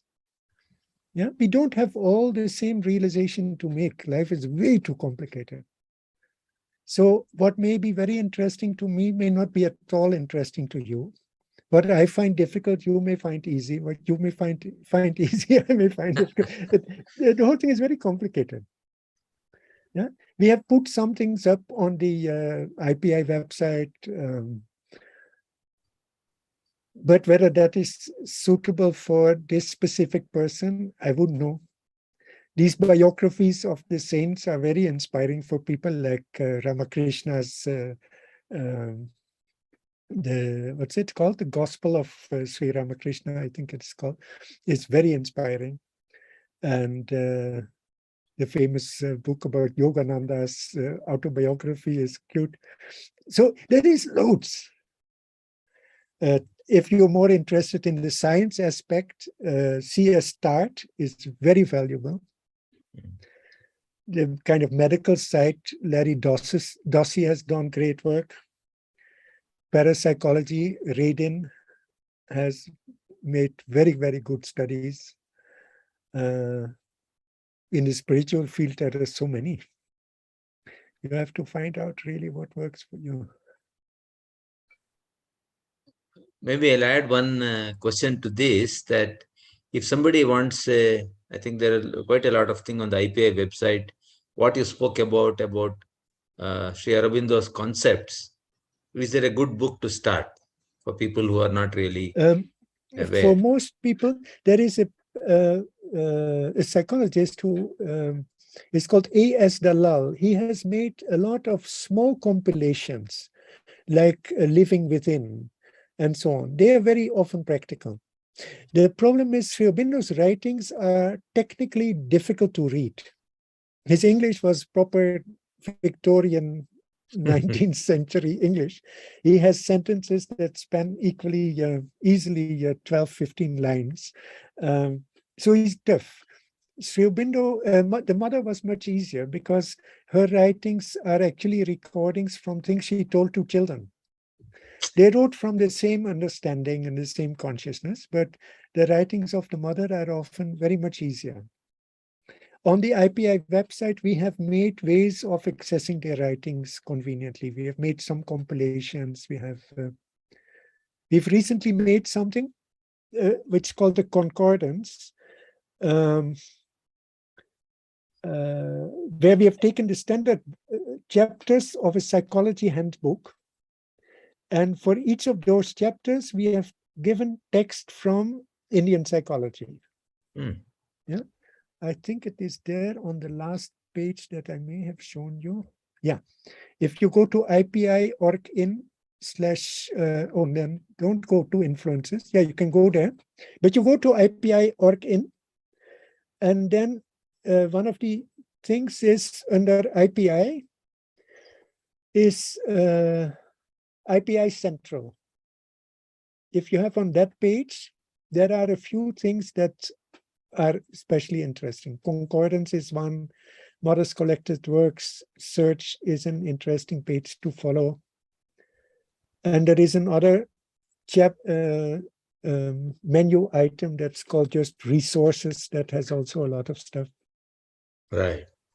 But the world is full of this stuff, so you can find interesting stuff all over the place. I think you answered quite a few questions in one go with that. Yes, Dr. Kaviraj Udupa, I think from Nimans has asked, that is a very good presentation, but he's asked, what is the ultimate aim of humanity? Are we going up or down or going in circles? I think Dr. Alok Pandey might have something to say on that tomorrow. But yeah, he will definitely have something to say. Sri Aurobindo is fantastically optimistic. He says humanity as such is clearly a half-baked product. Our mind is obviously not up to the job. Yeah, we always, the moment we say something, the opposite, we have to deny. If you say good, then there must be bad. All this confusion is there. The divine is personal, the divine is impersonal. You have either Hinduism or Christianity or Islam. Confusion is everywhere. Yeah, so we have to get somewhere entirely above the mind. Yeah, this world in all its beauty, all its intrinsic harmony, the thing that you can see if you just look like a simple sunrise. Yeah, there is a beauty, there is a harmony every single day. The way trees grow, the way birds fly, there is a beauty in nature that clearly is made by something that's not a human mind. Yeah, so there is something way more beautiful than what we can do. So we have kind of to crick ourselves out of all those stupid mental habits and open ourselves to a bigger consciousness. And one of the crucial things that we must admit is that consciousness is dynamic. There is a very broad accepted idea, it is there in Sankhya, it is there in Western science total, that consciousness is only awareness. It is only passive. It is only receiving. But that is just in us, our mental consciousness is made like that. Consciousness itself has created the world. It is a power. And our power is also there. It is our consciousness that makes our life, that does all the things that we do. There is somewhere a push. Yeah? There is a push in nature to make things that are more and more complicated, which goes against the basic laws of physics, which are to flatten things down. So consciousness is a power. But we humans are not good because, for one thing, our own consciousness is transparent to us. Yeah, just like you cannot see the inside of your eyes, you see always the outside world. When we talk about our consciousness, we talk about the content of our consciousness. It is the outside world, it is our thoughts, it is our feelings, all this stuff is there. But all that is outside. Even our feelings, our sensations are not our consciousness. And the whole trick of, in some ways, the whole trick of the Indian tradition is quiet that outside content and find the consciousness in which that content takes place. And the amazing thing is that if you remove the content from your consciousness, it doesn't become smaller, it becomes larger. It could have been the other way around, but it isn't. Our consciousness shrinks in order to become that one room in which you are sitting, that one activity that you are doing. It is shrinking. If you remove the content, our consciousness widens into infinity. And if we can stay in that infinity while doing our little actions, they will automatically align with that infinity and things will go infinitely better. Yeah? But it goes against our grain because our Yes. grain is too dependent little creature and we're terribly busy and confused about the whole issue. So thank you for that answer. Dr. Jyotsna, should we take some more questions or should we stop here? Maybe for 5-10 minutes we can take. After Okay. that, we can stop. Yeah. Yeah, there's a very practical question asked by Raksha Bide. For a person who is a mental health professional in counseling, can the concept of spirituality be introduced to someone with a common mental disorder? If so, when is a good time to introduce this? And what is the way to introduce this to integrate their suffering as a path towards spiritual growth or inner journey? Any basic resources that can be shared with such people? Yeah. I'm not too sure about the research about it because my, I found that there is a better way of getting new knowledge. But the first step is definitely in yourself as a therapist. You must, in yourself, really know what keeps you healthy. What is your strength? From where does your faith in the world come? And then you will find ways of sharing that. And it is very subtle because you have to feel where the other person is. Rogers had the feeling that you should leave people completely on their own and just give them support and be sure that they will find it. But with people who have a psychotic tendency, that has a disastrous effect. This works, the Rogerian method works very well with people who are neurotic, who are too structured. They need to open up. But people who have a tendency to get lost in any case, they actually need more protection. They need more structure.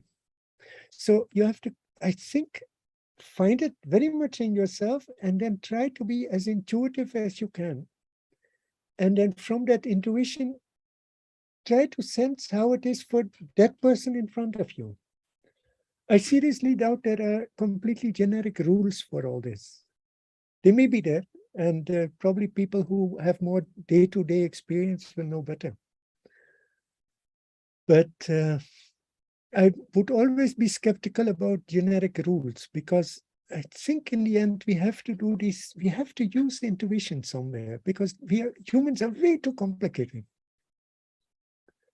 And I don't know, I think many psychotherapists and all know that there are moments when their logical mind tells that they should do one thing and something from inside says, forget it. The trick is the other way. And if you follow that, it works. Yeah, but it is tricky because you can also be misled and you may do a terrible blunder. So you have to really learn and fine-tune your own intuition. But in the end, I would trust intuition more. But it depends. You have to really clean up to do that well. Yes, I think I agree with you. It's a thin line between, somebody feeling that you are minimizing their difficulties by saying that, this is good and you should help this. So some people don't actually take to it, but with a bit of experience, I think it will come that, how can you grow from this? Okay, that's another better question to ask rather than saying that, look, I think what has happened to you is good. I mean, some people may take it the wrong way. You cannot always do it. No, yes. Absolutely not. Yes, there was one person who came to the mother saying that he was very depressed and suicidal. And the mother coolly called it an acute attack of egoism. Oh my God. You can do that with some people, but you cannot do that with everybody. People will jump from the roof. So you have to know with whom you can do that and with whom you cannot. Yeah. Yes, I think, the concept when to introduce, I think, is a very, very individual decision, as you have said. Depends on whether you think the person has, in the Indian tradition, they say that the guru appears when the student is ready. So that's, I think, a very difficult decision to make, but then experience will teach you that. Maybe I will take the last question about COVID-19. How can spirituality help people dealing with deaths when they have seen so many deaths? where do you think spirituality can help? Oh, this is definitely an area where spirituality can help a lot. Because if you really begin to understand that you are eternal, and that essentially everybody is eternal, that is really a very different issue than if you think that a person is that body. Yeah? Normally, we take people as this social entity, the physical entity that we communicate with, and these are very fragile. And then if someone dies, it is absolute tragedy. But if your contact is essentially with the soul of the other person, it's like shifting to another house or something. It really doesn't work the same way. But it must be genuine. You cannot pretend. Yeah. And yeah, there are so many ways of loss, no? A person can play a role in your life that simply no one else can take. Then it is a different story. But as a whole, spirituality makes you connect with something that is beyond the present situation, no? That's faster and more eternal and less vulnerable. So if it is genuine, then it is a tremendous resource.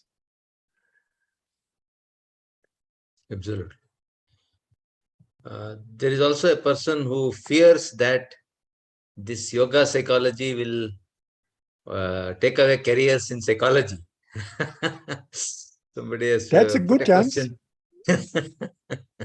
I'm afraid there shall be no careers in psychology in the years to come, as psychology itself will lose its career in academics. We are aspiring to establish something like yoga psychology. Yeah, no, but I think it is very likely that in a short while, people will figure out that these yogic techniques actually work better. And then there will be a genuine demand for people who have a solid knowledge of the inner traditions, and especially who have a solid knowledge of how they work themselves. So I don't think this career problem needs to be taken too seriously. I think that will look after itself. Yeah. Yeah.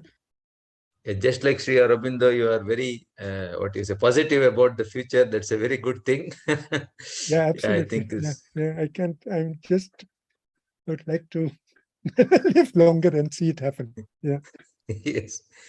So thank you very much, sir. I think we had a very, really good session. There are a lot of positive comments and, happy thoughts coming in the chat box. So good. I think it's wonderful to interact with you. We always get a positive sort of energy from you when we have this kind of sessions. So I thank Jyotsna and her team for organizing this interaction, and I hand it back to them for the whatever they want to say. I think there is a break now, but I leave Jyotsna to tell us what to do the next. Thank you, Mathijs. It's been a pleasure. Thank you also for the way you have chaired the session, and Jyotsna for organizing it, and everybody else who has been involved. Yeah, it's a pleasure. Yeah. Thank you. Thank you. Am I audible? Yes. Yeah. Thank you, Dr. Shivram, for chairing and taking out time from your busy schedule. This is a wonderful session. And thank you, Dr. Mathijs, because this article and this diagram which he had presented was very it's almost like a decade back when I read that article. It brought in place many of these individual concepts in Indian psychology which I had read and which brought things together. So I hope I see that many people commented about that also So maybe we can share the link to the article and with all the participants. And thank you for this wonderful session. We had a lot of good interaction. We are also noting down questions. Some of them might be taken up if missed in the panel. And we have also shared a Google form for all the participants to add the questions. If they have another question after some time and you can take it up during the panel. So thank you, Dr. Mathijs and Dr. Shivram. Thank you all the participants, and we will meet again at 2:30 for the next session. We have a break in between. Thank you. The same link will work for the next session also. You just have to rejoin using the same link. Okay. Thank you. Okay, thank you. Happy days.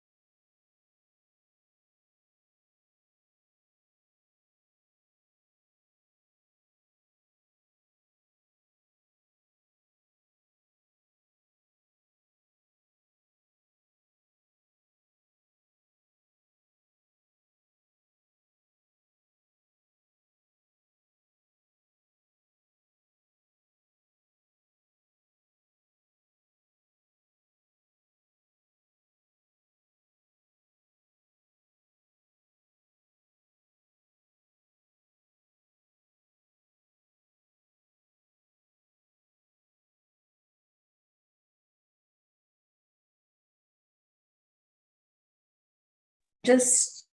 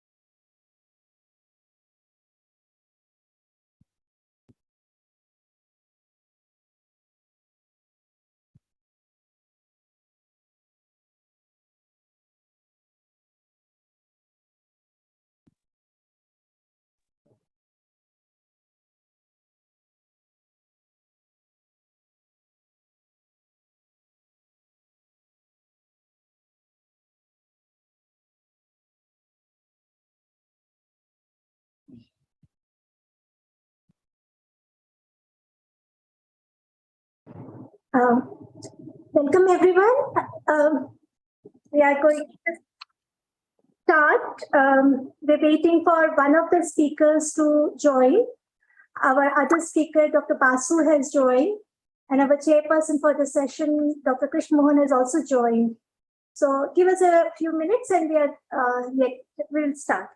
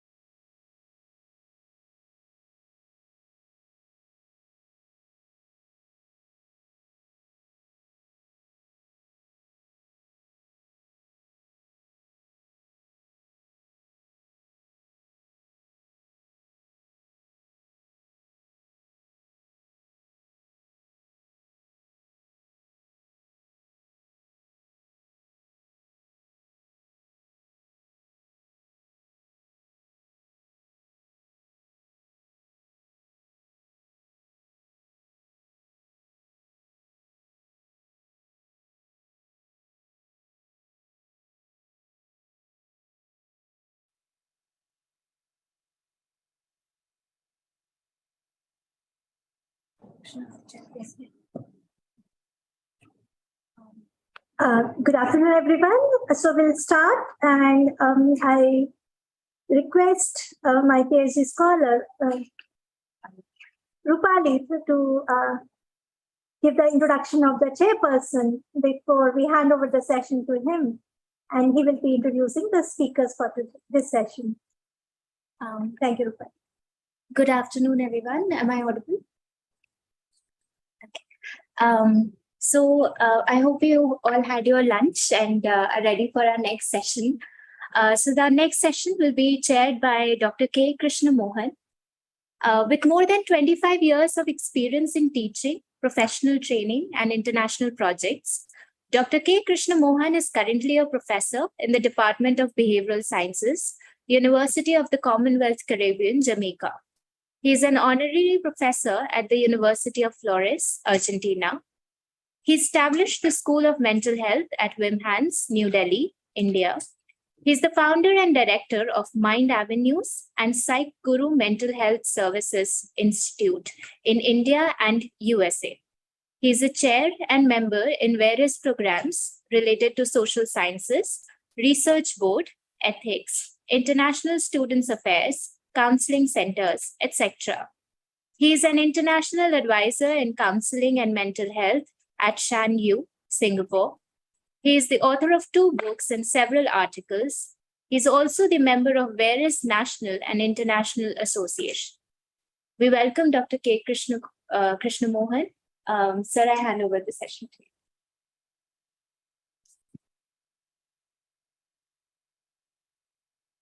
Good afternoon, everyone. It's an honor and pleasure to chair this session in a very important conference on Indian psychology, focusing on integral yoga psychology. It's a very rare occasion. If you look at statistics over the years, there are very few conferences focusing on our tradition, culture, our insights, and so on and so forth. So in that context, I look this as a turning point in the history of psychology as a profession, as well as a science. At the outset, I would like to thank Dr. Joshna Agarwal and the organizers for inviting me to chair this very important session, especially very close to me, that's applications of Indian concepts, integral psychology knowledge, and so on and so forth.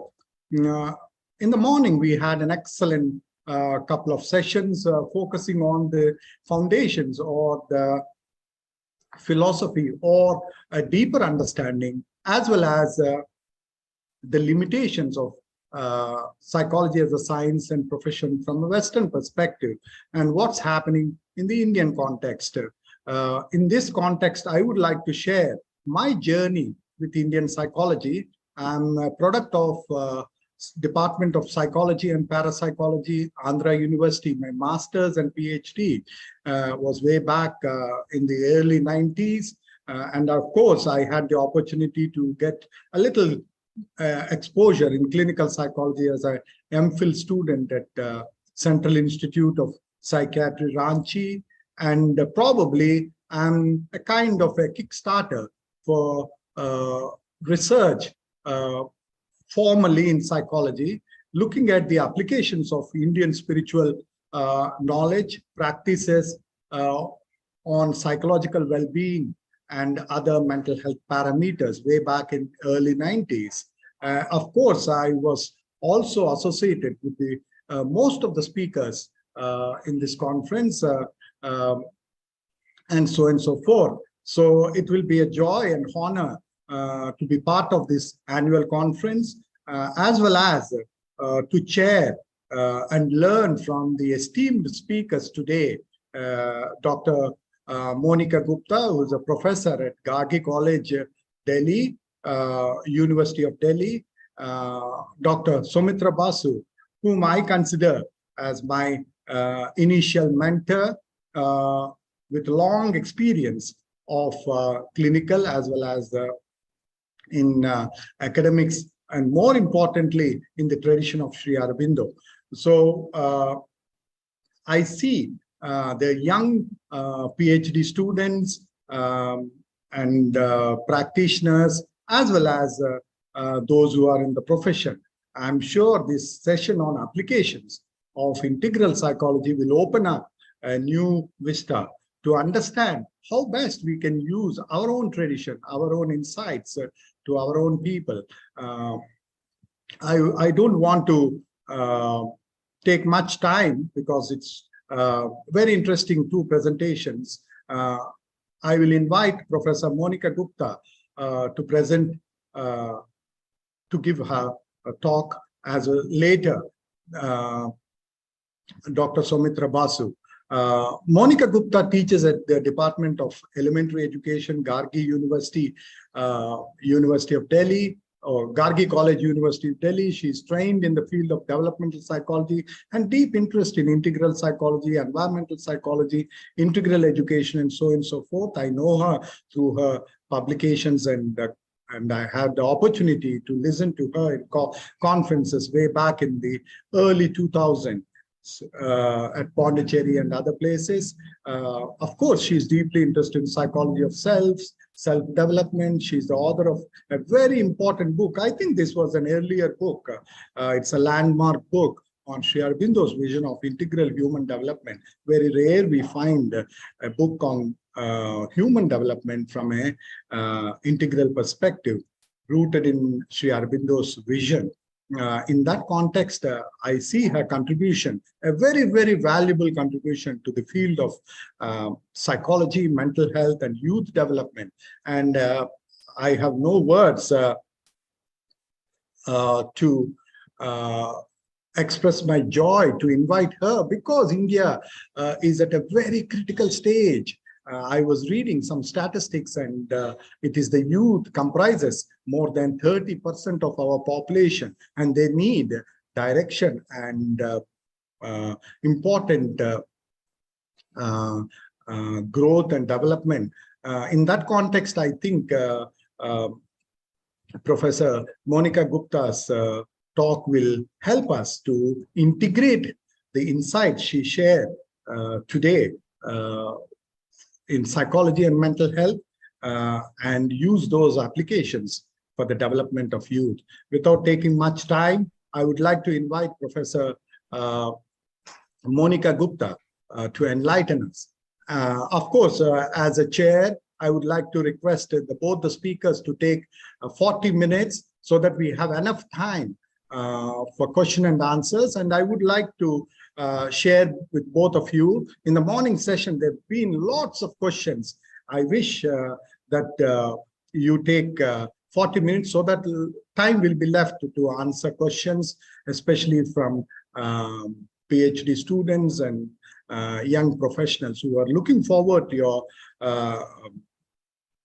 your answers for their questions. So now I invite the first speaker, Professor Monica Gupta. Am I audible? Yes, you're audible. Okay. Okay. So namaskar, Professor Krishna Mohan. Thank you for such a generous introduction. Good afternoon, Professor Samitra Basu. Good to see you again. I would, like before I start my talk, I would like to first locate what I'm going to talk about in my own experiences and my place in the university from where these experiences are coming. I teach in a teacher education program. It's a 4-year professional degree program, largely for 18 to 22 years old is what we get there. And the program is largely, half of the program is in a workshop mode. So there is a lot of self-work that we do with students. The kind of self-work includes theater, it includes self-development, it includes storytelling, it includes a lot of theater for the oppressed, it includes a movement in education. There are multiple aspects of body work that we take up and self-work that we take up in the program.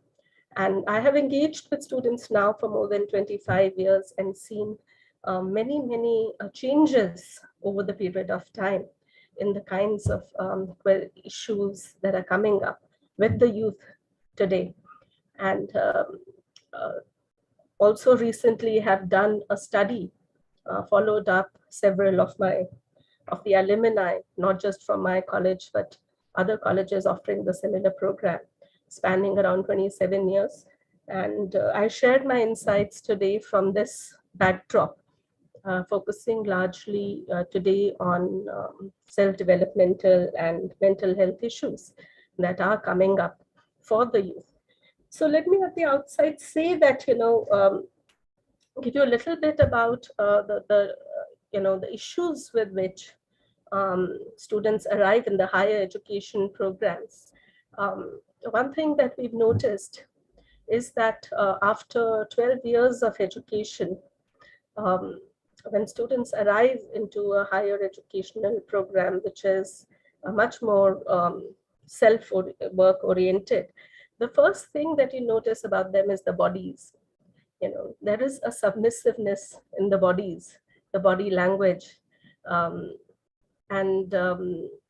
It's interesting to observe that, especially in the girls. And there is a lot of opening within that takes place. So that's the first thing that you notice. And the second thing is self-expression, the capacity and the confidence with which people speak. That is, and the self-awareness and this whole process of becoming agentic or conscious beings is something that, starts getting put into motion. And this is largely done through the self-developmental work. I, in my own work, use Sri Aurobindo's integral perspective to facilitate the 3 courses that I'm teaching. One is on human relations and communications. Second is on cognition and learning. And the third one, which we do in partnership with the Gnostic Center in Delhi, is on self-development. If you were to go, by Sri Aurobindo's view, the human being is really a divine in the making. All the aspects, all experiences, each thing that a human being does actually indicates his or her existential position. I mean, there is this gaze of, integral compassion through which you can see all struggles of human beings. So it's not about perfection. It's about all of us already being perfect in this human experience from an integral perspective. And Sri Aurobindo himself, when he looked at humanity, he saw the process of evolution. He was deeply concerned about the next step that humanity is going to take in evolution. But this step, according to him, was not something that would be taken, leaving behind our current potential. So he talked about how whatever we are doing now needs to be integrated into whatever is the next step. And that's where the compassion sort of emanates from. For example, he talked about the fact that ego is the helper and ego is the bar. Reason is the helper and reason is the bar. Effort is the helper, effort is the bar. So our ego, for example, the entire process of becoming an ego itself is an evolutionary movement. It is somewhere as though, we decided, in process of evolution, we decided to become bounded against this wide, background of infinity and take a shape as an ego, as a person, as something that exists. So this process of individualization, even according to the mother, is something that is, very, very important and is the first step towards becoming a human, complete human being. To even understand the ego and its importance. She said, for example, she says that in the process of development, it is very, very important to develop one's own way of thinking, to know your thoughts, your own views, your own location, what is it that you want. And she says it's not this first victory, so to say, in human development is not an easy step, because we are like public squares in which there are influences that are coming in from all four corners, and we think it is we who are speaking, but it is these momentary influences that speak through us, and then they leave us, and then we are in another context, and we find ourselves saying something completely opposite to what we said in another context. So, and this creates a dissonance in our own person, and it's a huge integration challenge to be able to understand what comes consciously through us and what is actually coming from this mishmash of influences, the soup of influences, so to say, around us, which we take in latently and we articulate it without really knowing whether we mean it. So she says this first step of individualization is extremely, extremely important. And ego itself has an evolutionary usage in that sense, because it helps us, get bounded. It helps us take a kind of a shape which can operate in this world. But at the same time, ego is also the bar. So after a point of time, when we have individualized, we realize that we are individualizing at the cost of other. So we create the self and the other dichotomy to be able to individualize. So the othering process is something as human that disturbs us also at the same time. It is a kind of noise in our communications, because when we speak something, and somebody hears something else, this process of communication is something that disturbs that. It absorbs so much of our vital energies and psychological time to figure out, what others are saying. And if we locate ourselves in the ego, then it is very difficult to hear the voice of the other and create shared spaces. So ego itself is something that limits us after a point. So it was the helper, it becomes the bar.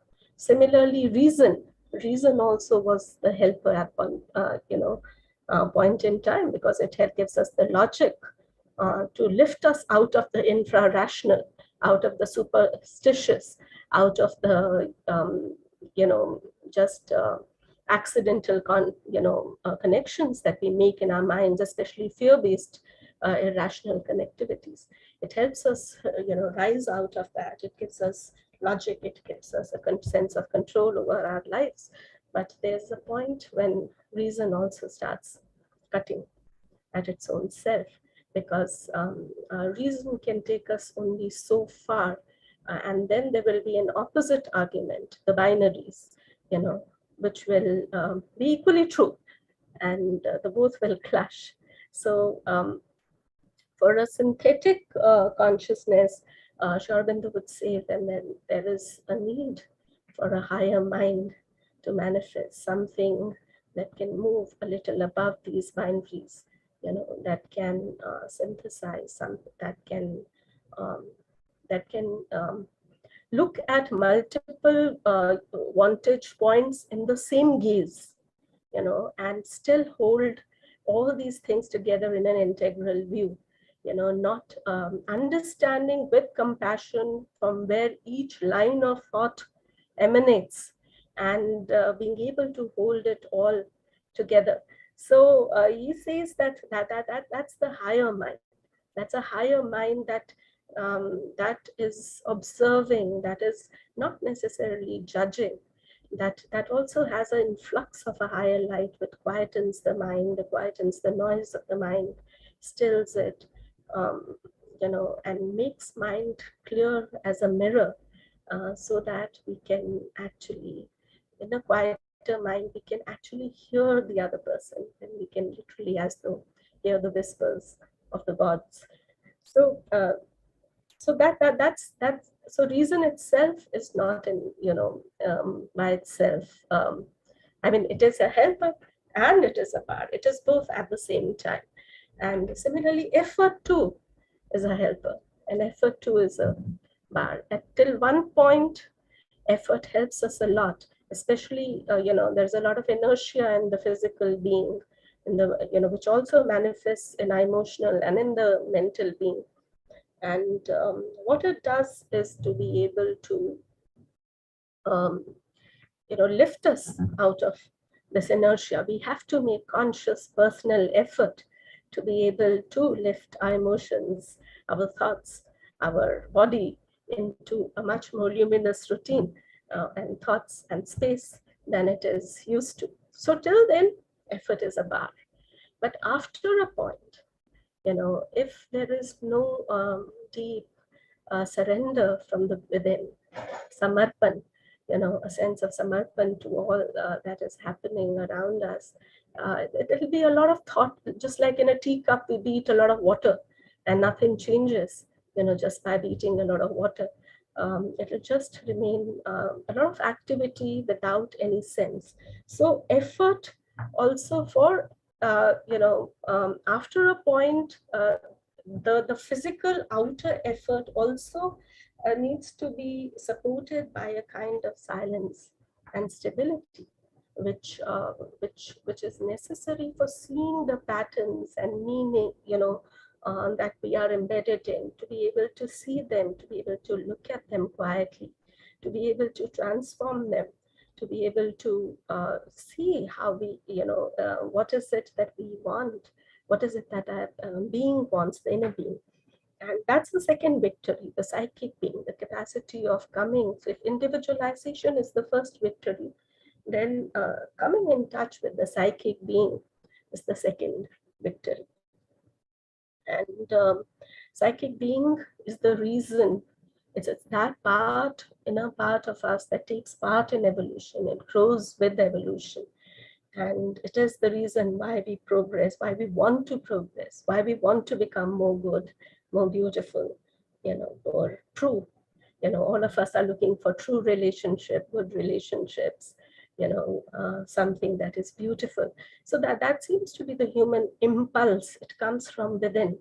So if you can give that impulse the name of the psychic being, there is a being there.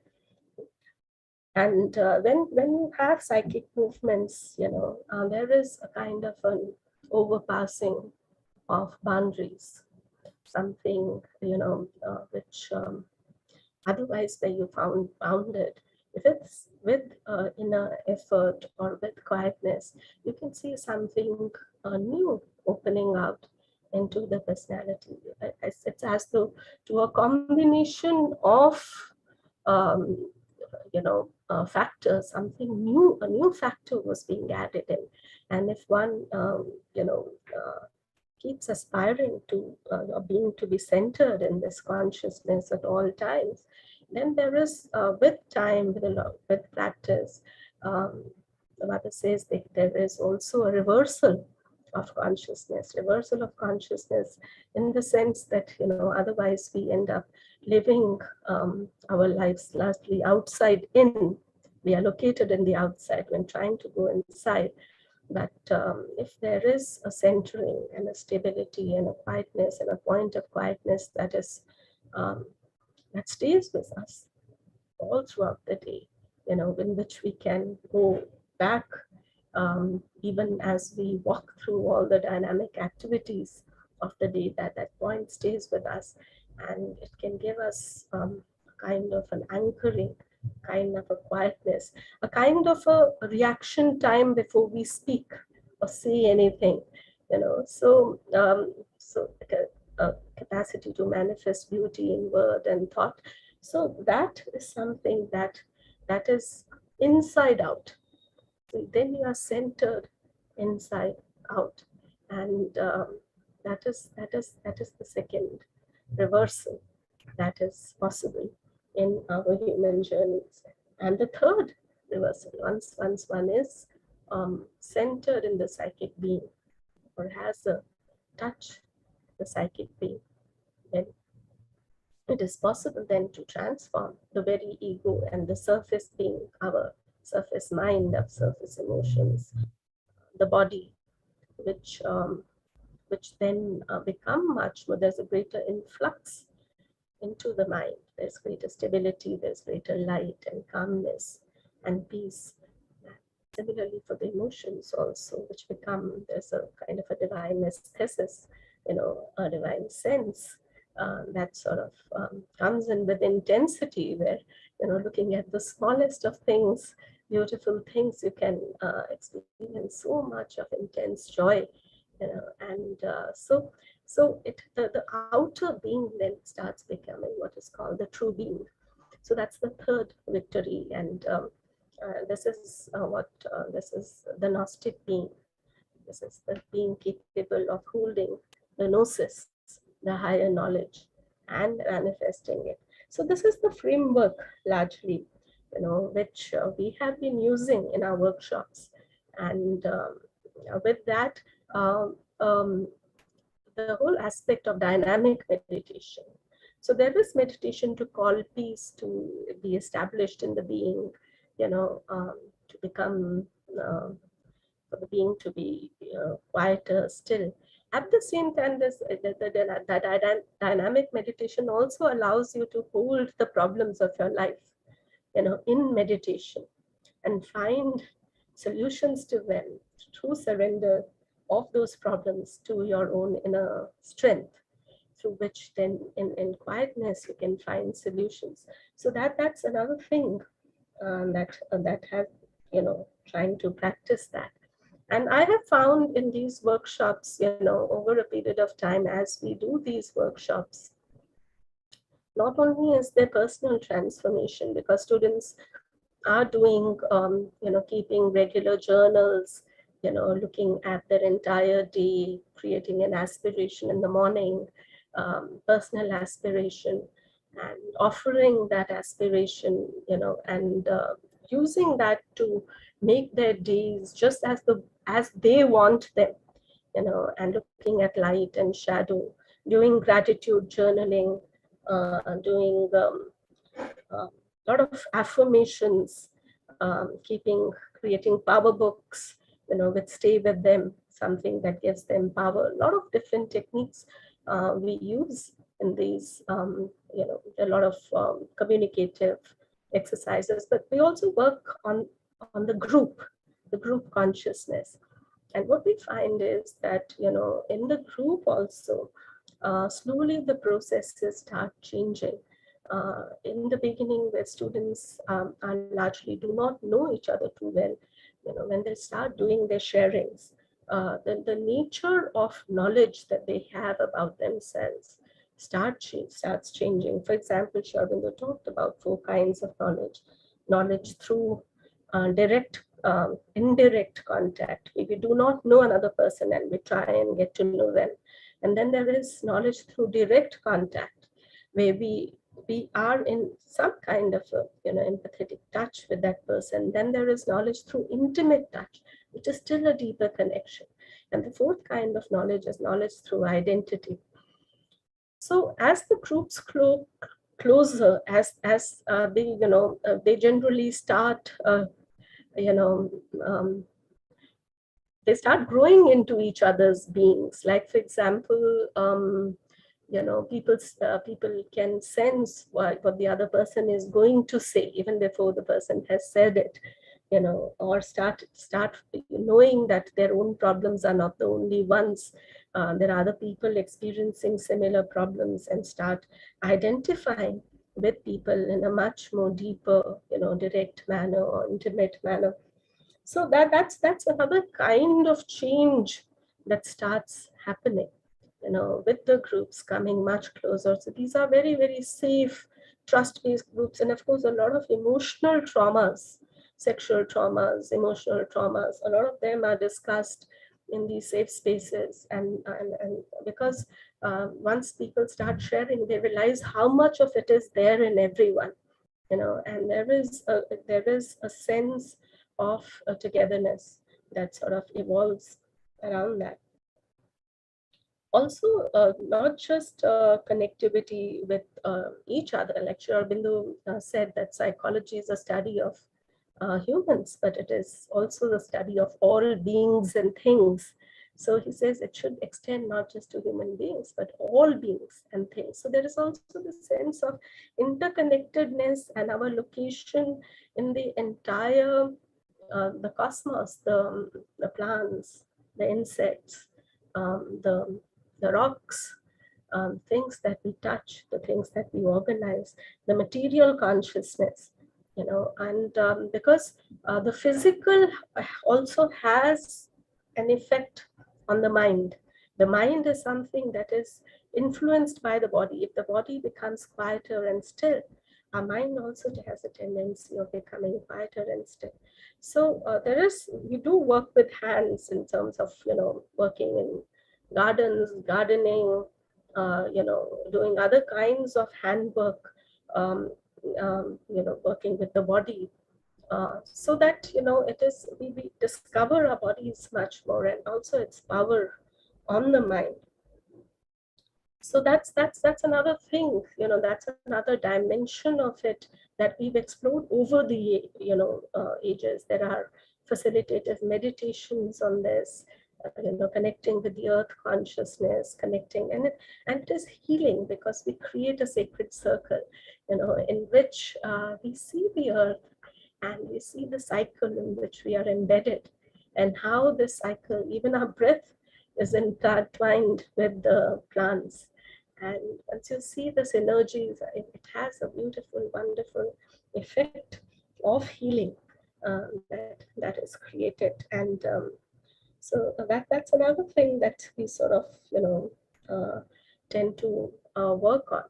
It is also, in addition to this, because, integral psychology is both about the personal and the collective. It is about personal transformation, and it is also about social transformation. So in both the human relations and communications classes, as well as self-development workshops, we also try and look for, our neurosis. A lot of us have a lot of neurosis in us, in terms of being controlled, in terms of being, embedded in hierarchies that are, very, very power-based. There is this whole question of how much privilege do we, have vis-a-vis language, and all kinds of repressions that are there in society. So we also look at that dimension. We look at that dimension. We walk the street. We talk to people. It may be. And we try, when we talk to people, we try and talk to people whom we have never spoken to before, So these are people out of our general comfort zones. So, for example, if somebody has never talked to a person who's a laborer, we encourage them to go and see the lives of people who are migrant workers or laborers, or household health, if they've never spoken to household health at home. I think both for healers, that is clinicians, as well as for educators, it's very important because we get, healing is for everyone. So to know the lives of people, multiple frames of people, the collective in which we are living, I think is a must. And especially if we can challenge our own boundaries. And because we live largely in urban spaces, our education system is also very, very something that is quite, in a sense, sanitized. It does not. It's inside four walls. It is not. We do not generally educate on critical sites. We do not take students to where action is happening. So that's another thing that we like to do. And I think it is important that mostly what we do is there is this tendency of building theory into practice. There is theory, and then we use this theory to build practice. But it is also important to turn that around, to use lived experience of people into theory, so that we can understand things from the eyes of the people whom we are trying to talk to, educate, heal, etc. I think that's very, very important that we do that it is the lived experience that also that speaks to us and not just a theory. So that's another thing I think is important, and we use several kinds of techniques to sort of challenge this concept of normalcy. For example, that there is this that the sense of that we are normal, and how does the world look from different places, the eyes of different kinds of people. A child who is in from Jammu and Kashmir, who is in a very, very dramatic position, to a child, a vendor in Delhi, to different kinds of profiles. So how is the world looking from different places? So sometimes even small activities like even breaking through the ritual aspects of our daily life helps that. For example, at one point in time, the students lay down in the corridor, and people were walking by, and they said, the world looked different from there, and often in streets in Delhi, we walk by people who are lying down, and we hardly even think about what they feel like as people are walking by. So, I mean, there are these kinds of experiences. And of course, what I've noticed, if I were to say in terms of broad trends, at least two I would like to, or three I'd like to point out that have changed critically over last 25 to 27 years. First is that today there is much more incidence of anxiety, depression, bipolar disorders in the students that are coming to college. So it is so much more, so much critically more. So that is one definite change that has happened. Say, for example, I started teaching in 1996 till now. In the last, especially in the last 4 to 5 years, the incident has, I mean, leave aside the COVID time, because that was an unusual time. But even before that, there were a number of students, coming with anxiety and depression disorder. So that's one thing that I've seen. The second thing that has changed over a period of time is our gender discourse that has changed critically. Gender is something now that young people are very much taken up with. So the gender discourse, the transgender, discourse, the LGBTQI discourse, even in the self-development workshops, there's a lot of focus on this. There's a lot of talk, dialogue. There is a lot of discourse now. Students are bringing to class about body shaming, the experiences that you get in a controlled environment like schools, of being put down, दो चोटी बना के आओ, कोई comment कर रहा है आपके ऊपर, कोई मोटा बोल रहा है, कोई पतला बोल रहा है, all these various things are something that affect self-esteem of students a lot these days. And this third thing that I would say is that there is, while students are learning much more, they learn so much more, so much earlier, but there is also now a much more greater fragility of the being, in a sense, because what is happening is, and the reason for that, I've spoken with other self-development facilitators as well who have been doing self-development workshops, and the way the discourse has been changing. And there is a, what we've understood through the, whatever is coming up is that social media has a very strong role to play in this.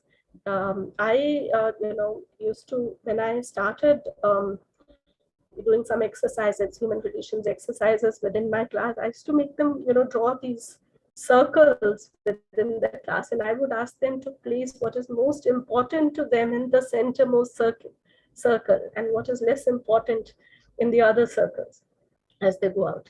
Earlier people would put, ideals, family, sometimes friends in the centermost circle. But now in last few years, people are putting their cell phones in the centermost circle and saying that the thing that is closest to them is their mobile phone. And this is something that is, most spontaneously sort of emerged. And what is it doing to us? Why is there such fragility? Because there is a kind of a, what should I say, a kind of a, a gossamer, seductive kind of a reality, a reality that seems safe to people as they're growing up, So there's no need to communicate to others. This is something that will keep me safe, that will keep me entertained. I don't have to get into conflicts. I don't have to work out that relationship, So it's the communicative that is suffering the most in this. And it is also addictive. It's deeply addictive. And then there is, of course, the question of a false real being created. It is treated as reality, but it is not reality. It is just a facade that you are engaging with all the time.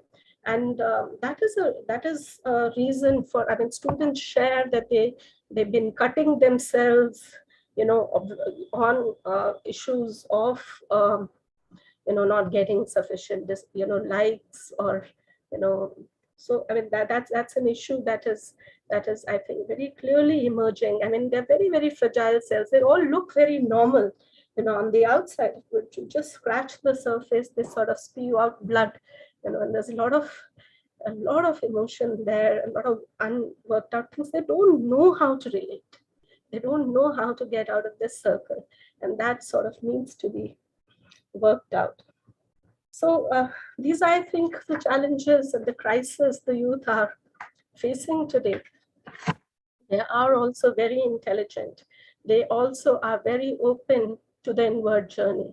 They are a lot of, if I compare students, say, 25 years ago to now, I think students today are somehow, they know the self. They are much more open to knowing their own self. So once you start them off, they are very, wonderful in those journeys. But there is a lot of integrational agenda that they carry with them that needs to be integrated.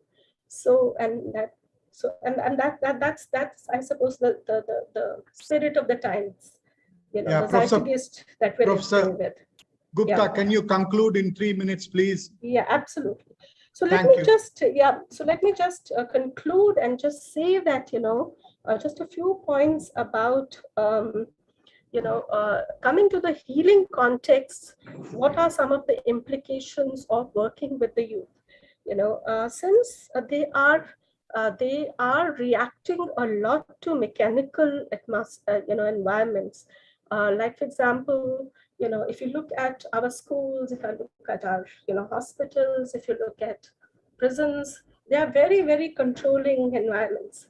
So somewhere, when we look for, if the person, who's manifesting some kind of a mental, some kind of a mental illness, then it's important to look for the root of the neurosis equally in the structures and not located necessarily within the person itself.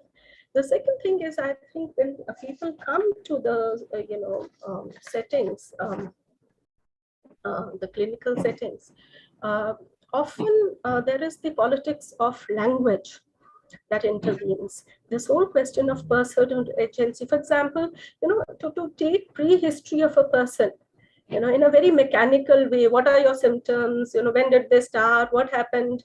We take it in that very cold, sterile kind of a way. It's not very relational. It's not a very warm way of greeting a person. It's the personhood that needs to be recovered. Our context needs to become warmer, and not cold and sterile, and look at just the symptoms that are there. So that is one thing that I think needs to be there. And also the relationship between the healer and the healed is essentially it's a process of co-creation, and if you say, okay, we need to learn these many skills to heal. That's true, these skills are needed to be there, but the biggest, I suppose, the healer is the being of the healer.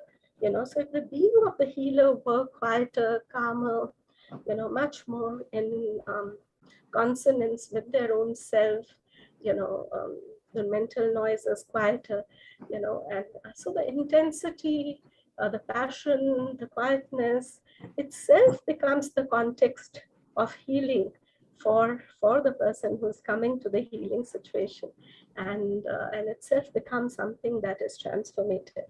And I'll just end with, one sentence from Sri Aurobindo. He says, "Turn all things to honey.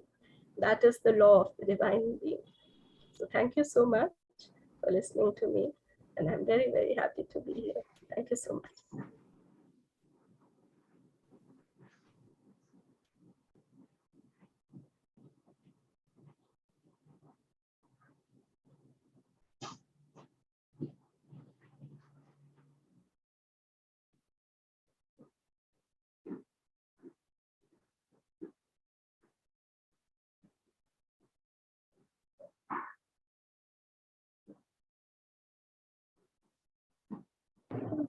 Okay. Thank you, Professor Monica Gupta. It's a great presentation. You have enlightened us on a broad spectrum of issues, from self-realization, self-development of the youth, and with your practical work with youth and children. I think you have really elaborated how to work with young people who have issues, not only their identity and self, but also at the end you have highlighted some behavioral and mental health issues. I'm really happy that you have brought out from a developmental psychology perspective. Always it was the outer development which have been focused, but you have highlighted how important it is, especially from Sri Aurobindo's perspective, the inner perspective and the different layers. And more importantly, you have given a framework that certain concepts like ego, identification, and the self can also be a growth, not just a hurdle. So in that context, I think it is an eye-opener for all of us to understand there is a need for a new perspective, and the learning has to change.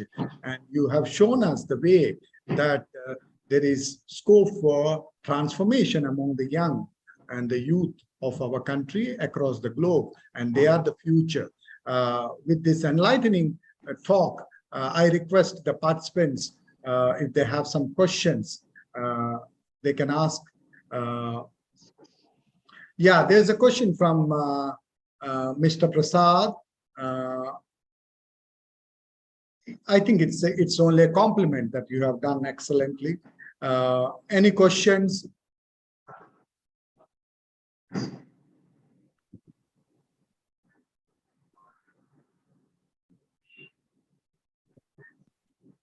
If participants have no questions, I would like to ask Professor Monica Gupta.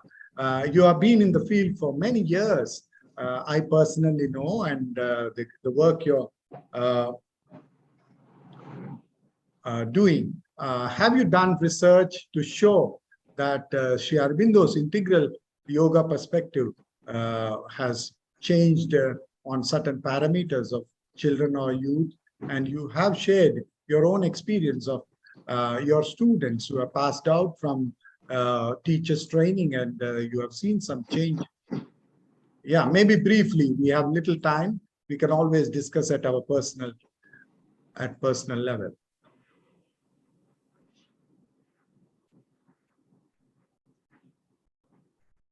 We can't hear you.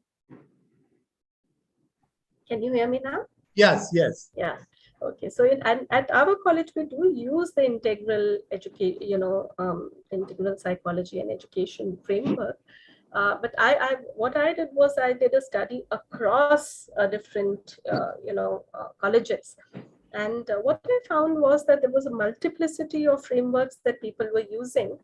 But this perspective that, this deepening of consciousness is required for you to have an inner control and an inner quietness is still something that is a nascent stage in universities. There's a lot of discourse on, oppression, exploitation, caste, class issues, intersectionalities, but and it is also hugely helpful, definitely, in transforming society. But in addition to that, there does need to be also this bridge to the inner that needs to be there much more in society.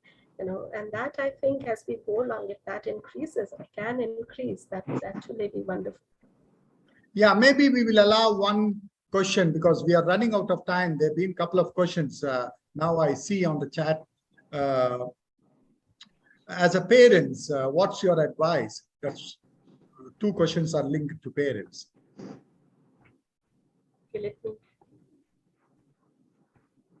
Yeah, you can also see the questions.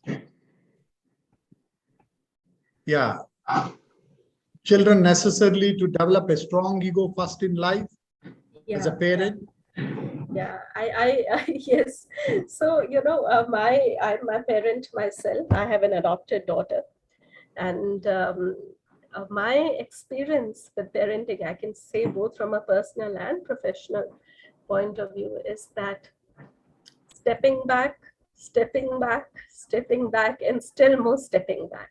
The quieter you are in situations, you have a way of listening, you get that time to listen to what your child is saying, to be able to understand the validity, the truth of what they're saying. Otherwise, the parental voice becomes very strong and powerful, and it becomes like a record, which the children then have a way of discarding very easily. So just the quietening of the mind, whenever the child is saying something, as much as stillness and quietness as possible, I think helps us resolve many of the issues. And simply just listening works out many of the issues that children have. I think they need a listener much more than anything else. Thank you very much, Professor Monica Gupta. It was a pleasure always. And I'm sure the participants have really benefited from your presentation. Now, I won't take much time to invite Dr. Soumitra Basu. I think the first psychiatrist, practicing psychiatrist and an academic and a seeker in Sri Aurobindo's integral yoga perspective. He's a consultant psychiatrist, dividing his professional time in Calcutta and Pondicherry. He has been working to develop psychology from Sri Aurobindo's perspective. He is one of the editors of Journal of Integral Health, NAMA, one of the founding directors of Sri Aurobindo's International Institute of Integral Health and Research Pondicherry, and many accolades. I personally know Dr. Soumitra Basu, and I have benefited over the years. I'm sure I don't want to take much time to just introduce him, his long career, but I would rather take this opportunity to utilize a little time more to learn from his insights and more importantly, his long practice and working with clients. Dr. Soumitra Basu, it's a pleasure to invite you, and we look forward to learn from you. Kindly take over. Thank you.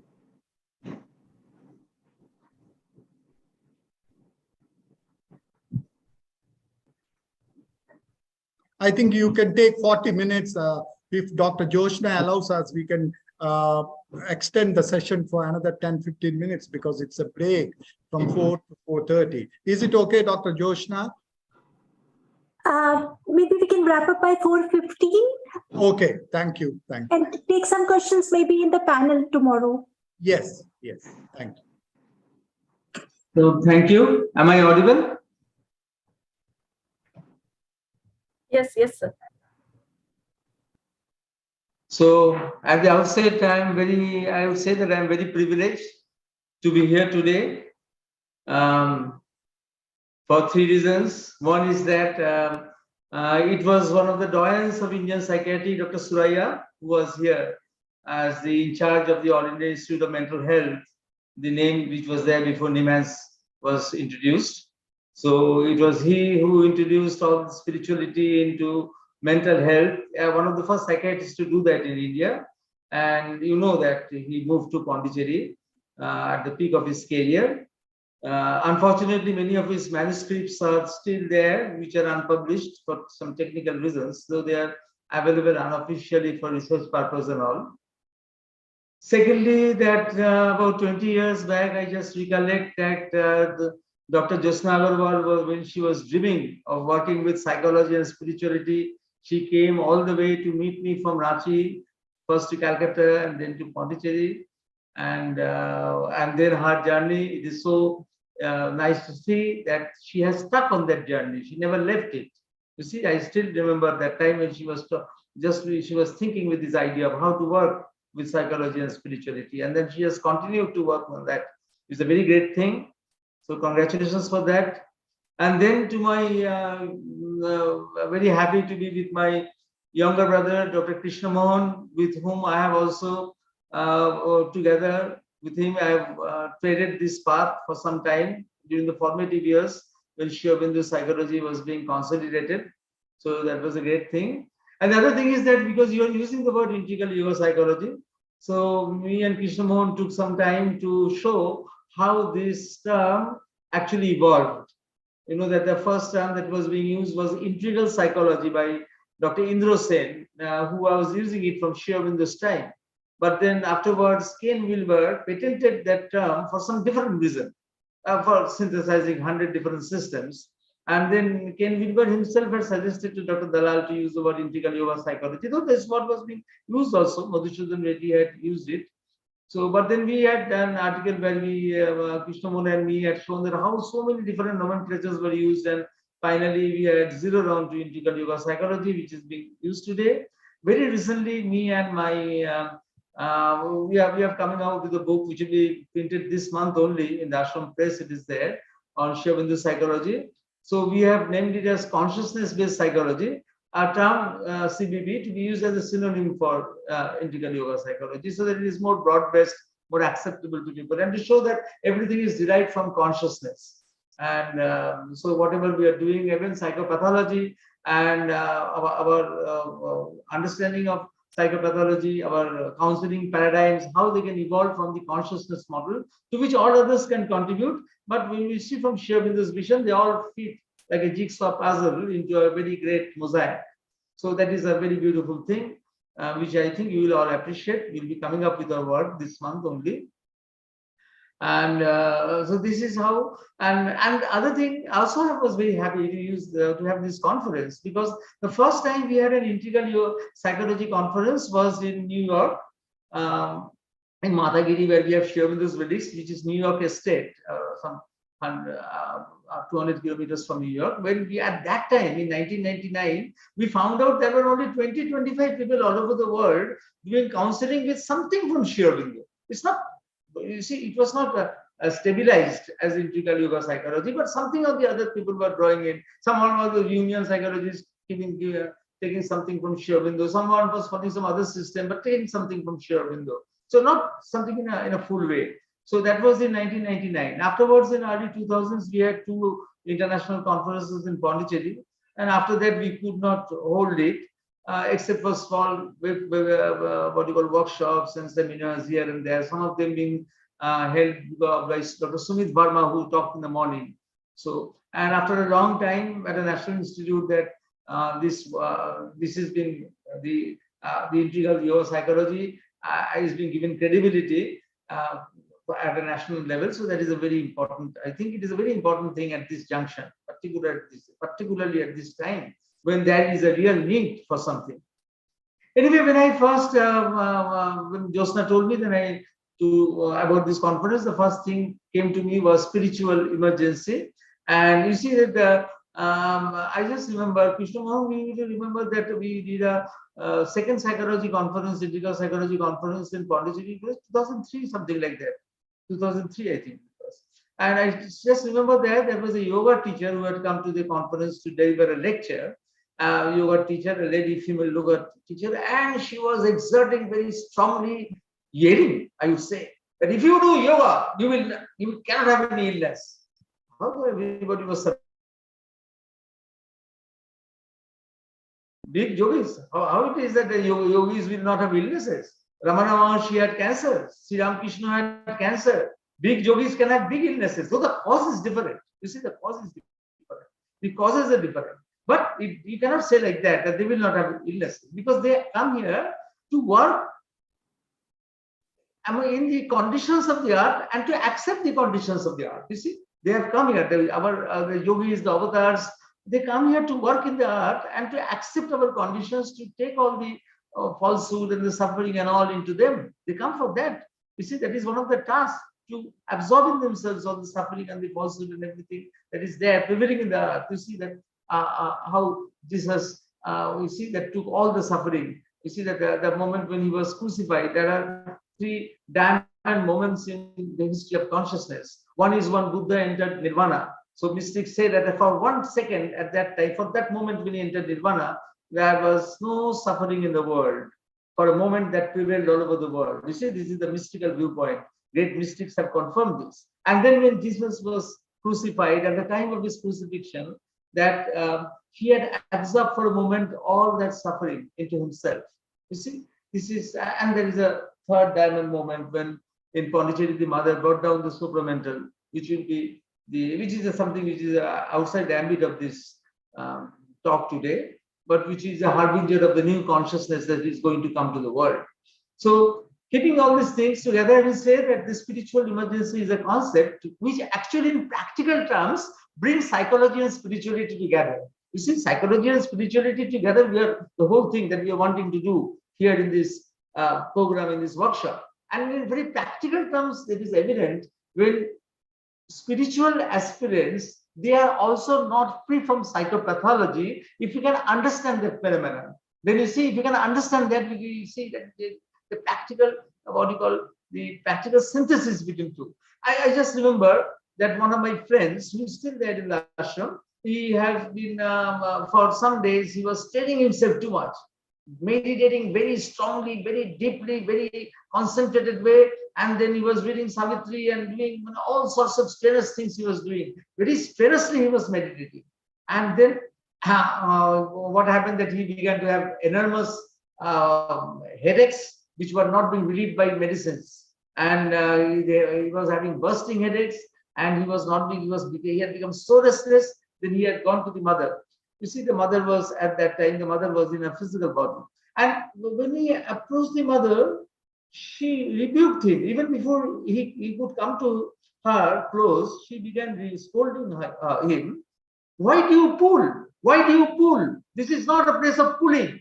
Means, why are you pulling the forces forcibly?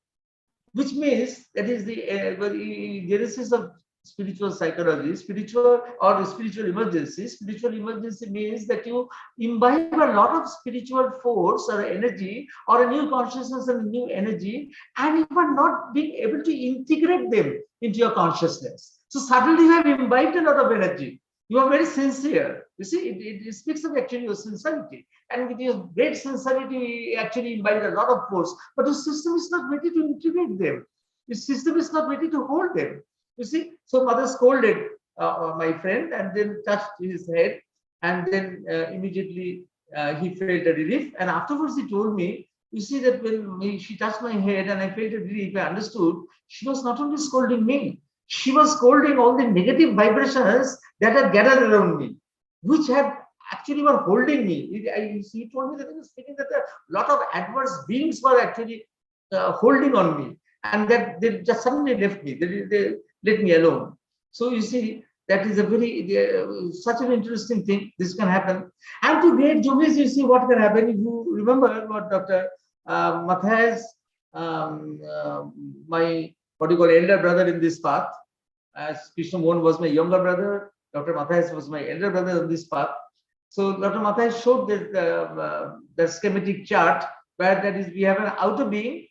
The outer being is supported by an inner being. You see, this is one of Sri Aurobindo's original contribution to the world of psychology, that the outer being is supported by inner being. And the inner being is not the soul. Inner being is not the soul. Behind the inner being is a soul space, which contains the inmost being, or which contains, as Dr. Monica Gupta was talking about, the psychic being. He was talking about the Jivatma projecting the psychic being. Dr. Mathijs was showing in that chart.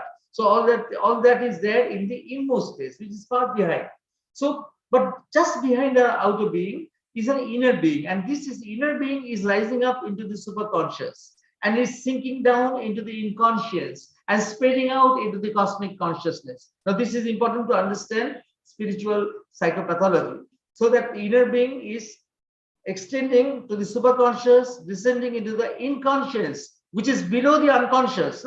Freud talked about the unconscious. Sri Aurobindo is talking about inconscious, which is far, far below the unconscious, which is a complete lack of consciousness. You see, the inconscious, and it's not only a psychological unconscious, it's a inconscious is material, physical, vital, everything. And then it is also spreading out into the cosmic consciousness. Now, Sri Aurobindo psychology, if you are really interested to understand Sri Aurobindo psychology, the whole thing starts from the inner being.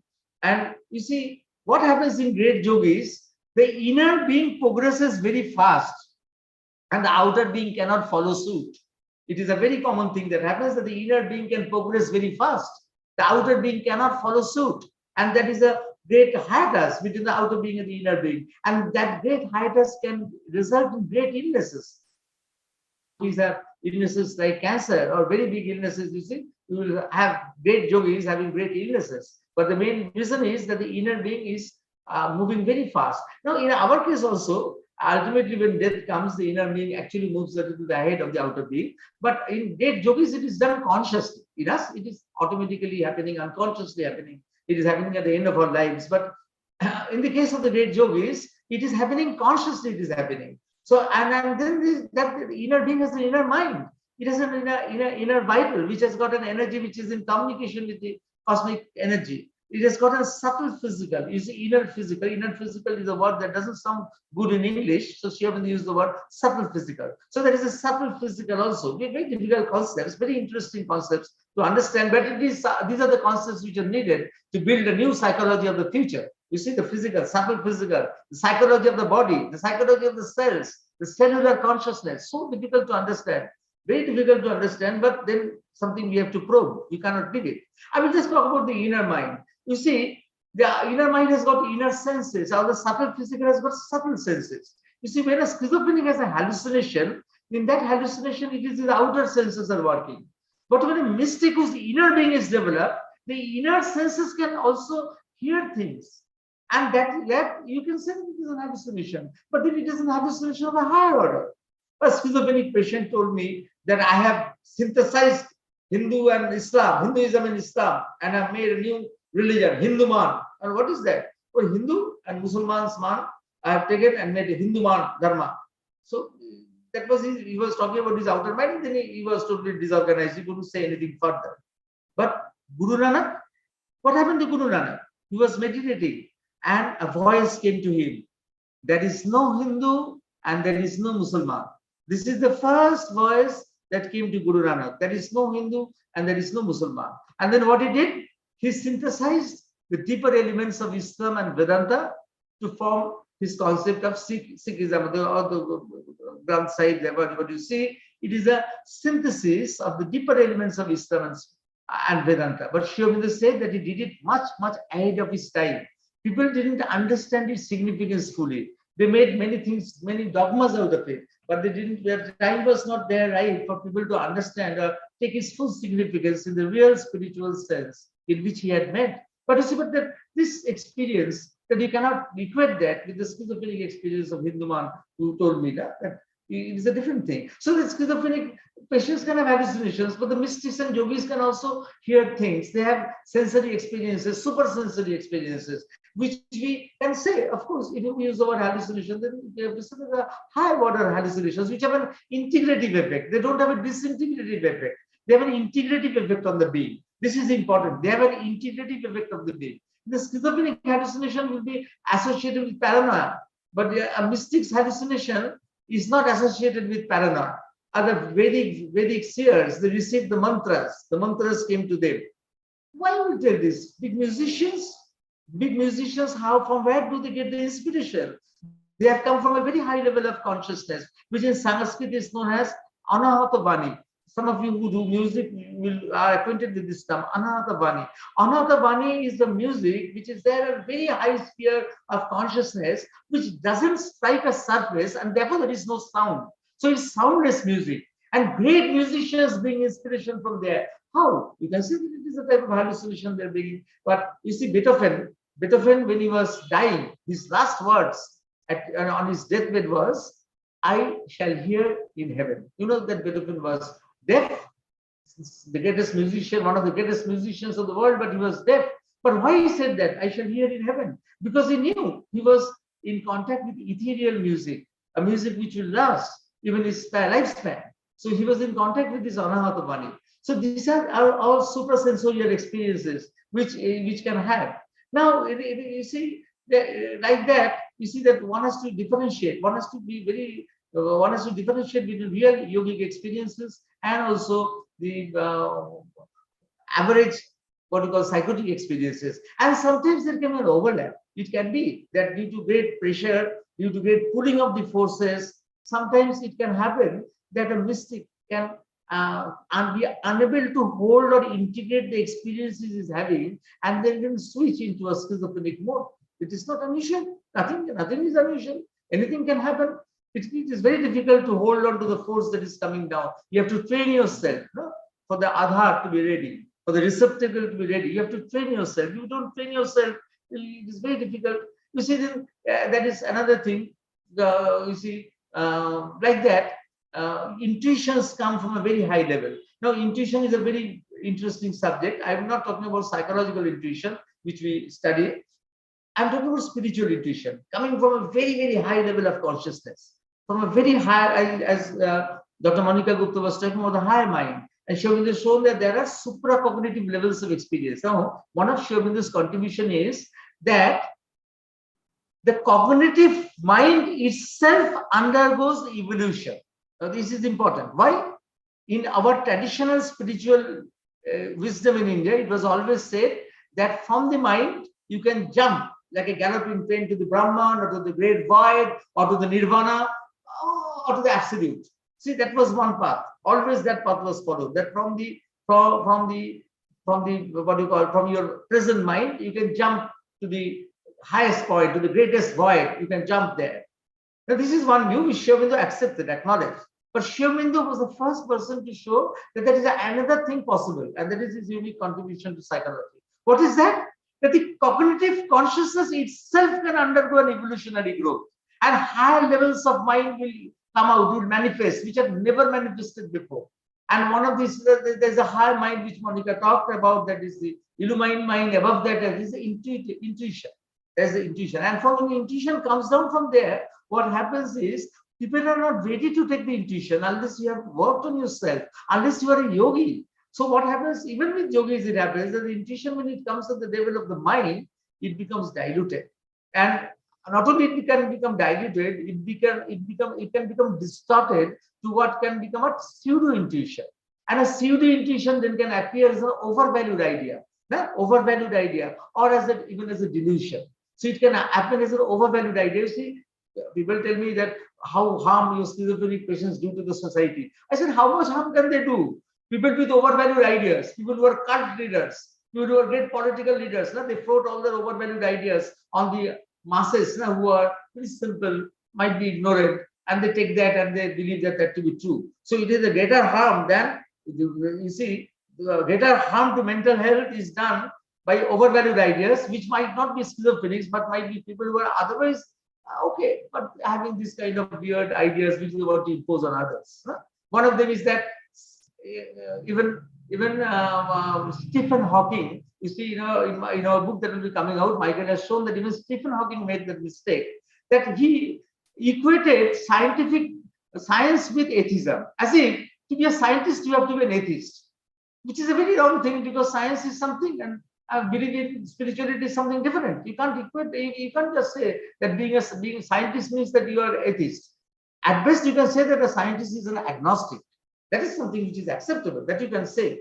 So anyway, I'm saying is that this kind of things can happen, so that weird things can happen, very weird things can happen.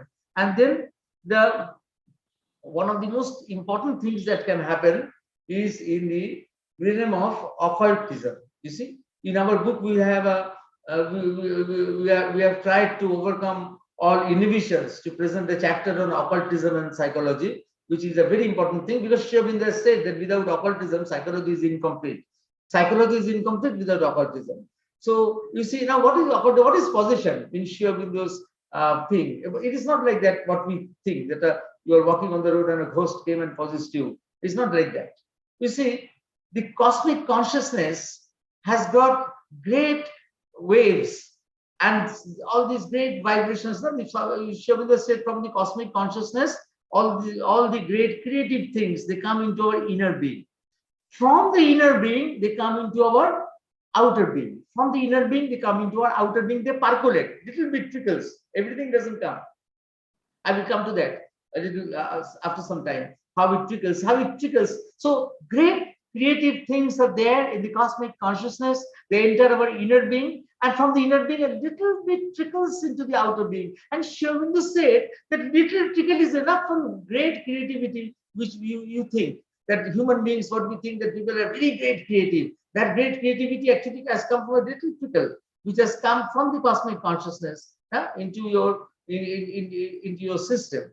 You see, things always come from the cosmic consciousness. Now, as there are great positive waves in the cosmic consciousness, mind you, there are great negative waves also in the cosmic consciousness. The cosmic consciousness is a repair of everything which can be expressed in the cosmos. So if it is a repair of forces which are divine, it is a repair of anti-divine forces. If it is a repair of godly forces, it is a repair of the devil, of the asuric, of the rakshasic, of the Paishachik forces. All these forces are also there. So it is not only the reservoir of all positive energies, positive forces of gods, but also what we call the demonic forces, all the negative forces, they are also there.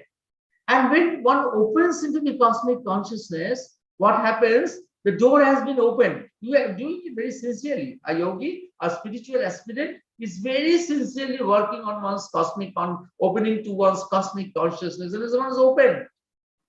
And from there, positive things came. But when the door has opened, all the negative things can also come. And what happens when the negative things come? When the negative thing comes, they can go in two directions. They can go forward and catch hold of the ego, unless one has worked on the ego, which is a very different thing. unless one has worked, unless that spiritual aspirant has worked on the ego, these negative forces can come from the cosmic consciousness, and unwittingly that person will be affected. Unwittingly, I'm not saying he's consciously affected. Unwittingly he will be affected. He will fall a prey, and that it can come and you can just catch hold of the ego. And that is why you can see that many yogis or many sadhus, they start with very sincerity and they were very nice in the beginning, but afterwards they become very diabolical. You hear a lot of stories against them. It's a very common thing which you read in the newspapers, that somebody started with great sincerity and afterwards there was a fall. It happened because the ego was not worked upon. And that's why Sri Aurobindo's integral model is very important. Actually, the map of the personality, which a little bit Dr. Mathijs had shown, that map is very important. You see, you have to work at all levels of that map.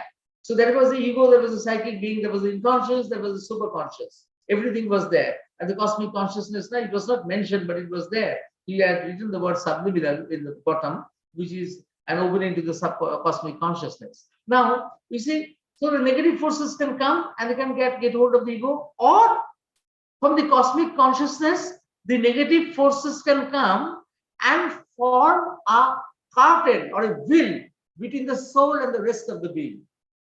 Between the soul and the rest of the being. There is a curtain between the soul and the rest of the being. That is possession. In Sri Aurobindo calls that possession. When Sri Aurobindo calls possession state, it doesn't mean that one ghost has dropped from a tree and caught hold of a person's neck. Not like that. It's not such a simple thing like that. A very complex, very complicated thing. I'm trying to, time is short, I'm trying to tell it in a very simple way, but actually it needs very elaborate understanding that these forces can just enter from the cosmic consciousness and cut off the soul from the rest of the being. So that means you are really possessed. You are really possessed. Your soul cannot exert its action anymore. And that is real possession. So this is a risk. This is one very, very great risk. Now, in the outer being, there are two, our time is short, I will just mention two important things. In the outer being, you see, in the outer personality, in the outer being, everything is mixed. The mind means our thinking mind, our emotional repertoire, our bodily consciousness, they are all mixed together. You cannot separate them at the outer being. You have to go to the inner being to understand that distinctive, separate, unique characteristics. In the outer being, it is not possible. Sri Aurobindo says that in the outer being, they are all mixed together. They are just mixed together. And if you want to forcibly separate them, that is a dissociative reaction can occur. It can be very harmful. It can be pathological. I'm not going into details, just telling you, because our time is short, just telling you the hints. Afterwards, those who are interested, you can go into details. And other thing is the ego. What is the ego made of? The ego is made from these three elements, from the mind, vital, and the physical. Now the ego, in Sri Aurobindo's scheme, he doesn't view the ego as in a moralistic way. He views the ego as purely psychologically, that it is something which is made from these three. His function is to produce a little bit of workable atmosphere, to harmony between the three, but it is skewed in its functioning. Statistically, it is skewed in its functioning. It is biased. Sometimes it is biased towards the mind, as in the intellectual. No? The very intellectual ego is very strong. Sometimes it is biased towards the vital. So there are people who are very dynamic and are very egoistic about their power. And it can be ego. It can be also what you call hooked to the bodily consciousness. You see, sports persons.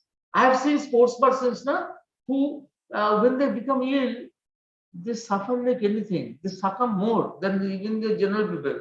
You see, so unless there is a harmony between the body, mind, and the emotions, you cannot have you cannot have a sustainable picture of health. Even though you can be a great sportsman, that doesn't matter. You can be a great intellectual, that doesn't matter. So all these things are important. So ego is very skewed in its functioning. And then Sri Aurobindo says that all great yogis who have been able to get rid of their egos, they also suffer from something which is called substrative ego. Even the ego is removed, a residue remains, a residual impression remains. It just floats. And many yogis think that they have reached the Brahma, they have reached the Purusha, or that's with that kind of substratum ego, which Sri Aurobindo called. So you see, there is risk at every place. Now I will come towards the end, because the very interesting, very important, and very difficult thing to understand. Between the inner being and the outer being, there is an intermediate zone. Between the inner being and the outer being, there is an intermediate zone. And if while you see the yogi has to travel from the outer being to the inner being. If by chance he falls into the intermediate zone, one can become ill with all sorts of hallucinations, delusions, all sorts of psychopathologies abound in that intermediate zone, which Sri Aurobindo has described in details using instances in where it has happened. And that actually also happens. You see, that for which Sri Aurobindo's perception of chakras is totally different from others, with which I will end. The traditional way of arousing the Kundalini, so the chakras open one after another. When the initial chakras are open, the basal chakras are open, a lot of physical and sexual energy are activated. Now you need to have a strong guidance, good experts, very good guides who will take you along the path so that you don't fall into the trap. You go ahead. Now what happened, Sri Aurobindo says that after some time, these kind of experts were not available. They were no longer available. And so people got stuck up at the chakras. You see, even getting stuck up then produce great things. I would say that the erotic art in Khajuraho and Konark, all they came from that level of consciousness, when the consciousness was stuck up at those levels. But then what happens, when you get stuck up at those levels, there is a risk that you fall into the corresponding intermediate zone. So there is chakras are at every level. So at every level of the chakra, what are chakras? In Sri Aurobindo's system, chakras are the communications between the inner being and the outer being. Chakras are the channels of communication between the inner being and the outer being, which are mostly closed or partially open. Chakras are the channels of communication between the inner being and the outer being, which are mostly closed or partially open. And when we try to, without the help of an expert guide, when we try to get up from below upwards, when the Kundalini rises, then there is a risk that we can fall from the channels at the corresponding intermediate zone. So that's why Sri Aurobindo suggested a very different view. He said that instead from coming from below upwards, another road can be opened. Let the force of transformation come down from upwards below. So that is a very different way of working on the chakras, which Sri Aurobindo has presented. Some of you are interested. Afterwards, you can know it very fully. Very interesting thing, very new thing. That there is a Mahakundalini, something like that above, which can actually come down. And when it comes down, it will come down in different way in different people. It will not follow the older grammar where one center opens up to another. It will come down in a way and open the chakras necessary for you at first. So for me, chakra X and Y are necessary. For Krishna Mohan, chakras Z and S are necessary. For Monica, some other two chakras might be necessary to open at first. For each of our developments, different chakras have to open at first. So that it will do that work of opening the chakras, and this force will, of course, and of course, there will be an ascent. After the descent happens, then there will be an ascent. Ascent will not be there. Ascent of Kundalini will not be there. It is not like that. But the descent has to come first. Now, this descent, what is descending? This is the force of transformation which Sri Aurobindo has activated. You see, because someone asked me why this didn't click earlier to other people who are working on chakras. I tell them that because this is the force of transformation which Sri Aurobindo has conceived and activated, and given the process of activation. And the process of activation is what Dr. Monica Gupta, you see, I mentioned several times the word psychic being. The psychic being is a center which is behind the heart chakra. Which is behind the heart chakra is the projection of the Jivatma. You see, the heart chakra, what it does, it frees the consciousness from its root, from love. It frees love from its attachments to the ego, to the body, to the mind, to the emotions. You see, our love is always hooked to all these things. Our love is not pure because everything has come from the unconscious. Everything has come from the unconscious, it is impure. And it has to be purified by dehooking it from the ego, from the vital, from the physical, from the mental, and then connecting it with the cosmic love. So very great thing. The heart chakra does a very great thing. It purifies love and connects it with the universal love. But Sri Aurobindo now talks again behind the heart chakra of our Chaitya Purush, which has come directly from the superconscious, from the Jivatma. So it has not come from the inconscious. So because it has come directly from the superconscious, it is intrinsically pure. And if you can go there, that can come forward and take over the work of the heart chakra. And finally, it can take over the work of the ego. Ego is no longer required. Now, this psychic being, when you go to the psychic being, if it is activated, then the force of its ascends, it will help you to ascend in consciousness, inner being, and help the force of transformation to come down. Even if you are aware of your chakras or not, it doesn't matter. You might not be aware of your chakras.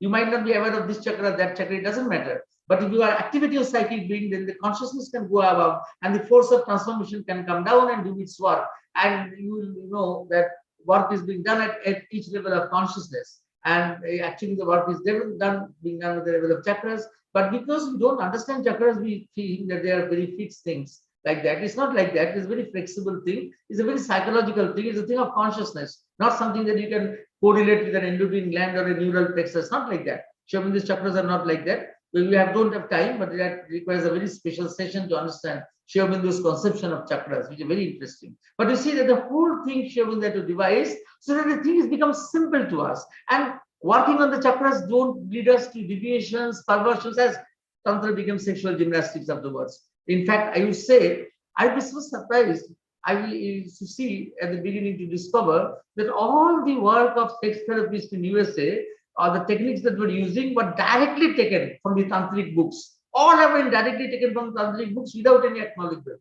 You see, nothing is new. They have not done anything new. They've all just taken that and transposed it as sex therapy. You see, if you find out the tantric text, and you'll see that. But who cares? We don't, in our Indian tradition, we don't care about these things, who is killing what thing or not. We are above that thing. We have to try to understand the main forces which are behind acting. And this is a time when we have to go back to the force of transformation and to see how a transformative psychology can be imbibed by us to express or to manifest new things. I think time is 4 o'clock now. I should stop now. Thank you for giving me a hearing.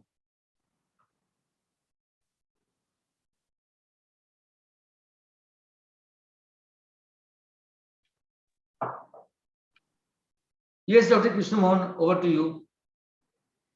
Unmute him. Unmute him. Okay. No, Dr. Thank you, Dr. Soumitra Basu. It was a joy to hear a very difficult subject, spiritual psychopathology. You have really made it easy for all the participants to understand. Of course, you are gifted with the wisdom you have got from Sri Aurobindo and Mother. You're blessed.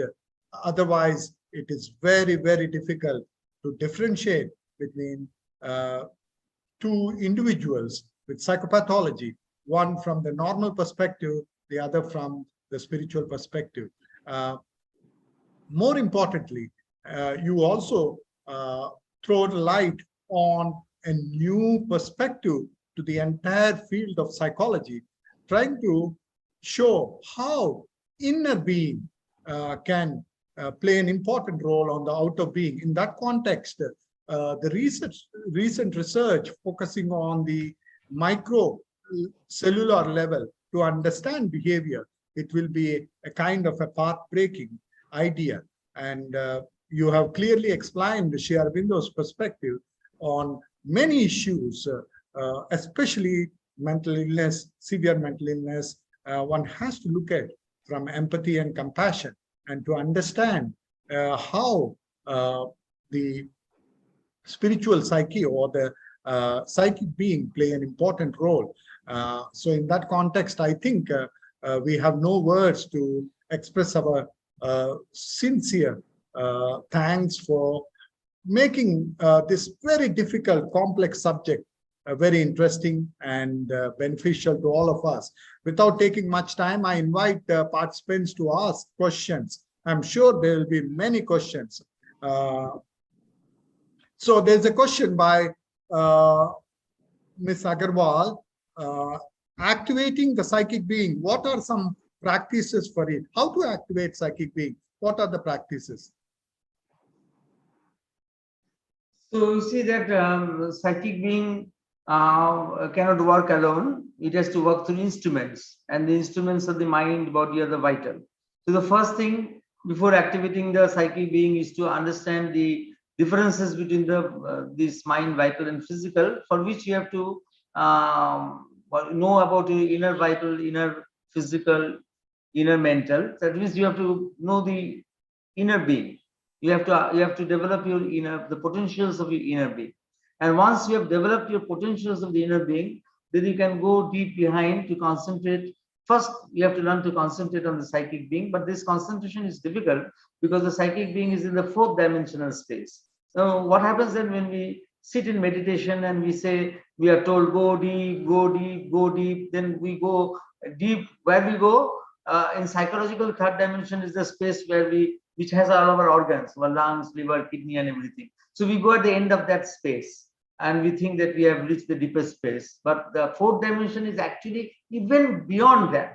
You see, like in a from one spaceship to another spaceship, an astronaut swims through space. Like that, you have to swim through the space of cosmic consciousness from your last point from where you can go in your meditation to a different kind of space. So you have to concentrate there. At the same time, you see, simultaneously, the other parts of integrating the physical, vital, mental around the psychic, they have to be carried on.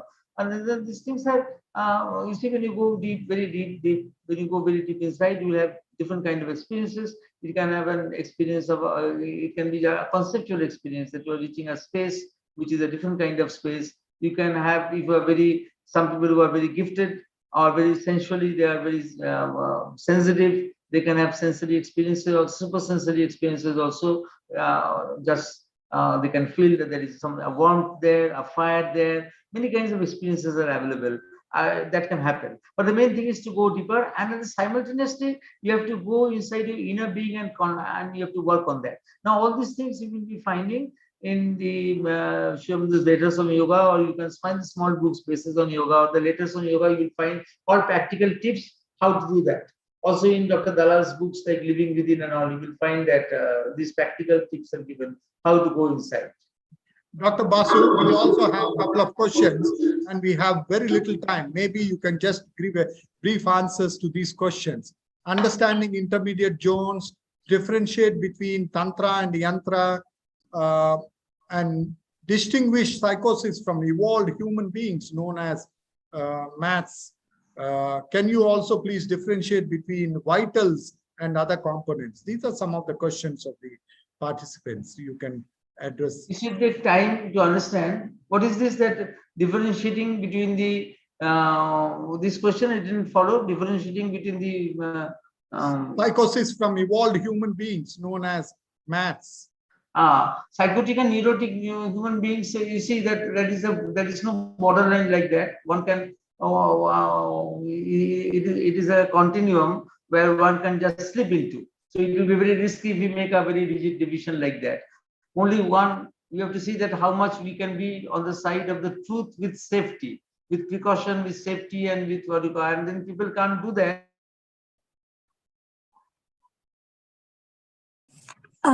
Since Dr. Basu will be there with us tomorrow for the... But again, Shobindu has also cautioned that people with organic pathologies are more vulnerable to this kind of thing. You see, Shobindu doesn't disregard organic things. He has said that people with organic pathologies who really have this kind of things, they will become more vulnerable. So somebody who has a streak of psychosis, if he starts practicing spirituality in a very deep way, it can become very, very risky. It can become very risky. So that risk has to be taken in mind. So you have to have the expertise of a clinical psychologist, that expertise you have to understand that difference, and then know about spirituality. Then only you'll be able to differentiate between these things. Thank you, Dr. Basu. I think there's an announcement from Dr. Joshna that there is a panel discussion tomorrow. So most of these questions can be also addressed at that time. That's what Dr. Joshna. So thank you for both speakers, enlightened us, and we are very grateful. It is a very fruitful session. And more importantly, we have all learned how to apply integral yoga psychology from a Sri Aurobindo's perspective and your personal experience. You are taken through the journey. And with this, I end this session, and I thank Dr. Joshna and the organizers for giving this opportunity to reconnect with all my friends. I look forward to many more under Dr. Joshna's leadership. Thank you very much. Thank you, Dr. Mohan. It was such a delight to hear Dr. Gupta and Dr. Basu, and also connect with you after so long in the session. And Dr. Monica and Dr. Basu's talk has brought out a lot of questions. And given that there's a lot of experience with the practical applications of integral yoga with children, with youth, and with patients, and therefore they have a very unique perspective. And both of them would be joining tomorrow for the panel. I am really grateful to them. And some of the questions which were unanswered, and some of the more questions which might come up, and some are coming on the YouTube also. So we will be taking up tomorrow. Thank you, Dr. Mohan. Thank you, Dr. Gupta, Dr. Basu. Thank you so much. We will take a break for 10 minutes and then join back at 4 for the next session. 4:30. 4:30. Oh, sorry, 4:30. Sorry. Yeah.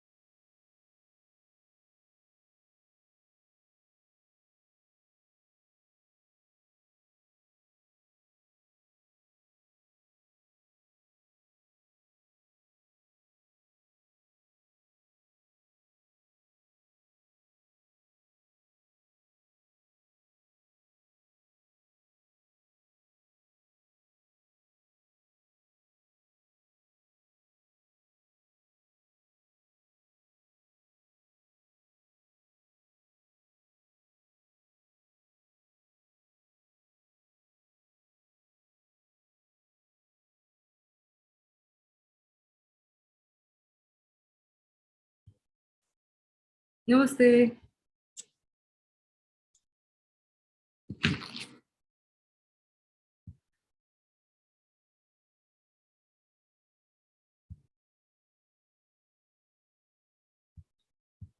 Hello. Yes. Hello. Can you hear me? Yes. Hi. Welcome, Dr. Vladimir, Dr. Aditi, Dr. Anuradha. A very warm welcome. So I think we will like to start in a moment.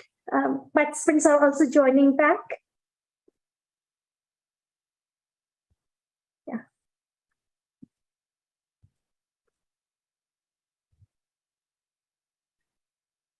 So welcome everyone. Welcome back to the next section of our today's program.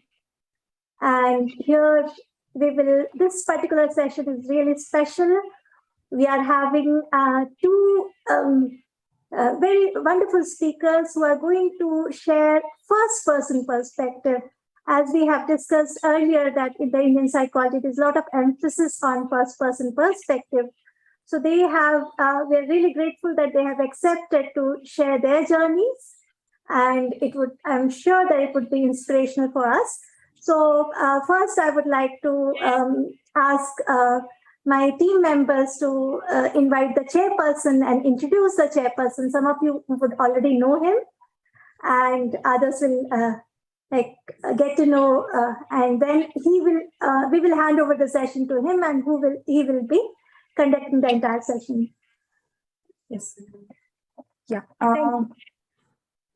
Dr. Vladimir Yatsenko is Director of Research at the Institute of Applied Research in Integral Studies, La Grace Sri Aurobindo Integral Life Center, USA. He holds master's degree in General and Theoretical Linguistics and Sanskrit Language and Literature from St. Petersburg State University and PhD in Indian Philosophy from MS University of Baroda. His doctorate thesis was the Vedic vision and the concept of Agni in the Rig Veda in the light of Sri Aurobindo.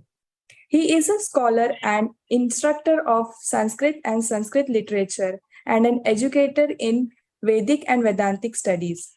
He is aligned with various educational institutions across the world, including Indian Psychological Institute, International Center in Integral Studies, Oro University, Arogya Center, and many others. I welcome Dr. Vladimir, and I hand over the session to sir. Thank you. Am I audible? Yeah, you can hear me. Yes. Namaste, everyone. Namaste, Anuradha, and namaste, Aditi. Very nice to see you both here. I grew up to the chairperson. We will be in position. I will be chairing you, and you will be sharing your first person inquiry experiences in life, which is so important for the integral yoga. So before we start this session, I would like to introduce Anuradha and Aditi. Though they don't need any introduction, still there is some procedure and some information which has to be known. So Anuradha, she graduated from Sri Aurobindo International Center of Education, completed her PhD in Sanskrit and Vedic psychology from Pondicherry University, a highly motivated multilingual Sanskritist. She works in the areas of Indian yoga psychology, philosophy, and culture, and is a resource person for national and international organizations like Ghent University, the European Union of Yoga, Auroville International, the School of Philosophy, etc. A recipient of Excellent Young Teachers Reward at IIT Kharagpur in 2019, she has co-edited and co-authored Perspectives on Integral Psychology and Happiness, Indic Perspectives with Dr. Vinaya Chandra. She is currently the coordinator Indian Knowledge Systems Division in Ministry of Education, Delhi, and an assistant professor of the Department of Humanities and Social Sciences in IIT Kharagpur. So without further ado, I've just give you a microphone to address the audience. Anuradha, please. So namaste, and thank you very much, Dr. Jyotsna Agarwal and Dr. Vladimir Yatsenko-ji for this opportunity. It's, I think, a great privilege to get to share some insights, personal insights on this journey of trying to live authentically based on the concept of Satya. And it's a very, very tall order. But before I proceed, I'd just like to do an invocation to my gurus who are the guides on this whole journey. Om Shri Guru Pyo Namaha Harihi Om.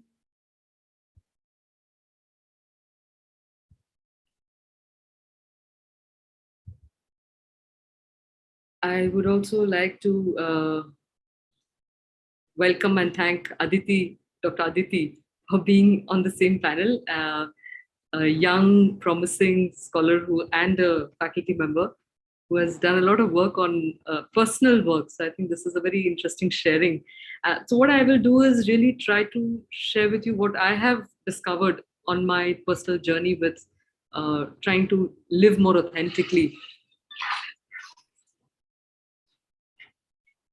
So first and foremost, we have two terms. We have the term Satya, and we have the translation truth. And it becomes important to try and understand what is the relationship between these two terms. Are they identical, or are there certain connotational differences when we go from one term to the other? So when we look at the term truth, the dictionary definition of truth is that it's the quality or state of being true. It's a fact or a belief that is accepted to be true. The real facts about a situation, person, or event. And certain synonyms are veracity, truthfulness, verity, sincerity, candor, honesty, and genuineness. The term or the etymology of truth itself seems to come from this concepts of being true, having good faith, religious faith, honesty, loyalty, fidelity, trust, etc. And there are many, from the ancient times to the modern times, they've got different terms that are used for the experience of truth itself. So Martin Heidegger, he says that the original meaning and essence of truth in ancient Greece was unconcealment, or the revealing of or bringing of what was previously hidden into the open, as indicated by the original Greek term for truth, which is aletheia. And I think this concept of aletheia is a very interesting one, because it's saying that something that already exists and we are bringing it into the open, which is slightly different from the more casual definition of truth, which is about facts. Because we know that reality as such is necessarily mediated by our individual subjective perceptions. So what is fact for one may not be as factual for the other person. And the moment we fall back on truth in terms of being an objective fact, we can fall into certain challenging areas of trying to define what that fact exactly be. And therefore, we have a lot of these conflicts about my truth, your truth, social truth. And whose truth is more true than the other truth? And I think that's, in terms of religions, we see that is one place where a lot of the main conflicts occur. Because there are some communities that claim having the truth, and then there's another community that also claims to have the truth. And then how do we reconcile between these two terms? So I was looking at the Sanskrit term satyam and trying to go to the etymology of the word itself. And I'd be very grateful if I say something, and Vladimir can also help to add other dimensions to the term. But it comes from the root as, to be. Sat is the past participle, which means that which is being. And Satyam is the quality of beingness. So the whole experience of truth is beingness. And if you push that a little further, it becomes the experience of being in the present moment.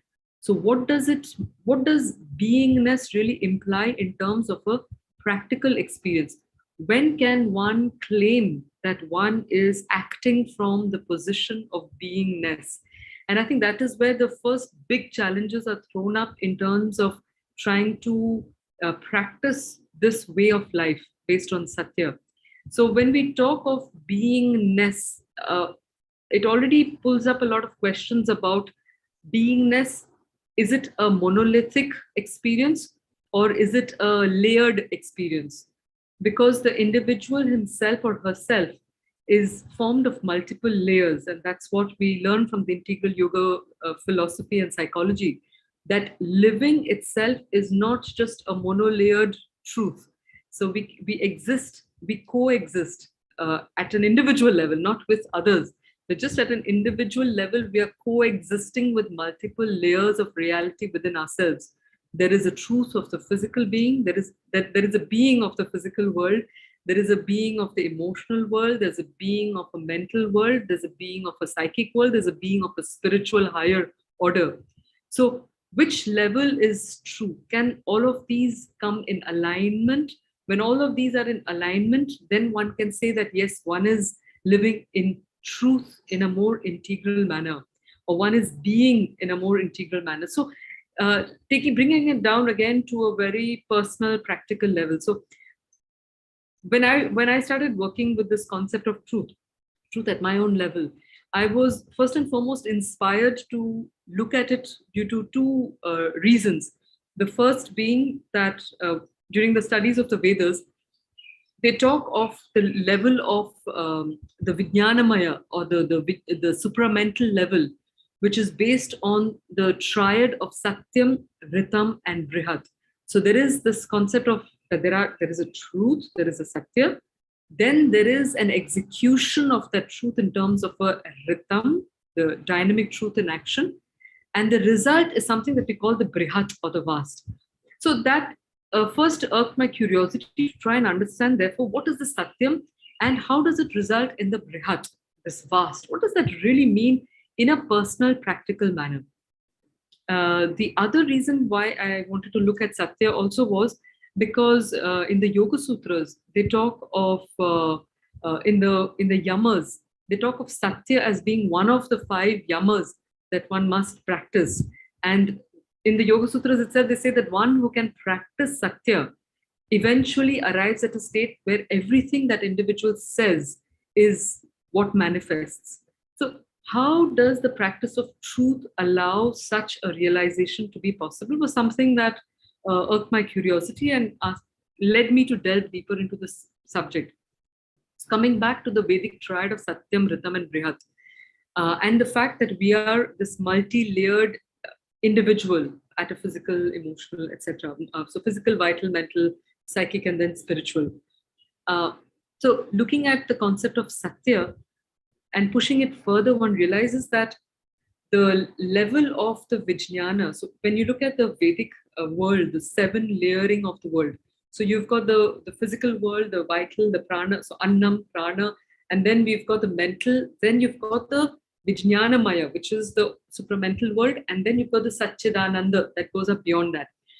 The beauty of this world, the Vijnana world, is that it is the layer which allows the higher potentials to find their mapping in the lower hemisphere. So the higher absolute potentials start finding the reflection in the lower world. Now, what typically happens is that if it is doing the reflection of it, then it is what I understood as being the mathematical optimum at any given moment. So at any given moment of our life's experience, moment now, one next moment, there is at every moment a mathematical optimum of the existing resources. So at this moment of my life, there is physically what I am capable of has a optimum potential. What my emotional being is capable of has its optimal potential. What my mental being is capable of has its optimum potential. And spiritually, similarly, circumstantially, whatever resources one has and whatever circumstance, the context in which one is, there is a given mathematical optimum that exists. The challenge that we have as a human being is that we do not have direct access to that optimum. This optimum is something that no other creature in nature has a question about, because they seem to instinctively resonate with the best of the situation and act in that manner most often. So the animal kingdom or nature's reality is totally in sync with what seems to be the larger orchestration of the play of creation. So there is a play of creation that is fine-tuned to an incredible mathematical precision. Because even if that gets disbalanced a little bit, imbalanced a little bit, there is disaster that takes place.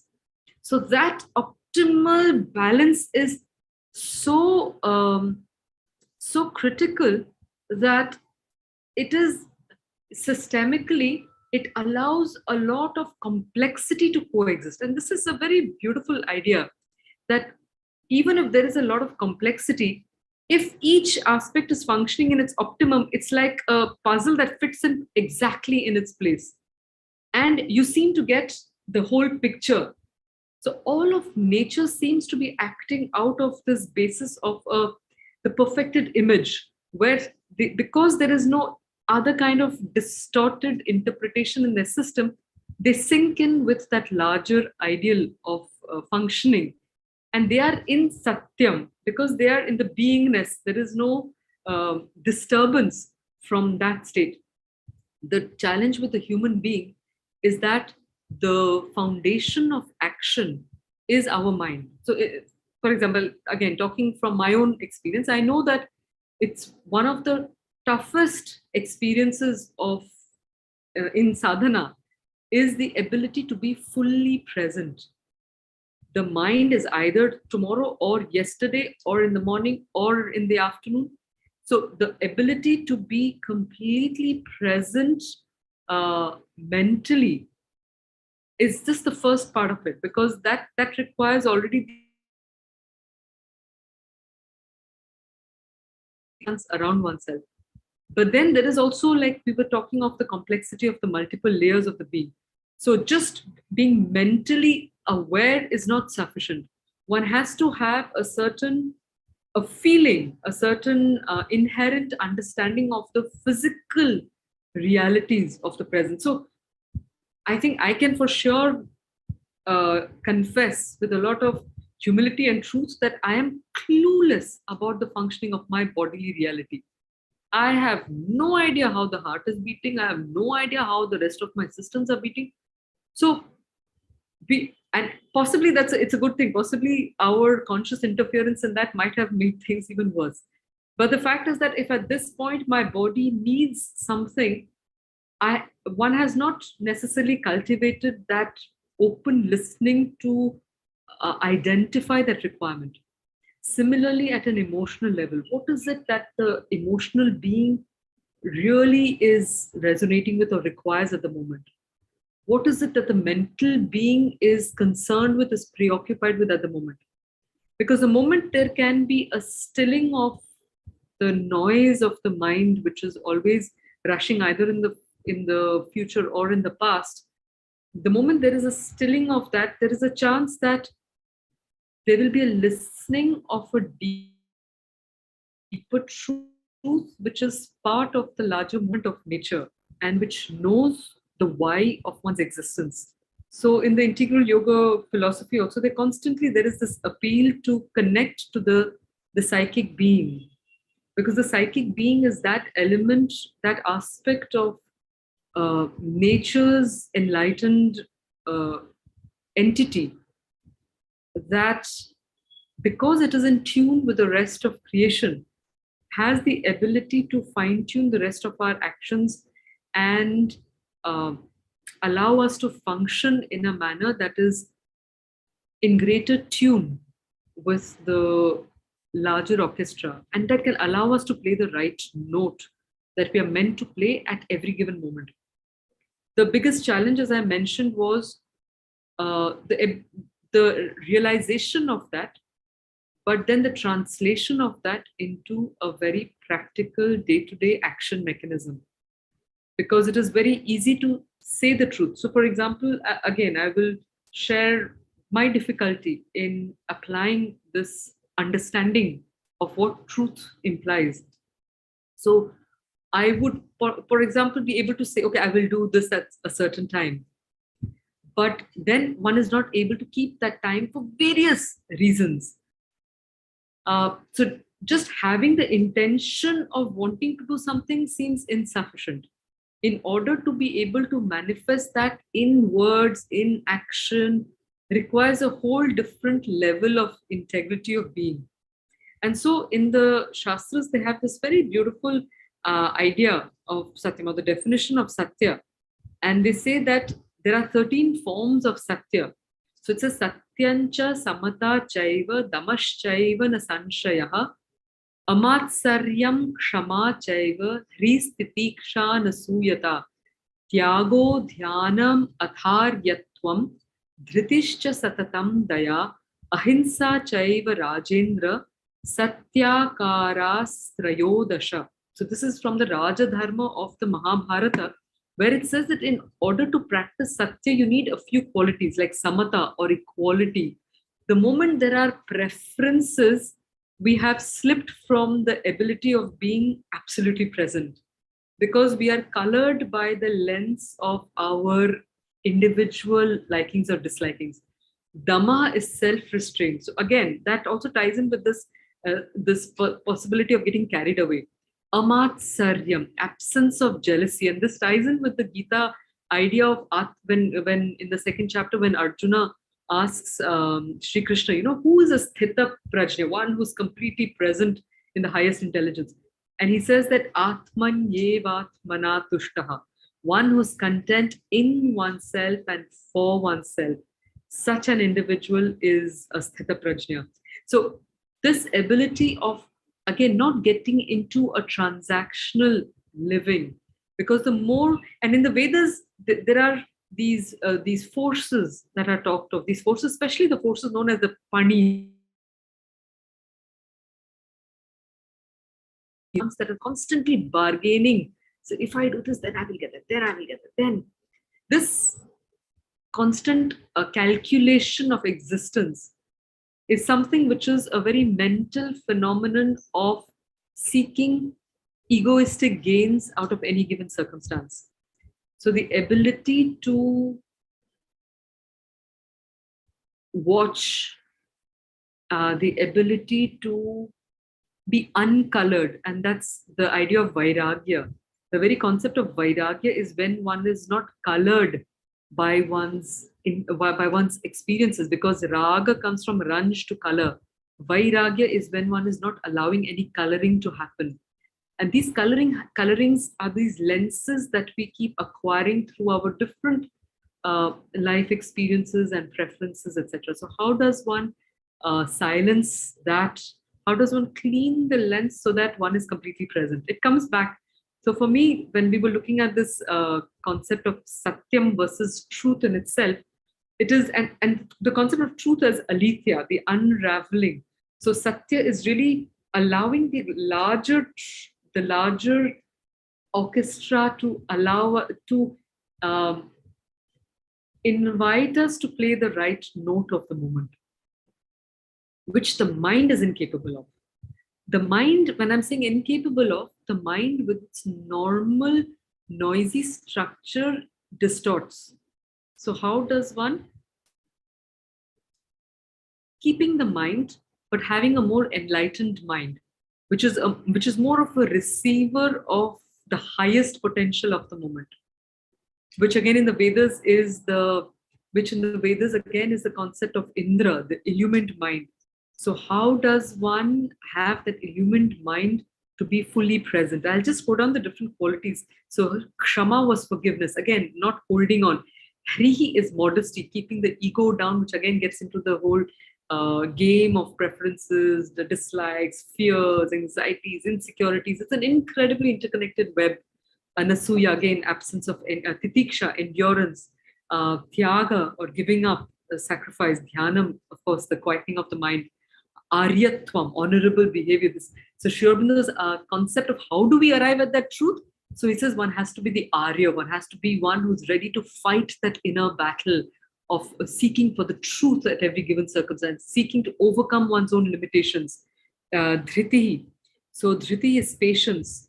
Satatam daya, consistently compassionate, and ahimsa, non-injury or non-violence. So all these qualities, I think, are those that can allow us to gradually go towards greater degrees of truth. But having said that, it is much easier to want truth than to live with Satya. But the crux of it being, of course, the ability to be as fully present. And I think that's the invitation, that's the challenge. Because there is a Satya, there is an overarching Satya, and there is a Satya of the moment, which is Rita. So how does one act with Rita or do the right thing at the moment is the call for practitioners of this path. So I think with these words, I'll stop here. Thank you.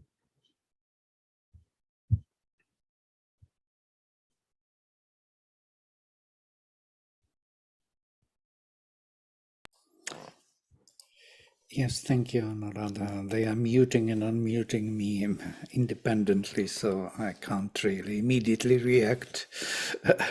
But it is a wonderful concept, by the way, and you made it very tangible and very personal, which is very important for Indian psychology to be personalized, to be internalized, to be used, to be understood from the experience point of view, rather than, conceptually knowing what it is. And of course, this is something which brings back metaphysical psychology. So not just psychology, kind of void of any metaphysics, but metaphysics is needed if it is true metaphysics, if it is psychological metaphysics, as it was in the Gita Upanishads. We can bring it back, and it will help us, help our mind to formulate and to find the way to understand these deep psychological truths. And in this case, of course, the Indian literature plays an important role, and knowledge of Sanskrit plus to it. And as you rightly said, it is from the root as, to be. So what is that is? And by the way, na sato vidyate bhavo na bhavo vidyate sataha, from the Gita, where he says so simple, so of the one who is not, there is not known any becoming, any bhava. And of the one who is not becoming, there is no being behind. So being and becoming are totally connected. Everything which is becoming has the being behind. And this misplacement of the being in terms of time and space is actually asatyam. There is no word for lie in Sanskrit language, but there is asatyam, that means satyam, the truth, is actually non-actualized, misplaced into some, you say the truth, but truth which is not applicable to this context. You see, that is the lie. There is no lie in Sanskrit, and this is amazing, yeah? Because lie is nothing but non-actualized truth, non-actualized by time and space, by context. It can be applicable to some other context, but not here. You say the truth which is not for here. So that is the lie. And that is a beautiful idea which you brought forward. I'm very glad that you brought these ideas forward, because they are fundamental for everything else to unfold. If this is not understood, if this is not dwelled upon, we are actually doing something very secondary. And I'm not sure that we can even achieve any result in our life. Thank you for this. Sorry, can I just add one last idea here, which is from the Mundaka Upanishad? This idea that Satyam Eva Jayate, which is the motto of the country, which missed out the second part, which is Nanritam. And it's very interesting because the word there, it says Satyam Eva Jayate. Jayate is an Atmanepadi. So it means that it makes the practice of Satya itself win. It's not making somebody else win. Because in Sanskrit, we have Jayati, which makes someone else win, and Jayate, which makes oneself win. So the practice of Satya, which is this optimum. So at any given moment, if one is completely receptive and in tune with the optimum potential, and we are living that at all levels of our being, one cannot but get the optimum results, which is Brihat. So there is the potential Satya, there is the execution through Rita or the right, and the result will necessarily be Brihat, which is the optimum, which is the Jayate aspect. So the practice of that optimum is a self-winner. So the second part is, which is na anritam, not the not right. Unfortunately, by eliminating that part of that motto, we have gotten to the subjective story of, no, your truth will win and my truth will win and their truth will win. No, that is not what the Satyameva Jayate was referring to. It's referring to that optimum in any given circumstance. And just to close it, the concept of dharma is that which enshrines all these three ideas in it. So my favorite example is of a glove. So if I want to do a surgery with the best, tool possible, then I have to wear the right glove. I have to know the Satya, the right contours of my hand. I have to wear the right glove, and then I will be able to do the best surgery. And when I wear that right glove, my hand is held in the best way possible. That holding of the hand is dharma. So upholding of the best is dharma.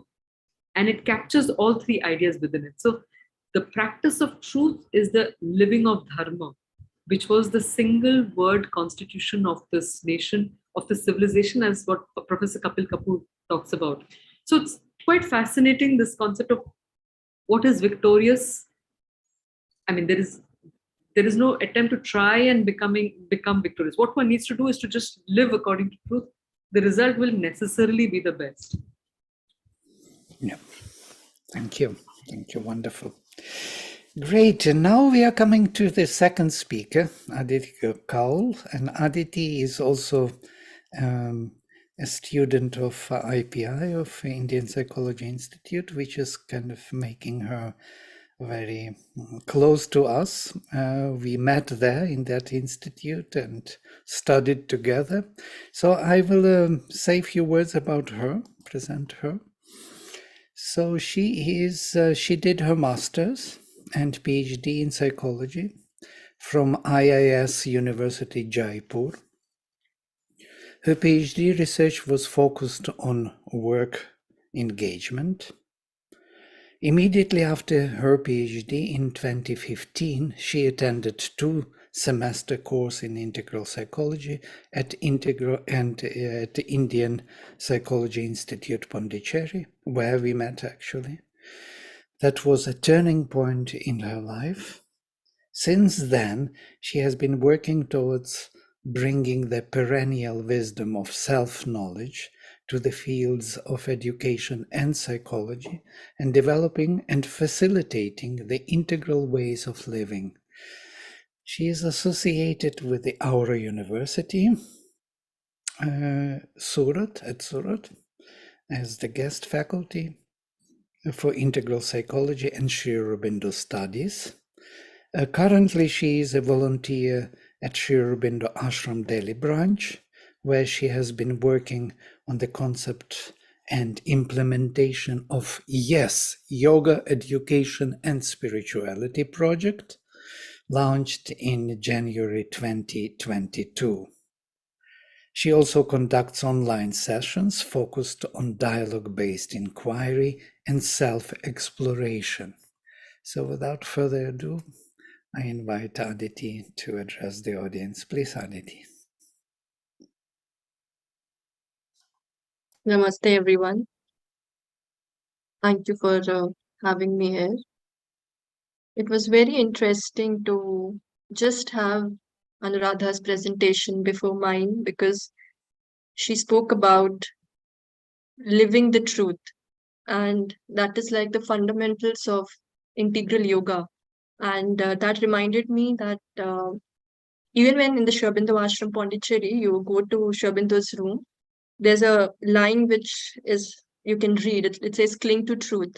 And in fact, that was one of the first things which caught my attention when I started going to the ashram, that all I have to do is cling to the truth. And like you just heard what exactly truth is. And of course, we have our own experience. And in fact, that is where the whole journey started. Like when we speak about first person exploration, we are essentially putting ourselves out there and really like examining it minutely. It's like, that's how I talk about living a well-examined life. It's like really looking through that glass. Okay, this is who I am. This is who I am. But what is very important to understand is, what is my experience of the word self? Like I personally feel that the word self is so overused in psychology. Like when we speak and study in especially the Western paradigm, that somehow this whole, even when we develop the whole Western idea of, say, positive psychology, you believe in yourself, yes, self is what it is, we somehow fail to understand the composition of self. And that is one of my fundamental interests. Like I keep conducting sessions on self and identity, because these are the two words which are with me since 2015, when I actually got into this exploration, that what is self, what is identity. And the more and more I get into my own exploration, I realize that most of our life experiences are determined by a sense of identity assertion. Like that's how we are looking for. We are really, really looking for who we are. And who we are on the outside, who we are on the inside. And there's often a amalgamation of the two that determines our everyday living. And in fact, that was the reason why when I took to psychology as per in the academic studies, I was really looking for who am I? And not just from, say, a very like philosophical or spiritual perspective. I was not so evolved at that point of time. I was just wondering that who are human beings, and it's a very different space to be in. But soon after being into a formal academic education, I realized that we are so much talking about the functionality of a human being, how a human being should be, how you should categorize people for your own understanding, how can you do a research to prove a point. Like when I got into research during my PhD, I realized that what caught my attention was review of literature, that there's something already done. I'm looking at it from a different lens, trying to create something out of it, and then just presenting it. And also, like, it's a whole journey which I went through over a period of 4 years.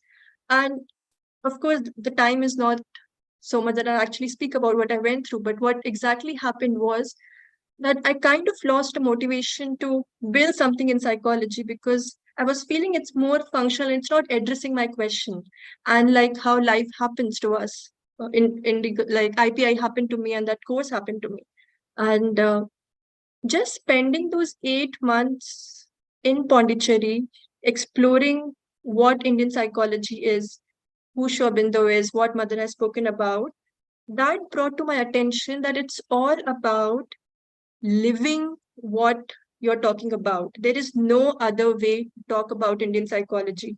You can talk about concepts, you can talk about research. Yes, it helps.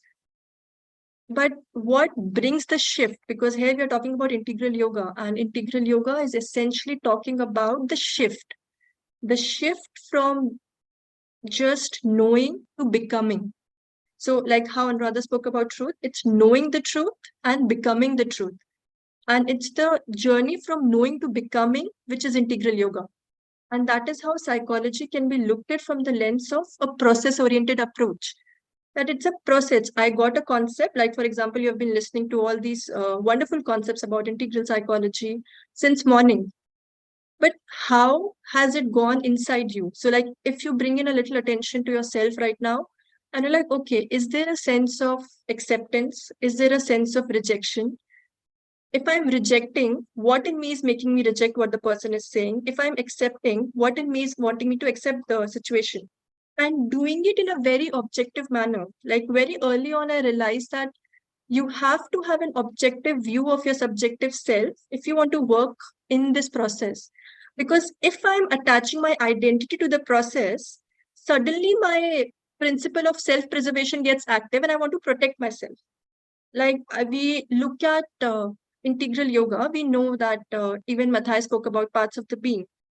And we understand that mind seeks understanding. It's the vital, the emotion that seeks satisfaction. And it's the physical which seeks the safety. And most of our outer personality is made of these three components. And these personalities, when we try and connect them more and more to our inner being, that's a process which we undergo, which is our sadhana, which is our spiritual practice, that we reach the person behind all of those things, which is the most accurate, more core fundamental aspect. So it becomes that journey from going from outside to inside, and then making that inside your reference point, making that inside the anchor, and then start looking at life from that lens. So that has been predominantly my exploration. And it's only in this exploration you come across all the difficulties on the path. So yoga psychology is not just knowledge, it is also will. It's a combination of knowledge and will, which leads to the transformation which we're talking about. And it is not just a one-day affair. Knowing can be the starting point, but it's the doing when the actual journey becomes very, very practical. And from my own life, I can give you that example that when I went to Pondicherry, and I don't know if Matthias is still on the call, he can vouch for it, like how much I bothered him with the questions I carried. Like I literally had a list of questions because I wanted to figure out the world. I wanted to know the world. All those questions which were building in my life for those years, I was like, no, there's something more, but there's nobody who can tell me.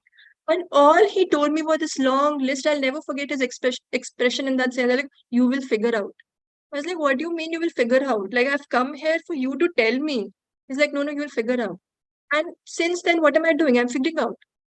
So now in retrospect, I understand like, yes, this is a process. But I also realize if this process is not given the entire being, then there's a certain sense of division. But like for me, I started with the mind because I wanted to know.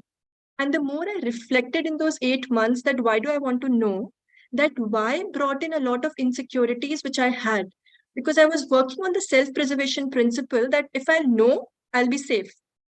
Because knowing helps you to execute. It's like if somebody asks me, who are you? Okay, I will have this answer. If they'll ask me, what are you doing? Oh, I'm studying at IPI. And that also made me realize how form obsessed we are as human beings. We keep talking about intangible things. We keep talking about it's a process, it is something within. But even there's a need so much to what is it on the outside. And then I discovered the journey of form and essence, like how they come together. So there's a sense of self I have within, but I also have a sense of self outside, which is like my window to the world, my presentation to the world. Like how, look at the example of this conference. We speak about the intangible, that the speakers are speaking about the intangible, but what we speak about the speakers is their tangible work, their tangible life. And that is what is required to create that bridge, that how is the fundamental basis of psychology, but what we often get lost in the what of psychology. And especially if you look at Indian psychology, or especially looking from the lens of integral yoga, it's the how of life. It just tells you that whatever field you are exploring, even in terms of psychology, like whatever division you are exploring, whatever school you are following, there's a fundamental oneness behind this. Can you prepare yourself to access that oneness? That is what is very, very important. And going to that oneness again becomes a journey, because what happens is a lot of your own conditioning comes in the way. Like I often explore this idea of consciousness over conditioning, that how at every moment you have to be very, very conscious that is conditioning driving your life, or you're being very present in the moment. Like even Anuradha was saying, no, it's so difficult to be present in the present moment, because we know that there's a certain sense which is given to us that this is how we need to be. And we are constantly wanting to become that. And that constant wanting to become like the other takes us away from who we are. And that gap is what needs to be filled with our own experience, with our own journey.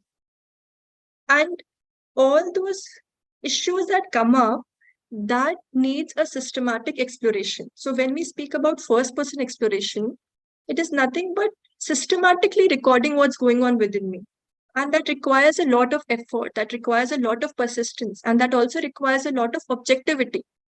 Because the moment I see something wrong in me, or say when I'm cleaning myself, I see the dirt, I immediately want to hide it because I want to protect my sense of identity. And when I want to hide it, then I just know that why am I hiding it? Because it is a process. And in that moment, I realize that when we talk about that you are different from your actions, I get anchored in you. So that sense of separation from my action and anchoring myself in my being happens through myself being exposed to the situations on the outside. And that is the process which I uncovered when I made that movement from just sticking to the mental exploration to actually opening myself to the world. So after completing my course, like it was just an 8-month course, the next 3 years I spent in Pondicherry to just kind of explore what vital means to me, because all my life I had given myself this message that no, I'm a very mental person. Vital doesn't exist for me, and I'm very good at controlling vital because I have this image to protect. Oh, very intelligent, wanting to, live, study, all of those things. And the moment I opened myself to the process of integral yoga, I was like, oh my God, there's so much work to be done. And every belief that I had about my own self, because you need to have a image of who you are in your head to function every day, that just broke. And then I had to literally reconstruct myself and say that no, my vital also has a place. I may not want to give in the vital, but I have to purify. So the whole process of purification came into my experience. And when the experience of purification came in, I understood the true meaning what rejection is. So rejection is not just categorizing things that, oh, it's wrong, it's not required in my path. It is that it's not aligning in my journey. So I understood how acceptance and rejection are the two sides of the same coin. It's essentially experience. And more it happened that I could widen my being, that more and more I could examine myself from an objective lens. And that is what made me realize that psychology is something, what is very fundamental is you as an instrument. In fact, this is the word, if you really look, changed a lot for me. Like in one of the classes in IPI, I just heard the word that who are you? You are an instrument. And that changed the game for me. I was like, okay, instrument. And what is the need for the instrument? The instrument is required to function in the world. I was like, okay, now I will function in the world. But first, I want to understand the composition of the instrument, because I want to have a certain sense of connection with who I am so that I can express. So the whole exploration of composition of an individual is what the Indian perspective offers us. And predominantly in the integral lens, when we try and explore the inner realms, it is nothing but the composition of what we are made of. And more bridging that composition with the functionality in the world. And that process, it's kind of like bridge building on a regular basis. And that is why it is very important to have consistency over intensity. That yes, I have taken on this path and I will continue bridging the inner and outer so that I get more and more exploration of my inner in the outer realms. And that becomes the fundamental aspect. And that kind of also distinguishes the whole idea of, say, inner growth and personal growth.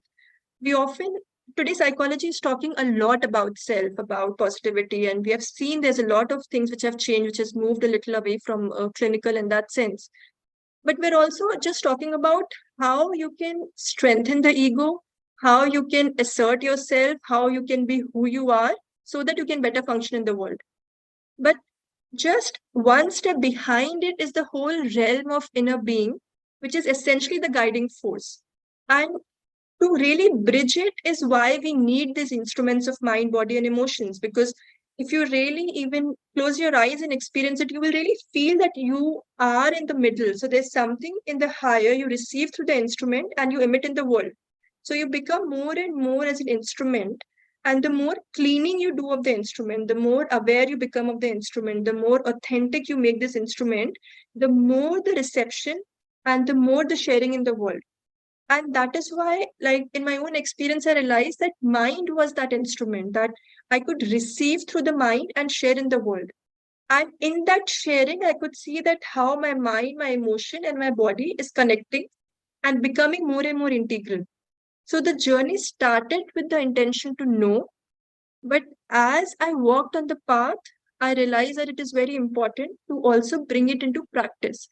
And very important aspect of practice is to not really give into when you like really come across something which is like a dead end to you. Like in my own experience, I've realized that so many times you're like, this is it. But you do have to have that sense of belief in that sense, which is not just a mental belief, but an experiential understanding. And how does this experiential understanding works is that you start operating at multiple levels at the same time. So there's a sense of multiplicity comes in your life. There's a sense of simultaneity which comes in your life, holding your anchoring yourself in the inner. So you go out in the world, explore, and then you come inside because you have made a safe space inside. So making that safe space inside is the inner journey. And often we have these debates of science versus spirituality and all of those things. We understand that the versus concept comes through the division, which is the quality of the mind. So mind understands through dividing, but there's a higher realm in mind which experiences through synthesis. So our journey is to go from that division to that unity. And building that bridge is again a process of yoga. And in my own experience of, say, this is the 4th batch I'm teaching at Oro, Integral Psychology. And over the last 3 years, I've learned so much that you just walk into the classroom of psychology where students are studying all different types of psychology, which is very tangible to them, which is very, very form oriented. And there I stand and talk about integral psychology, what Sri Aurobindo has written, what parts of the being. And that is when I realized that there's so much of requirement of presence over preparation, that all I have to do is be present there. Like, yes, I need to prepare, I need to have a conceptual clarity, but I don't have to use the method of teaching which I as a student have explored and experienced, and also what I see my fellow people doing, and just be present. And that's a constant struggle, that's a constant battle, because I am not a perfect individual. I look at somebody, I was like, oh my God, they know so much. I was like, okay, I will be also there. And the life presents you with opportunities that you get to question yourself. And often I realize that integral psychology is not rush to the answers, but it is about refinement of the questions. It's the refinement of the questions which gives you a sense of exploration. And that is what leads you to be, say, teaching integral psychology or applying it in your research, applying it in your counseling. Like, even if you're interacting with a student or you're interacting with a client, the framework, the paths of the being framework is the absolute gem to have any interaction based on presence. That the more you identify and experience your own mental, vital, physical, you see the person, the client walks into your clinic or the student walks into the class, you know where they're coming from. And it's not in that moment you are trying to like map it, oh, this is this cognitive theory, oh, this is this psychologist. No, you're being very present in the moment and trying to see the person behind the personality. Because if I'm theory oriented or if I'm like psychology, what we understand oriented, I'm like, which personality theory can be applied, or then how can I just little personalize it? But having said all of those things, just be connected in that moment and you know.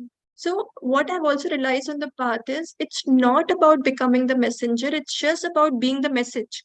So the more you become integral yoga, like I don't know how it sounds, but in my own experience, the more you become integral yoga, the more you give it in the world.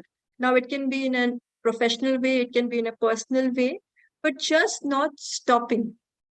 And more so not just stopping in the terms of like I have to stop now. At the moment I said stop, and I was like, okay, yes, I really need to stop. And that is how I think being present helps. It really anchors you in the moment. So all I have to say is that there's a journey which we start from the outside. There's a certain sense of questioning we have. If we can look at those questions in a more refined manner, there's a certain sense of, we move towards awakening in a sense. And all this journey from awareness to awakening happens through aligning more and more in your life to your inner being, to the higher in you, to the deeper in you. And the more you do it, you will see that how integral yoga is a way of life. Psychology is just a very vibrant exploration of who you are and how you interact in the world. Academics is one aspect, research is one aspect of it, but it essentially tells you who you are, your intention to evolve, and just you and your presence in the world. I mean, that's what it means to me, and that is how my journey continues. So thank you. Thank you, Aditi. It was wonderful. Such an internalization. By the way, this idea of being professor of psychology and knowing all the theories and being psychologist is actually the fundamental idea of psychology. Psychology belongs to human sciences, to all human beings. Without psychology, actually, we are not fully human beings. We need to be psychologists. We need to know ourselves, our own functioning. And you're absolutely right. So that this difference between knowing the psychology as theory and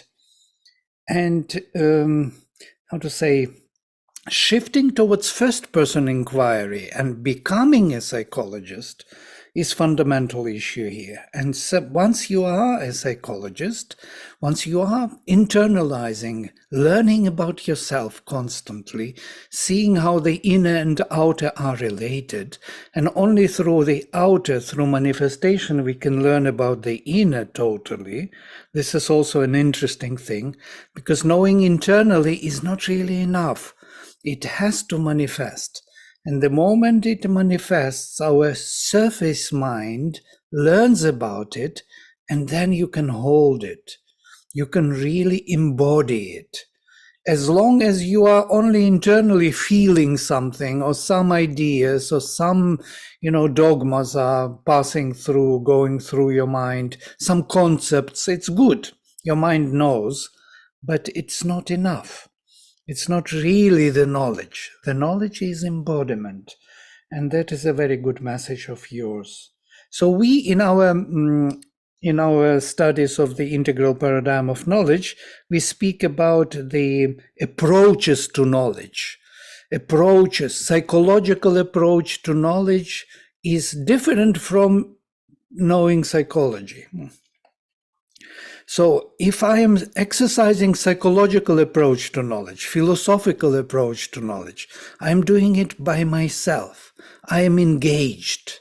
I am learning about my reality through these particular approaches: psychological, metaphysical, linguistic, artistic, sociological, and scientific. Even scientific, I look at the body objectively, how it functions biologically, and so on and so forth. There is much to learn about ourselves, yes? And there are many approaches, but the most essential is psychological. I have to know myself. There is no other way. There is no other way to know anything else. Yeah? So if I don't know myself, what could I really know? So this is a wonderful message. Thank you, Aditi. Thank you, Anuradha. We are opening to the question and answer session. So please pose any questions or ask them directly. I do not know how the organizers are doing it.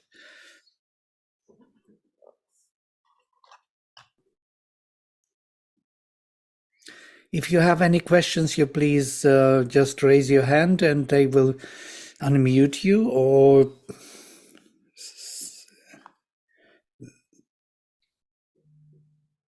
yes.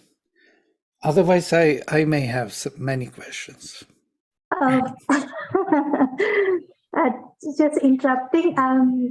We have a very short mini break between the next session, which starts supposed to start at 4:30. 5:30. Sorry, 5:30. I'm very bad with time. But all our speakers and the chairperson will also be there tomorrow in the panel. So we can also take questions there, and we are noting down all the questions.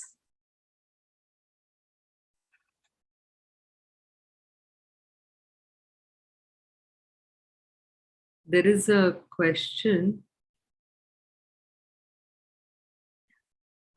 Just then, what are you saying? Do we take, if there is like, there's one question that has come up? Sure, you can take that, and then we will wrap up and take the rest of the questions. Rest of the questions tomorrow. Yes. So should we go for that? There's one question by somebody called SK. What about the soul's experience? If I was born to experience jealousy, how do I know? So I think that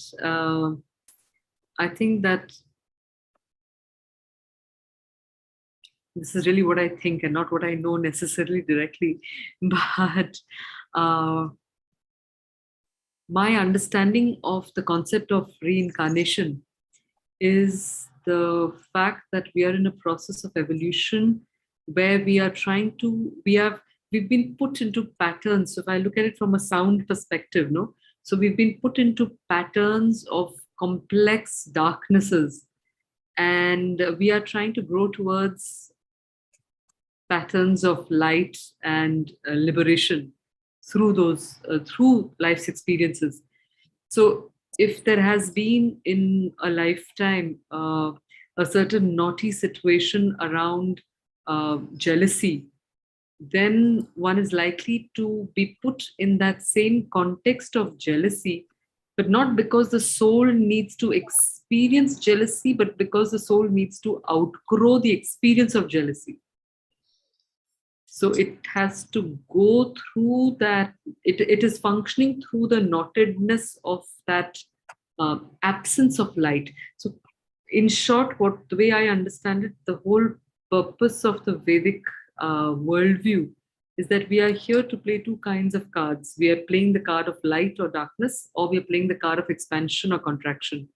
The movement of evolution is towards light and towards expansion. And so everything else, every movement that is contrary to that, and which we do need to, that we are part of, because we are growing in a dark milieu. That's the game of creation. That light plunged into the darkness. So the nature is darkness around us, and therefore all the vices, all of that forms part of the very milieu in which the soul takes birth.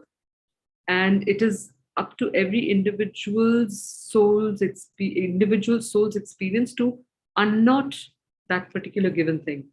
So as Aditi was saying, I think we need to just step back and recognize the movement that we have come to overcome. I don't think, if you talk of soul's growth, it can never be to live fully in that darkened situation of anything that is cramping our being. The soul takes birth to become vaster, and I think that is the way I would understand it. I hope that explained the answer.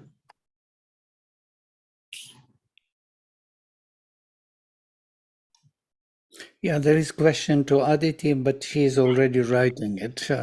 The answer to what to do to become more aware, to become more, some technique, exercises, to be more mindful, conscious in our life. Thank you for typing it. It's very thoughtful of you. You can say a few words if you want also. No, that's okay. I just did a small exercise for me that how does it look to manifest your thoughts. So the knowing doing journey became just very practical for me in the moment. So thank you.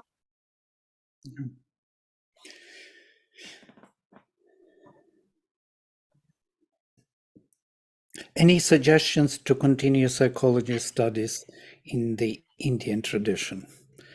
From my side, since I am presiding over the session, Sanskrit is the must. The literature, the richness of the tradition is the must if you want to deepen the understanding. If you want to stay on the level of professional, counseling, or whatever. Yeah, go with the stream of today's achievements of psychology. That's fine. You don't need anything more. You just study Western forms of psychology and all that what they propose, and you will have your job. But if you want to be a psychologist, really, then you need more. You need to dive deeper. You have to bring metaphysics. You have to train your mind to become more flexible, to explain those phenomena which are far beyond the mind. But what tools do you have? You don't have tools, only that literature of the rishis, of the great seers and thinkers. Sri Aurobindo is one of those. Upanishads, Upanishadic seers, Gita, Veda. I'm not even touching the Veda, but there is so much. This is such a profound psychology there waiting for us to be discovered.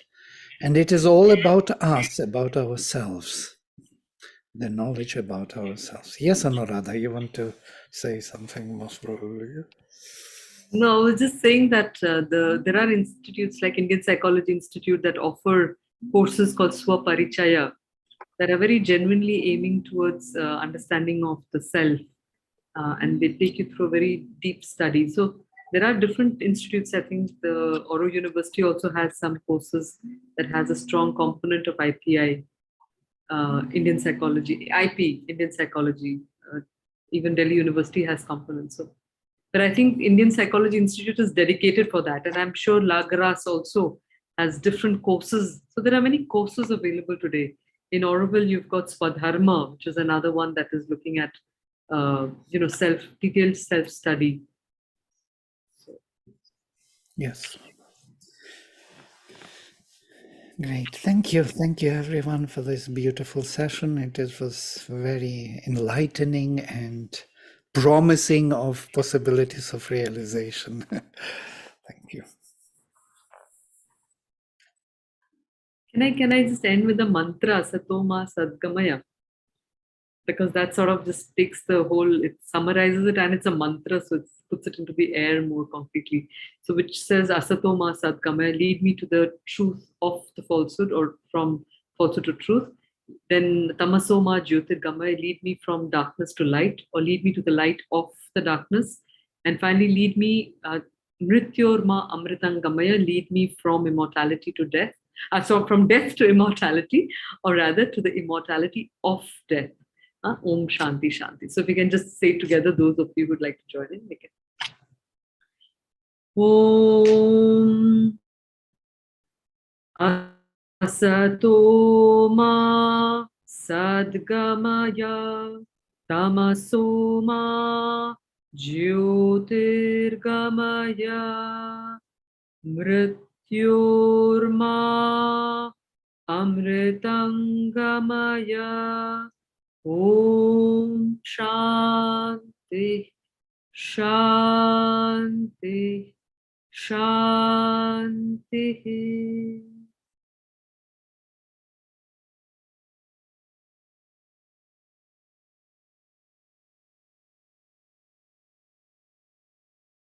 After this such a beautiful ending, I just have thanks for both the speakers and the chairperson. We'll take just 5 minutes of break before we join for the next experiential session.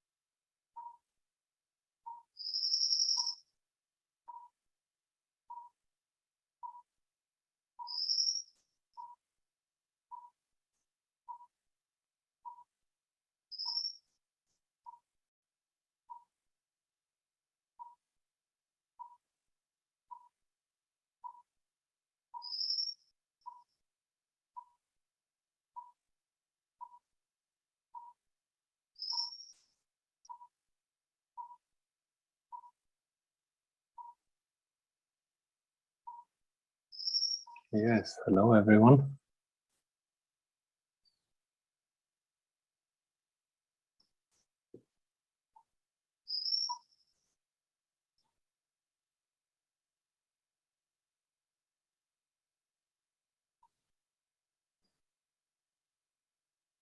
I don't see anyone apart from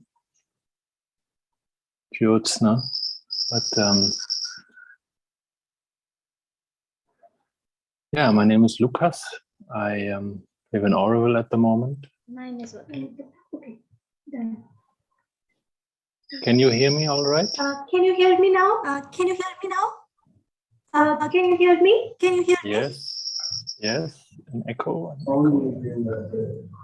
Okay. Can you Can you hear this? Now? Hello. Are we audible?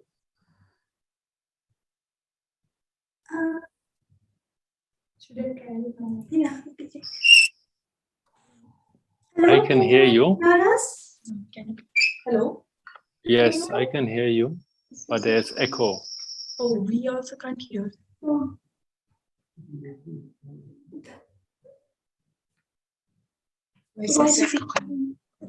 Because everyone's is on. Maybe you can mute. Oh, we can hear you, Okay. but there's echo. Now, better. Okay, sorry for the audio issue. Suddenly something happened. So now we welcome everyone for this experiential session. We will introduce the facilitator and then hand over the entire session to him. And we'll also be participants. So, good evening, everyone. Am I audible? Yes. We welcome Mr. Lucas, who is going to be moderating the last session, facilitating the last session for us. Lucas has come into lasting contact with integral yoga psychology through a course at IPI in 2015. Since then, he has been studying and practicing it in the context of therapy and education. In 2018, he finally settled in Oroville. He lives out his inspiration in accompanying individuals and groups in their transformational processes. We welcome Mr. Lucas, and I request you to kindly facilitate us through the session. Yes, thank you very much. Hello, everyone. Vanakkam, namaste. Am I audible well? Because there's rain right now here, a little bit only, but that's the worst circumstances for my internet connection. So if ever my voice gets broken up, just send me a chat message. And if it gets really bad, then I have a backup network also. But if it gets really bad, we also have a recording of the session, because everyone is trying to concentrate and then there is constantly a robotic voice or things are running fast. It's very unsettling. So that is always possible. Yes, I'm very happy to be here amongst a few of the people that I know through IPI and who got me in contact and touched me over the years. And Aditi was in the same year as I was. She was my classmate in that time, and I'm very happy to have listened to her before. And I was asked to go a little bit into something else today. You heard many things today which were offering many different perspectives that India has fostered and brought about over the thousands of years. And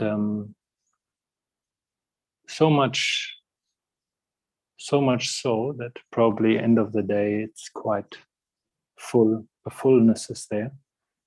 So what we're going to do is to look into breath and look into the different parts and planes of the being. India was always a place that knew the science and the magic of breath and what it can offer and what it means, and has researched and developed many ways of using it and being with it. And the parts and the planes of the being, I don't know how familiar you are with that, is a very detailed contribution by Sri Aurobindo and the Mother. Even though it comes from the Vedas, it is written in Sanskrit in many ways, but he brought it in English in a very detailed manner, available to the whole world. And So instead of me telling you something, because I don't really know very much, I will see that we can maybe explore together a little bit through direct contact, meaning through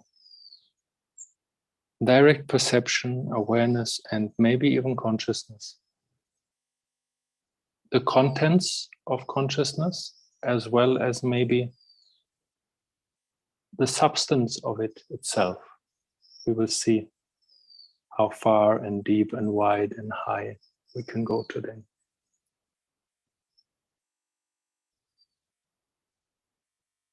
Whatever I say is a suggestion.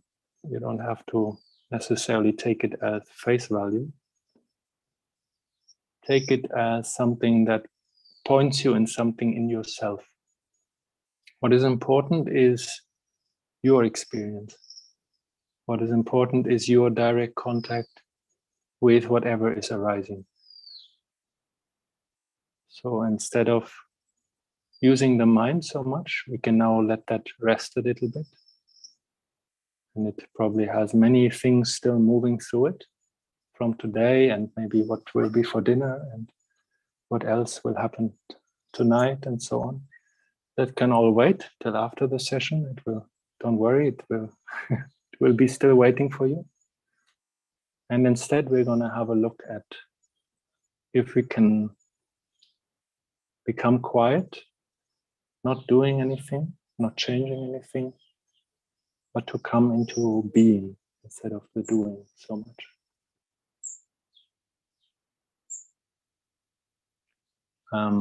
We will focus in the rhythm of breath as it is naturally.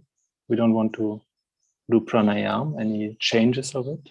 We want to see and trust that there is an intelligence behind that gives you exactly how much you need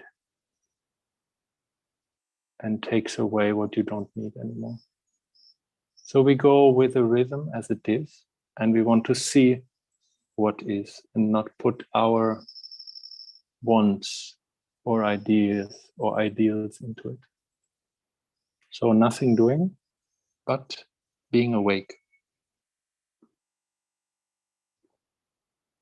And we're going to use different parts of the body or focal points or centers in the body, which are access points to the different parts of our being, which are more personal, more individual, but then also are entry points to the planes of the world, because we have all this whole evolution in us. The whole universe is also accessible within us. So we're going to use these as focal points and see what arises for us there. Okay? Everything clear so far? And we can go into concentrating inside of ourselves. If there's disturbance, the facilitation, please just send me a direct message and I will see what I can do.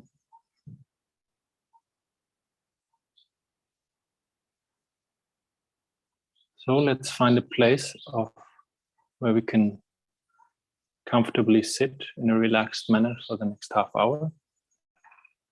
And no posture. There's no special form that we have to take to be relaxed, to be concentrated.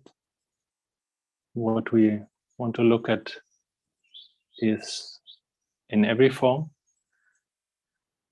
And we just want to take it in life. So this is also not an exercise as a last word to this. It is something which is happening in life all the time. And that is the beauty of it.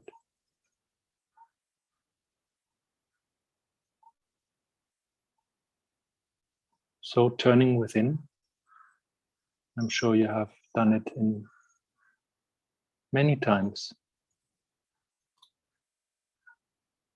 turning inside, drawing back this focus which usually draws us out, and turning it back inside. And being very curious how that happens, not taking for granted that you know what will happen to you.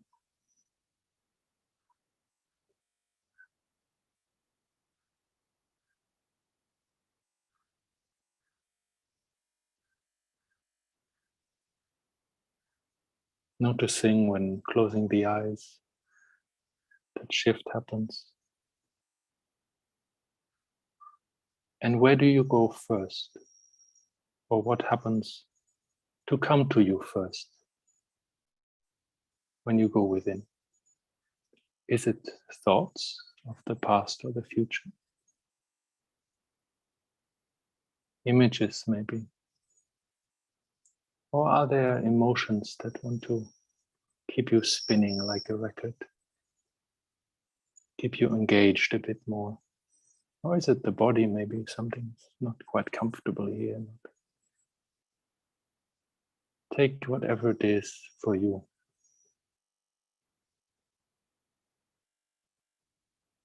And let it be, because it is already. So why should we try that it should not be? And waste energy like that? It is.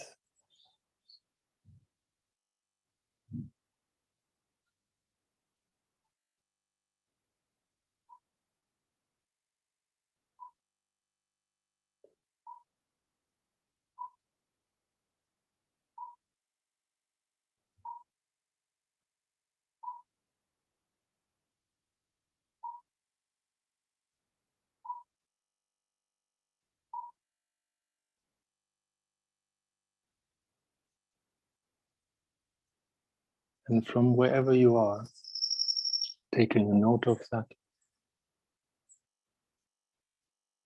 and turning your focus into the rhythm of breath, being inside the rhythm of breath as it moves in you. And there's probably a point in you, an area, where you can most easily feel this coming and going, the going and coming which happens automatically, by itself. You don't have to take care of it. There is nothing you have to do. It doesn't have to be deeper or different. It is just right for this moment.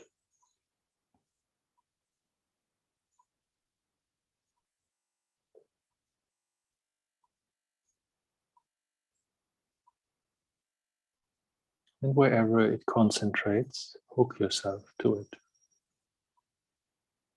Being present in the rhythm of breath.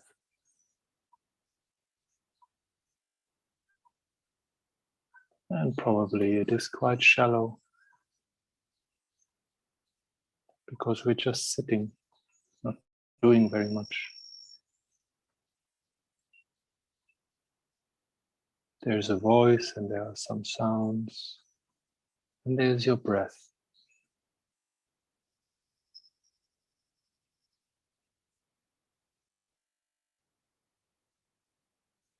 And other things probably are pulling at you, wanting your attention. They can wait. They are not that important as they claim to be.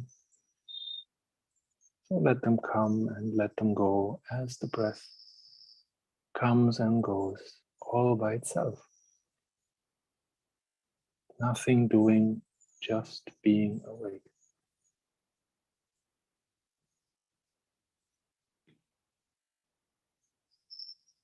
Allowing the breath to be as it is.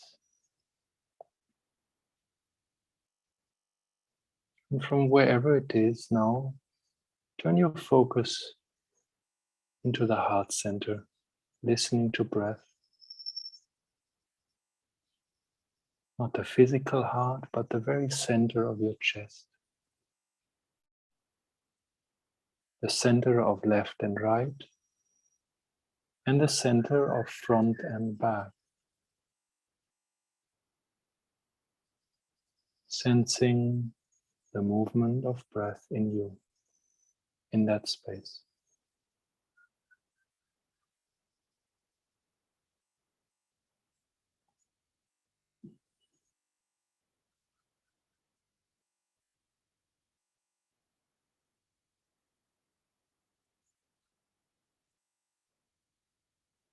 My words are in the background. Your mind doesn't have to understand. It will do it automatically as well. Just be present in this breath which comes and goes by itself. Since the first breath, since you are born on this planet.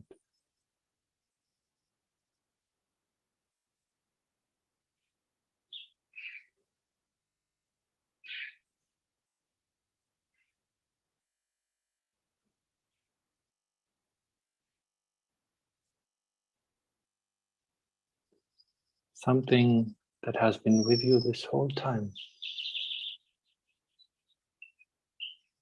Have you ever spent much time with it?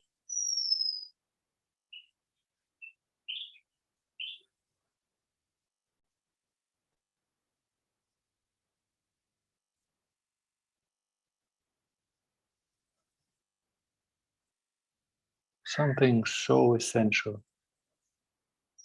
The air that comes into you and gives you energy. To be in this body. To have a spacesuit for this planet. To keep this gross body alive. This breath is for the gross body.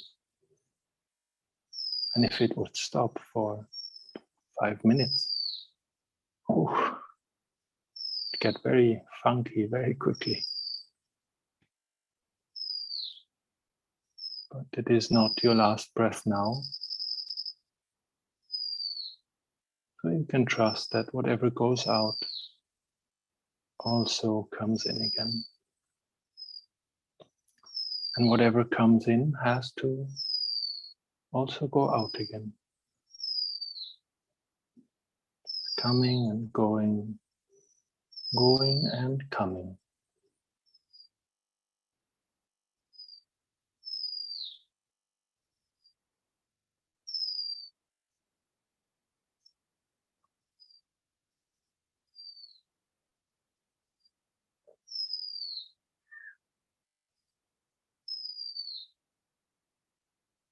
Listening to the rhythm of breath in your heart.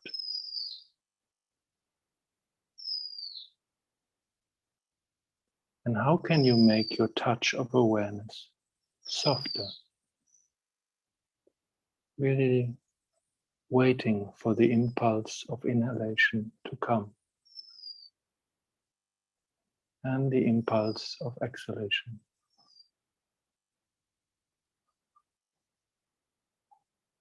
A soft touch of awareness.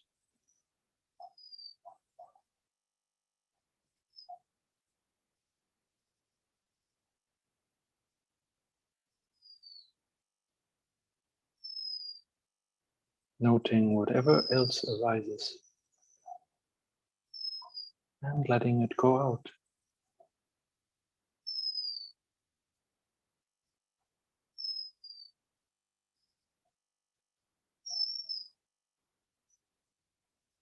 And for some time now, we can put our focus in the exhalation only.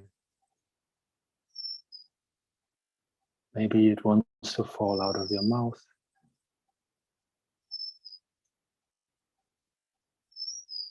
Feeling the letting go that your body knows how to do.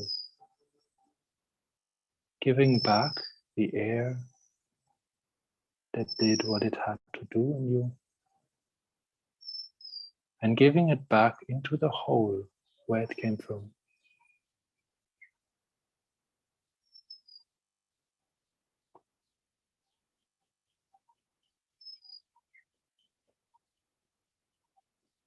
You can just give it all back. And it happens automatically.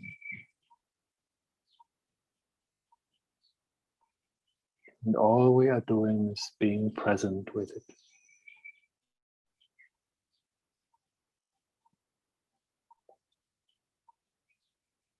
And with it, you can also let go of all the things that you don't need anymore.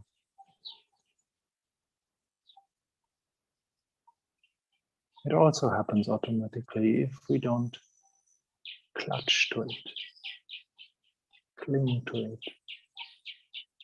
but let it be its natural rhythm of thoughts coming and going, emotions coming and going, and sensations arising and falling away.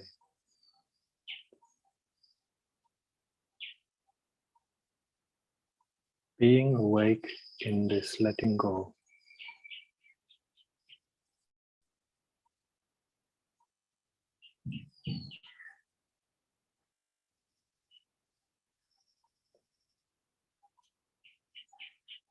How they fall out of you, like the breath.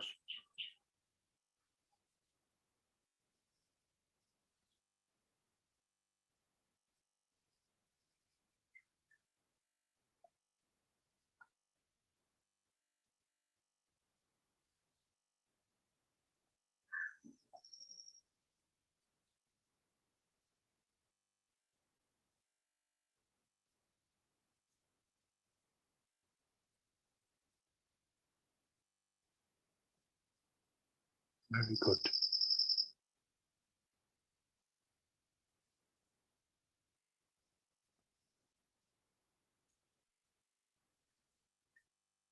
And you can give it all back. It comes, all these things, but now we're looking into the breath, comes from the whole, and it goes back to the whole. And it is so perfect that what we don't need anymore, what even is toxic to us, our exhalation is exactly what the trees and the plants need. Our exhalation is their inhalation. And it is like that for all breathing mammals that have the same breath as us. All the humans and all the mammals and all those who breathe like us.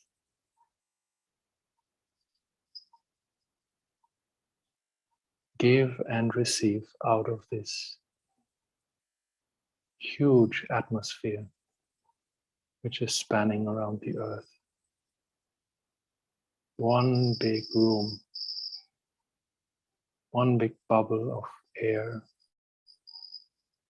in which we are, which comes into us and which goes out of us.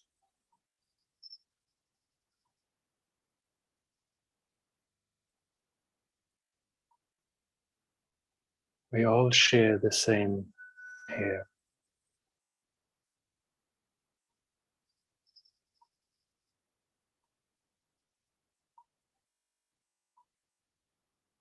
And all together it is a wonderful setup.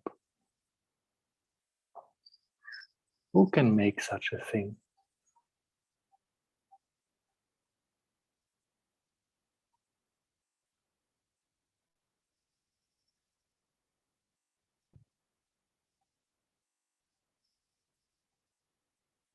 And then there is the inhalation, also coming from the whole into you, giving you a fresh breath, energy for this moment of life in this body, so that you can be here.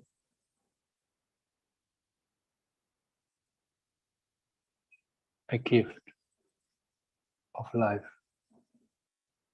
for this moment. because it might as well not be. And at some point it will not.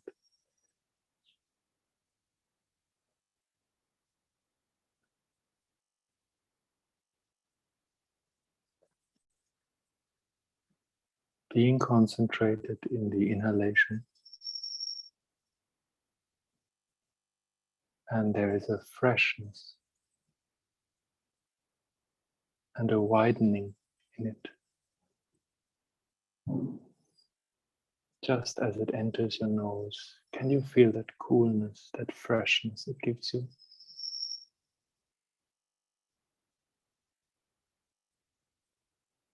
Reminding you that you are not forgotten,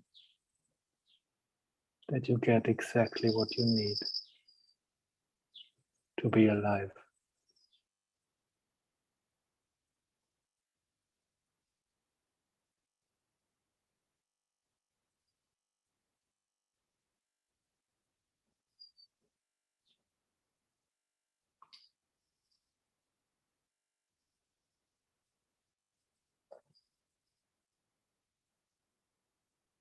Every moment there's an inhalation and an exhalation. Every moment you can start afresh, or you can let something go. Every moment.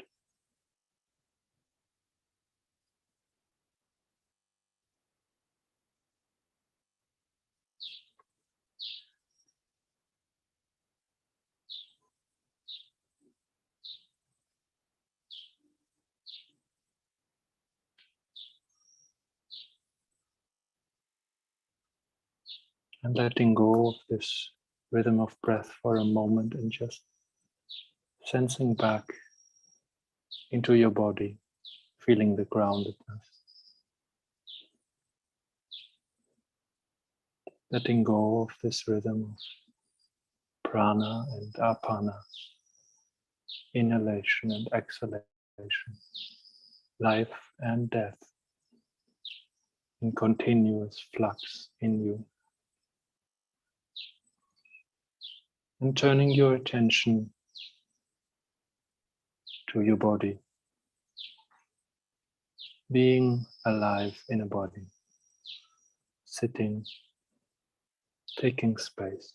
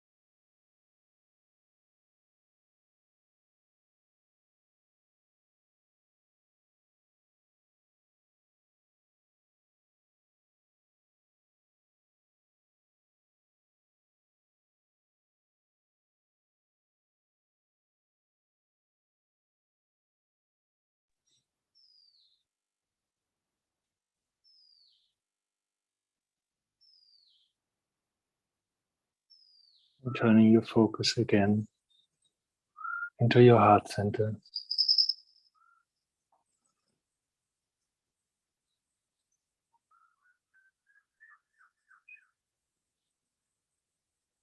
Just being present and seeing what arises there for you now and how it might be different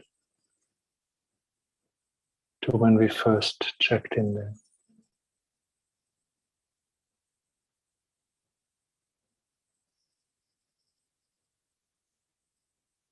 The heart being the center of emotions and higher feelings.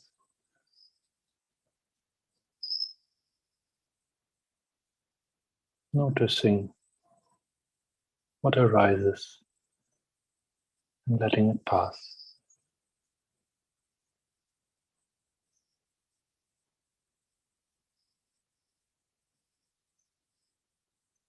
The door of the heart, which opens in its depths to the psychic, the involved soul of a human being.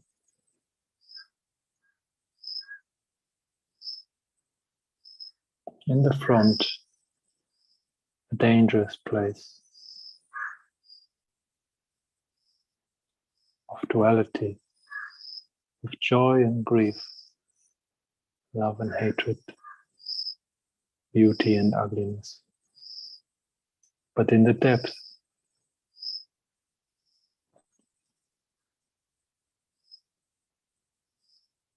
divine love,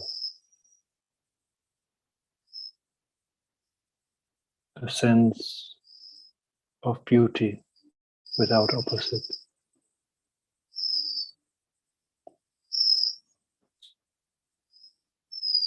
One can say a sun, the sunny part inside of you.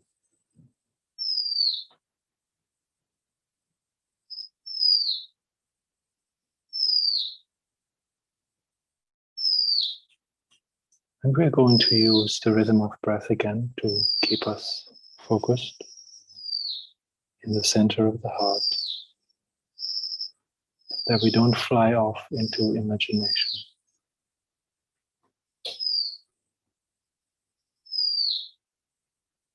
Allowing us to go into its depth.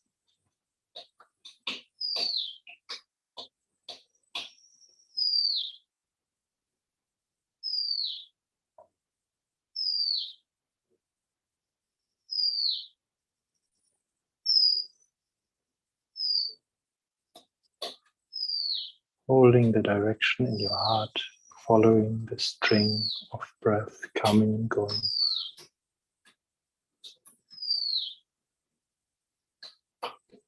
The direction of the sunny side of you.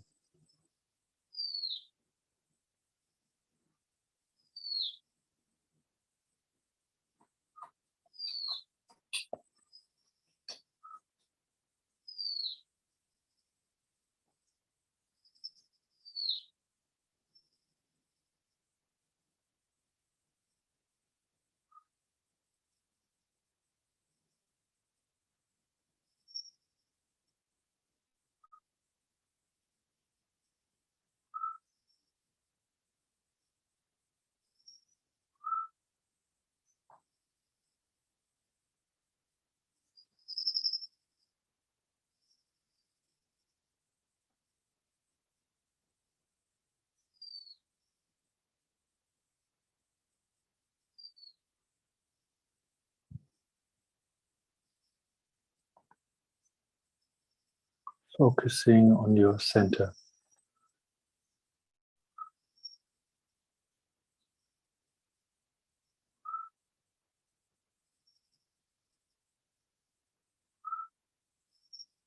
Where do you feel your center?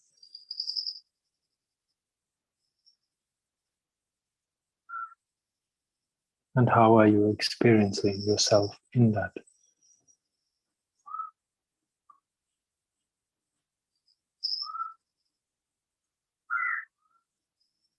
Allowing the things to come and go as the breath does. when you are concentrated in center.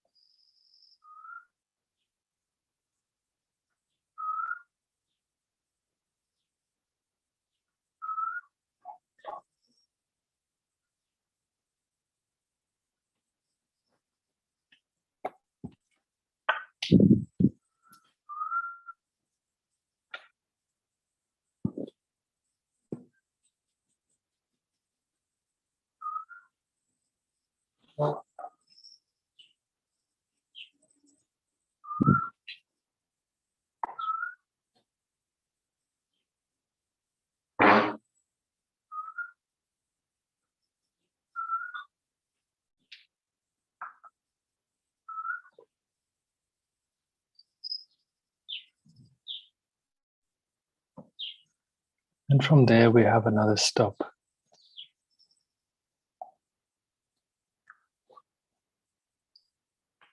We're going to move up from the heart center towards and into the head. Focusing in the coming and going of breath in your head. Just between your eyebrows.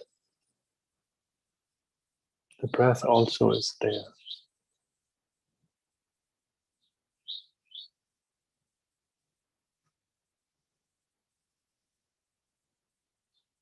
Probably the space feels quite different to where we are just now.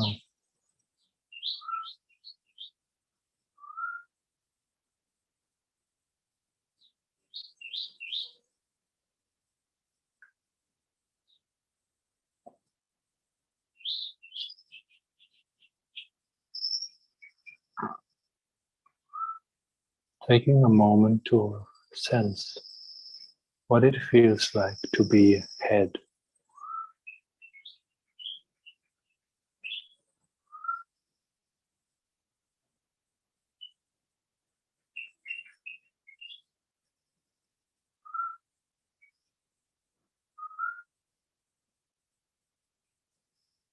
Drawing back into yourself all the strings that want to pull you here or there. Focusing it into your head.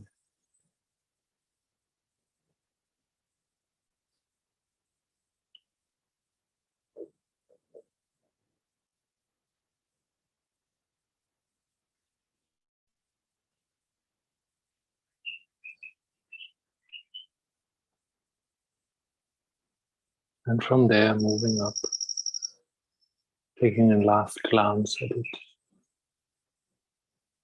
what it feels like to be in your head. Taking a physical screenshot of it, so that you can remember what it is like when you are in your head. And then moving up to the crown. The entry, the doorway to the formless.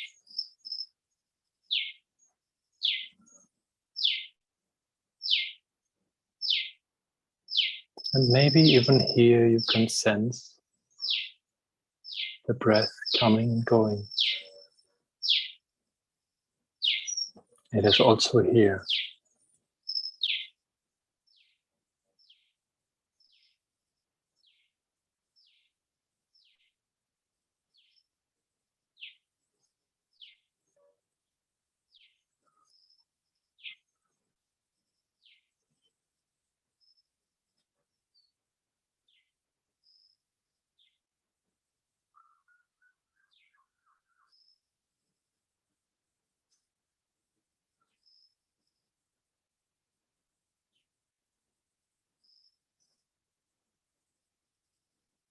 Noticing how that space feels. The very last bit of your form. before you enter into the formless part of yourself. Just staying right there between the two, form and formless. Just taking it in.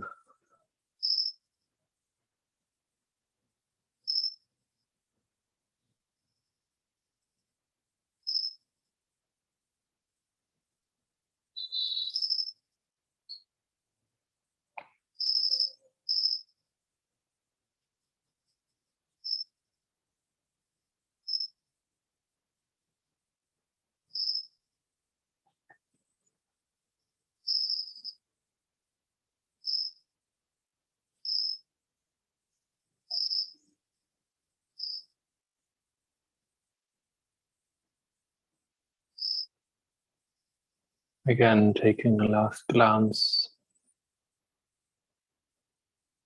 to make a memory of what it feels like at the entryway to the formless. How it feels in your body.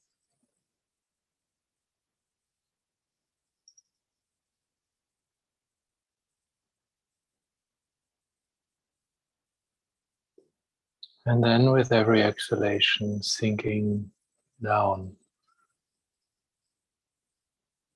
sinking a bit deeper and deeper into the opposite.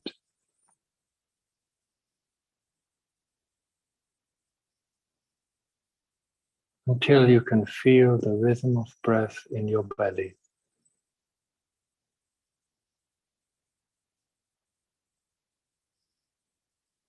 The center of the body.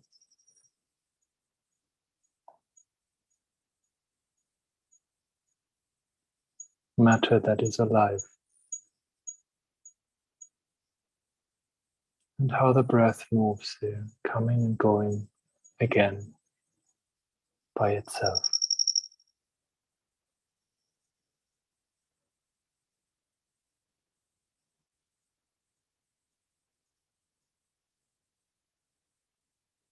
The belly is all around.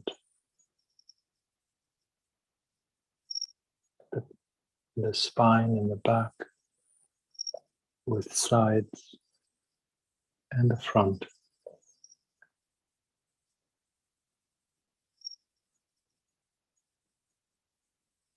Being present in the belly.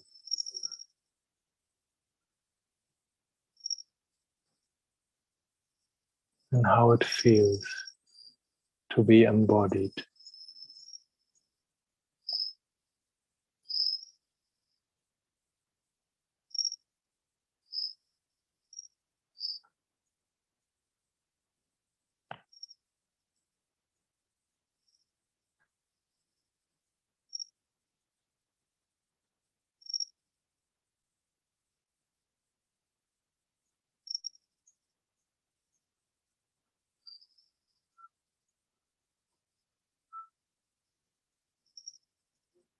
Taking a moment to check in what is happening in your body, especially in your belly, grounded in a spacesuit to be here.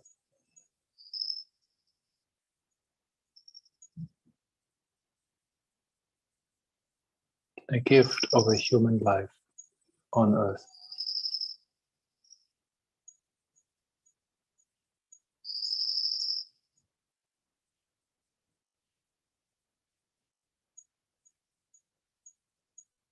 In which you can grow in consciousness and evolve. That in here.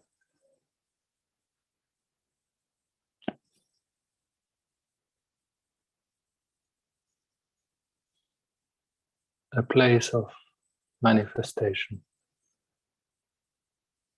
We need a body to manifest that.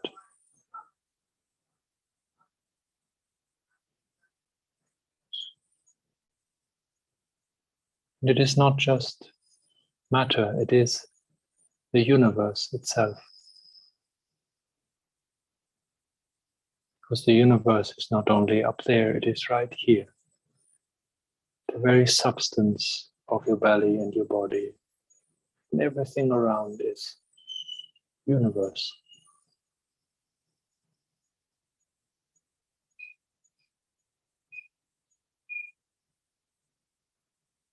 And beyond that, it is an expression of that. And as the Isha Upanishad says, it is a great loss if it is not realized in a body.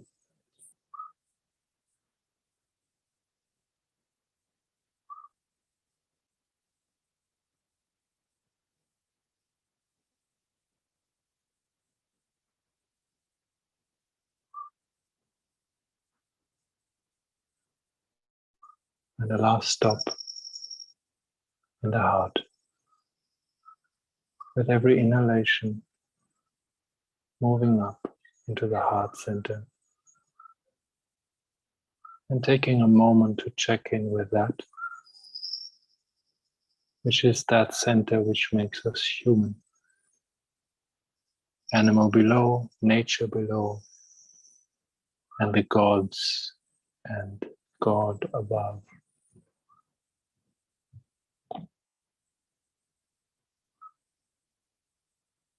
The heart in its depth,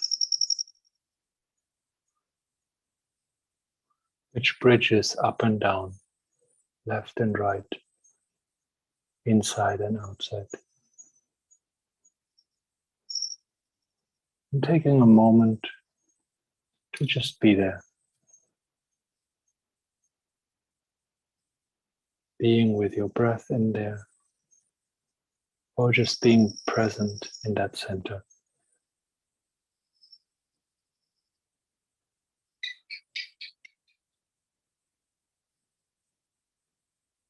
Drawing back all the strings of attention back into your heart.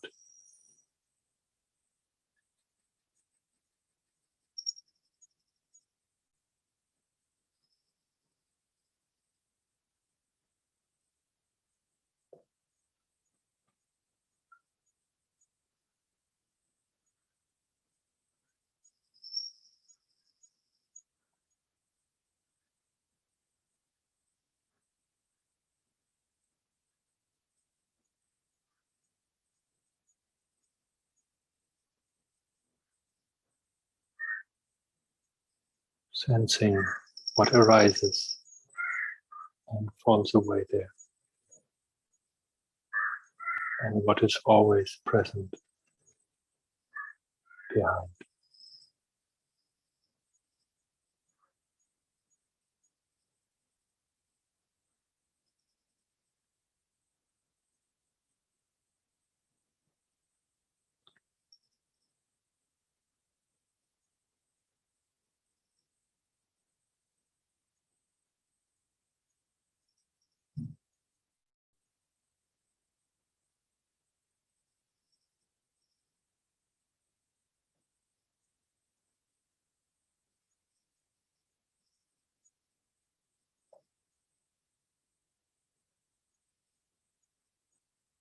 And from that center, taking in one glance of yourself globally, a global sense of yourself right now.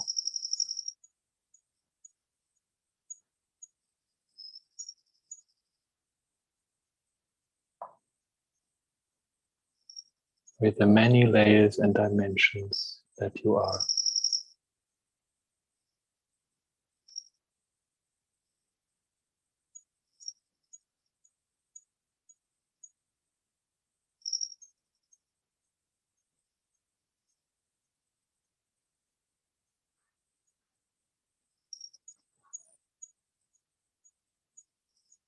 Taking a last glance, a little last selfie.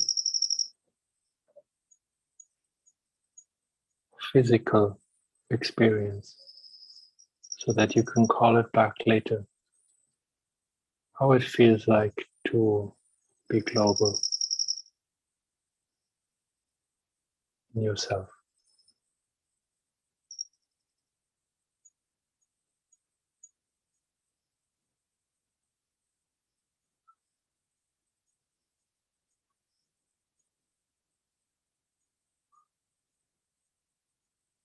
And then following the rhythm of breath, the stream of coming and going and coming back to what you experience as outside of you.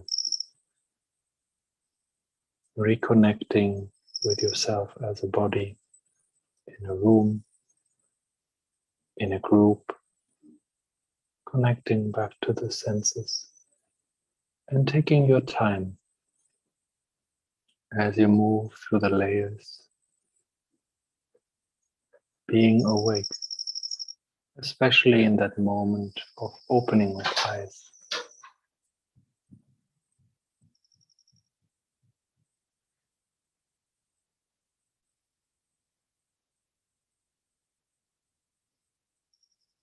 And what changes when you look out again?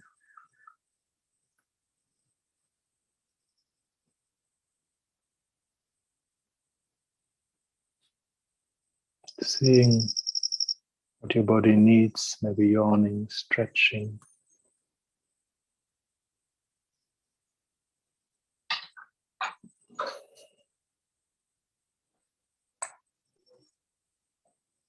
Taking your time to reconnect with the group.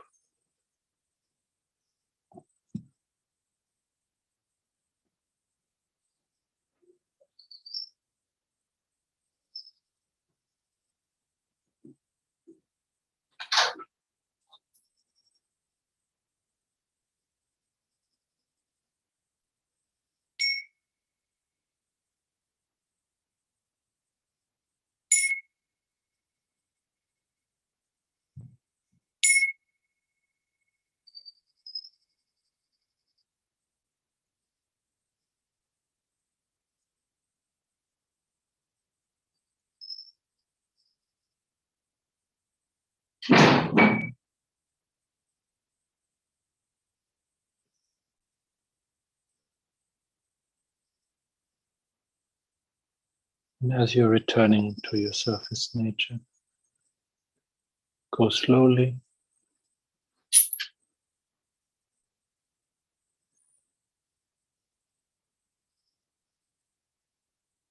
Don't pick up the waiting thoughts too quickly.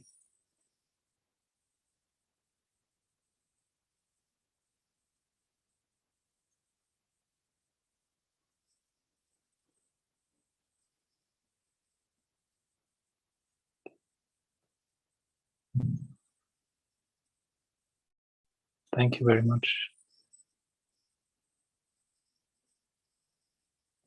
I think if there are any questions, I will be there tomorrow also. You can have a look at it then. I think it's better we stay all a bit in ourselves now.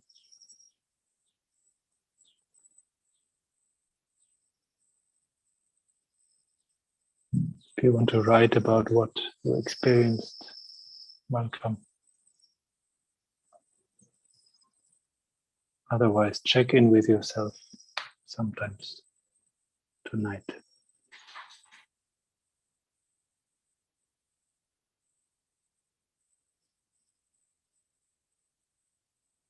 And that's that.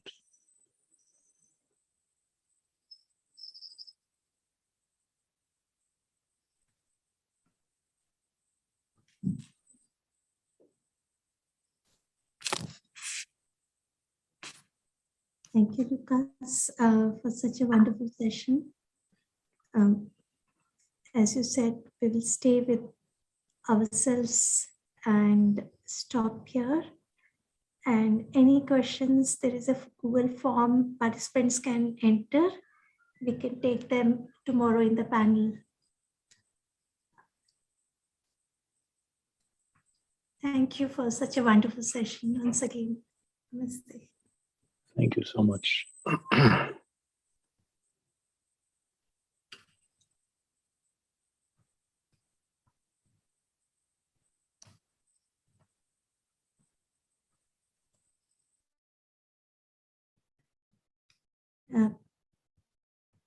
Tomorrow we will see everyone at the session starts at 10. Please join by 9:45. And if possible, we will try to start a little early so that we have more time for discussions and all, because there is a lot of questions and lots of thoughts coming in. Thank you, everyone, for being with us. Namaste.